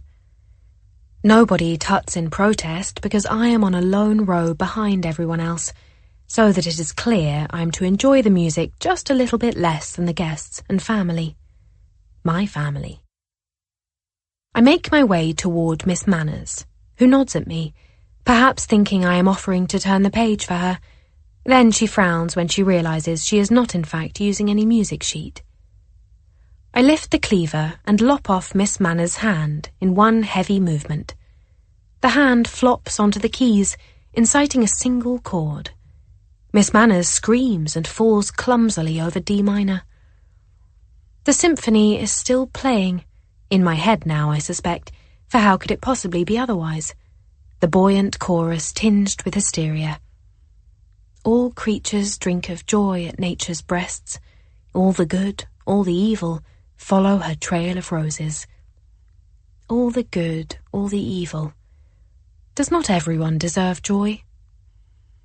As the guests scatter, shrieking, and Miss Manners stares dumbly at her spurting stump, I pounce on Mrs. Manners. She bellows in a surprisingly rich baritone, and I rip the mourning brooch off her silks and stab her in the chest with the pin, repeatedly, cracking one of the old woman's ribs.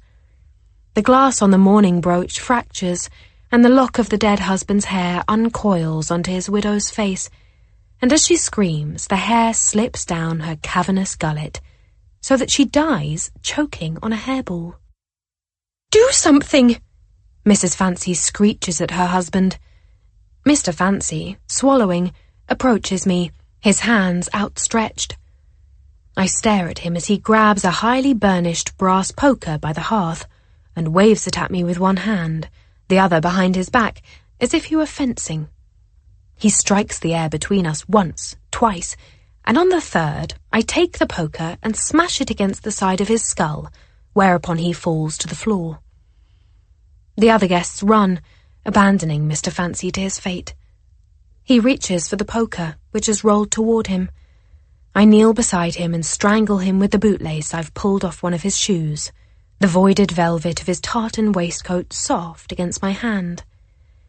His wig slides off, the few mildewy hairs on his crown as soft and white as the feathers clinging to the eggs that are picked from the coops each morning. One by one by one they are killed, in a splendid ballet of twirling bodies and outstretched limbs and jerking heads. I pull silk scarves of blood out of them like the actors do on stage. Their insides spray into the air like handfuls of rose petals. One by one they are killed, and it's absolute madness. Tea running down the walls, the delft tiles of the grand fireplace in the great hall no longer depicting the scriptures, but instead portraying all the guests, each extinguished in their own way. I beat the dowager's soft forehead in with her cane, her brain revealing itself. I spear Artificial with one of the mounted stag skulls in the minstrel's gallery, wooden antlers piercing his flesh, bone clicking against bone like knitting needles. I push Marigold's husband into a lit hearth. Somehow, in the din, the coffin bells, Hope Vernon's coffin bells ringing, all the graves at once asking for assistance, bodies asking to be let out. I strain to listen, follow the bells downstairs, delicately hiking up my gut-stained skirts. Oh, 'tis but the servants' bells that are ringing, viciously, on the cracked wooden board in the servants' hall. Black brass question marks jingling over their respective room names. Rich, ugly cunt's room, tiny, insufferable virgin's room, the drawing room. I force-feed fistfuls of salt of sorrel to the cook, then a kitchen maid. The substance can cause cardiac arrest and death, while also removing ink stains. Practical. There are many different knives available in the kitchen for slicing servants and guest servants, and steel and horn carving sets laid out in boxes inlaid with velvet and silk. There is also a heavy scrubbing stone used to scour the stone floors and hearths, which I smash repeatedly against the head of a valet, and that of a lady's maid, and that of a coachman. I step into the butler's pantry, which the eponymous subject has fled, abandoning his keys in his haste. Keys for the wine cellar, for the iron chest that holds the silver, and for the fine glass closet, but also the keys to the armoury. I gasp in wonderment as I enter the small room, which is right off the entrance hall. Its walls are shocking red, lined with all manner of swords and shields and battle-axes and maces and full suits of steel and brass armour. Among them, like a triumphant outstretched arm, meticulously polished, the crossbow. I take it in my hands, the shifting weight almost alive. I set the bow on the floor, step on it, and draw back the string with my hands, growling from the effort, my palms smarting on the hemp. There is an underwhelming click as it's hooked onto the ivory nut. I take a steel-tipped, arrow-like bolt, surprisingly sharp, from the leather quiver I've hung across my body. I slide it into the groove, and, thus armed, cross the great hall to the staircase. I ascend, the wooden stock of the bow, inlaid with engraved staghorn, pressed against my right shoulder as I peer down it at the steps in front of me. Upstairs, the fancy's litter scatters when they see me approaching with the weapon, falling over each other like domino tiles. The window is so clean I think it is open when I attempt to throw one of the children out of it. The toddler slams against the glass and falls to the floor with a thud. I chance upon Mrs. Pounds and Andrew in the nursery, Mr. Pounds cowering behind them. When our gazes meet, he pushes his wife and son at me and flees downstairs. Andrew says, with a kind of awed realization, "Mother, she's the cuckoo," before I aim the crossbow at him and press the trigger. The bolt hits him right in the forehead, between his dull little boar eyes. I crouch to draw back the crossbow string again, my fingers burning. Take another bolt from the quiver. "How can you do that to your own ward?" Mrs. Pounds is howling at me, her indignation at my crass lack of tutoring etiquette stronger than her fear of death, apparently. "You really are the worst governess we've ever had." "That's not true," I scream back. "I taught them the French Revolution. It took me 17 days. Your children are idiots!" And I shoot her. The 2 consecutive shots from the crossbow are enough for the nurse, who decides to give up her hiding spot behind the dollhouse where she is crouching. She runs past me as she heads toward the staircase. "You're free," I yell after her. "Go back to France. Have a good life." The nurse glances back at me as she runs, confusion sprawling across her features. On the landing, she trips over a dead child, stumbles violently, and, unable to right herself, falls over the banister. Her body thwacks the floor downstairs, her head bent between the first couple of steps. I quickly use up the bolts in the quiver, so I resort to strangling Mrs. Fancy with my bare hands when I find her hiding behind her bed curtains. She fights harder than most, pushing her thumbs against my face as I kneel over her and tighten her neck in my fists, the pearls in her necklace digging into her throat. On Mrs. Fancy's palm, currently crushing my nose and cheekbone, I detect a small, sad scent of lanolin and sap. I wonder if it is Mrs. Fancy's darkness, oozing from her skin as she dies, or if it is the smell of her 6-year-old daughter, for this is the palm with which Mrs. Fancy slapped said daughter repeatedly this morning for not adjusting her lace mittens. The same daughter who now lies inert between the branches of the alder tree outside the nursery. Mrs. Fancy, who had sprinted to her apartment in a last-minute effort to retrieve the mummy necklace she keeps stowed in one of the drawers, dies clutching the ornament to her chest. I slide off the bed and turn on my heel to find Mrs. Abel, who appears to protest at the scene, her mouth seeming to form words, but the sound never releasing. "I can't hear you," I scream as I smash her face in with the bed warmer, embers rattling inside it. The housekeeper falls to the floor, trembling chimes raining from the keys on her chatelaine. I press a few rogue hairs down onto my scalp, then walk to the staircase. Having pulled out the arrows from some of the corpses and replenished the quiver, I load the crossbow as I descend, treading over a few of the dead children scattered on the steps, picturing them rolling down the stairs with me, pirouetting and somersaulting under my skirts in a pretty dance. I reach the downstairs landing. "Father," I call. A squeal reaches me from the dining room. Mr. Pounds's ankle has been caught in the leg-hold trap I dropped to the floor under my skirts this morning. I cock the crossbow and point it at Mr. Pounds as he crawls, wounded and soiled by other people's vital fluids, on the floor of the dining room. "Papa?" "Look, what do you want?" he spits, leaning on his elbows to face me. "Do you want the house? I'll give you the whole bloody estate if you just release me." He flinches at my approaching footsteps. "I do not wish for any material wealth," I say, lowering the crossbow. "All I ever wanted was a family." "We'll be a family. Of course we will. I've always wanted a daughter." "You have a daughter." "Drusilla." He scoffs, winces at the effort, reaches for his maimed foot. "She's certainly not mine." A part of me can't help but suspect he is telling me what he thinks I wish to hear. "Release me, Miss Notty," he demands, firmer now. I look up at the painting of the flayed ox, at the heavy oak chairs, a few of them toppled, at the coffered ceiling. "Do you know," I say, pensive, "I think the dining room is my favourite room in all the house."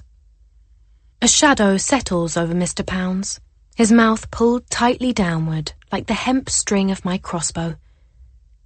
"That's because you're a fat bitch," he snarls. I shoot an arrow through his heart, whereupon he collapses. I lower the crossbow, approach the body, which is turned slightly away from me, the head resting face down on the carpet. When I'm near enough to see that the wooden shaft is protruding from his shoulder and not his heart, I frown. At that moment, Mr. Pounds turns, brandishing a carving knife that must have slipped off the sideboard. I observe the blade as it advances towards my stomach. At that moment, Drusilla springs forth between us, wielding a rapier like a fair-haired swashbuckler. Emitting a cry fit for a launch into battle, Drusilla thrusts the slender blade into Mr. Pounds's chest, straight through the heart, both her hands cupped around the curved hilt as she pushes it in. We look down at our father, who is leaking blood upon the carpet. There is silence. A distant floorboard creaks. A plate crashes to the floor in the drawing room. A servant, perhaps returning from an errand or the privy, must have come across the bodies. I turn and just spot her running across the halls, aprons flying, copper hair untangling from its pins. "Tally-ho!" I cry, and run off in pursuit, crossbow in hand, pointing it at her zigzagging body, shooting a bolt which pierces her calf. I set the bow on the floor, draw the hemp rope up again as the maid ducks towards the kitchens and I lose sight of her. Just when I think I'll have to smoke her out of the larder, I find her heaving in the unlit fireplace in the great hall. She screams a scream as heart-wrenching and curly as a note played on the violin. I take another bolt from the quiver, steady my aim. The red-haired servant is running across the great hall when I shoot her down after several tries. Her screaming hasn't ceased, however, and it's because it's not her screaming at all. It's Marigold, shrieking incessantly at the wall as she faces it like a chastised child. I turn her around towards me and slap her. "In the name of all that is sacred and manly, Marigold, shut up!" Then something small and hard hits me on the head, bounces off it, and lands on the floor with a pop. I pick it up. It's a round brass livery button, embossed with the family crest. The ceiling tinkles, and I look up. The butler is perched on a crystal chandelier, which I find rather cowardly for a butler. I ply him with the remaining bolts, and that is where his body will remain, swinging gently in the crystal fist. Marigold is still screaming, back turned towards me again, her breasts pushed up against the wall, so Drusilla, who is tired of looking upon her father's corpse and has entered the great hall following the noise, stabs her in the neck just to shut her up.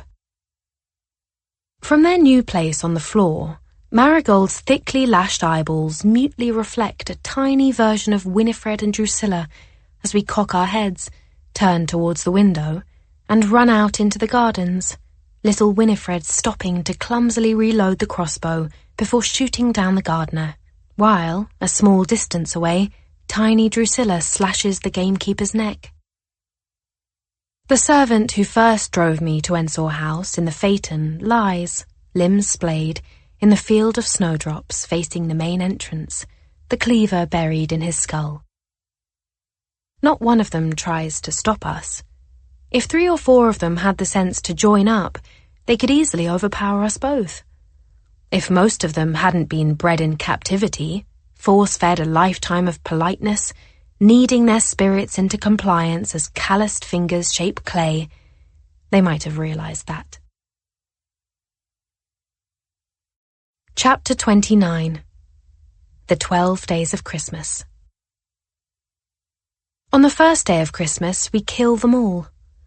On the second day of Christmas, it takes us 7 hours to find the boxes bearing gifts meant for the servants. Mainly they are items the Poundses no longer want. Mr. Pounds's old cufflinks, a flower-shaped brooch missing a pearl, sugared treats baked by the cook, presented in an old sandalwood glove box. Across the country, some of the servants' families begin to grow anxious when their clocks strike 10 at night and their loved ones, who were expected for a visit, have failed to appear without so much as an explanatory letter. On the third day of Christmas, we seat the guests at the dinner table. Each on their usual chair, the rigidity in their corpses pleasantly wearing off, leaking out of them along with a froth of blood and mucus. They slide onto one another, unblinking, gaping, lopsided, elbows in the butter dish. Drusilla and I sit at opposite ends of the table. Drusilla shovels thick, damp cake into her mouth with her hands, belching before dunking a finger into the gravy and sucking on it. She takes a dessert glass, rubbing the enamelled family crest with her thumb. After taking a loud swig of port, she throws the glass on the floor, delighting in its high-pitched crash. She throws another, then another. On the fourth day, we pillage the kitchens. The liveried footmen hang from hooks in the larder like a brace of pheasants waiting to be plucked, their coat-tails drooping. There is a cake in a mould on the deal-topped table, sunken in on itself like the dowager's forehead upstairs. There is something creamy and curdled in a delicate china jug. The servants' unfinished Christmas Day meal is still on the table in the servants' hall, preserved in its own coagulated juices. Loyalty portraits line the walls, depicting generations of morose servants. We slip into the servants' quarters, caress a comb, a folded razor, a belt. In the women's wing I find a penny cereal under a mattress, an epistolary romance with a vampire or two thrown in, and unmailed letters complaining of limited tea allowance. On the fifth day, a scullery maid, who has been hiding in the garret among rotting corpses, escapes, running down to the farms drenched in blood and pus and maggots. She hides in a coal merchant's horse-drawn cart and is driven to the coal yards by the station, smeared in black as she boards a train. On the sixth day of Christmas, Drusilla and I free the horses from the stables. Their hoofs clop on the stone floors of the house in a symphony of castanets. They graze timidly on the carpet in the dining room, pretending indifference until the smell of death is too much for them and they resume outdoors. On the seventh day, a couple of crows, emboldened by the lack of consequence after pecking at the fruit in the kitchen garden for days, alight on the dining room table in a pioneering swoop. I try to impale Mr. Artificial on a giltwood torchère, first attempting to insert it into his mouth with the ambition that it might exit through his anus, but after much graceless poking, unsure of the direction of his limited esophagus, I resolved to just tie him up on the torchère with a twisted red marine curtain. He makes a fine scarecrow, one of his eyes secreting onto his cheekbone, maggots squirming in his wounds. On the eighth day, I feel as if the darkness has sloughed off its layer of human skin, its vast python-like tail dragging heavily across the floor, over the corpses of Miss and Mrs. Manners, who toppled over after one of the horses perused, then nibbled at, their hair. 2 foxes approach the house, alert, across the gravel drive, proving Mr. Fischel right. It would appear they are indeed guardians of tombs, at least of this particular body pit. On the 9th day, the horses refuse to enter the dining room, growing agitated when Drusilla attempts to steer them in, their superstitions snorted out through their black, widening nostrils. The larvae hatched from eggs deposited by houseflies into the mouths and other moist gashes of the guests have molted and grown into houseflies themselves and are no longer feeding on the corpses. On the 10th day, a woman from one of the neighbouring farms peers through the dining room windows, and throws up onto the stained glass before turning and running down the drive. On the 11th day, we realize the fires went out days ago, and there is a thin film of ice on everything.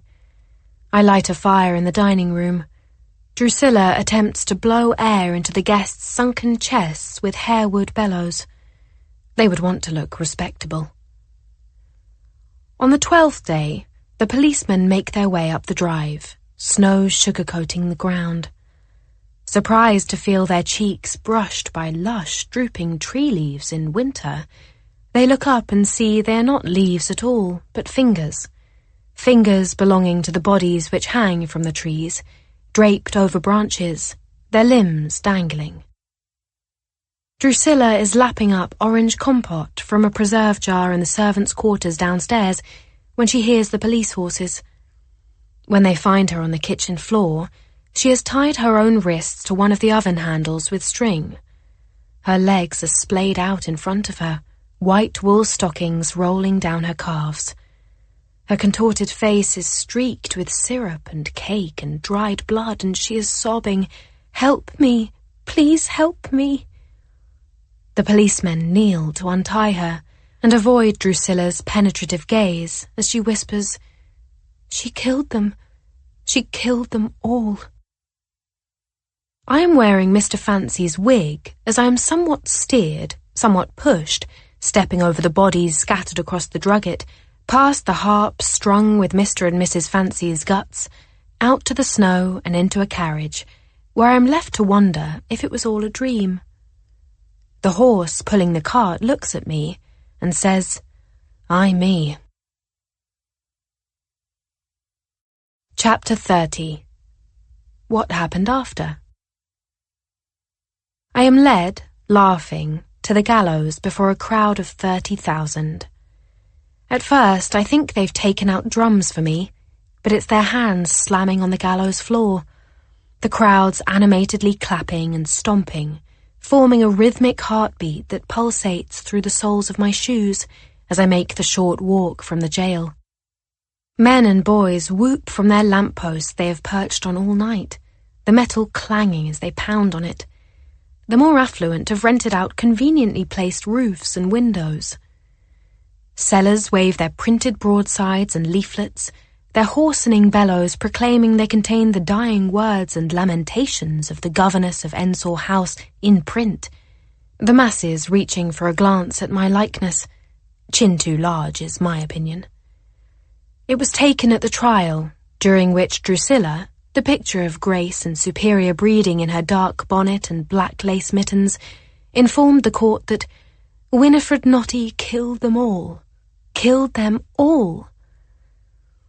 A young lad tries to climb up a leaden pipe on one of the houses to get a better view, whereupon the landlord of said building immediately slaps him down. I chortle, and the crowds cheer, the air flavoured with beer and rot from empty stomachs, and of sweet smoke from clay pipes. Their hands slam, slam, slam on the gallows as I step, step, step up the scaffold. I raise my hands, which are tied in front of me, in a sweet gesture of humility. The policemen escorting me linger about, shy, chuckling, relaxed once they realise they won't have to deliver me to my fate with force. Audiences never like to see violence committed against a lady.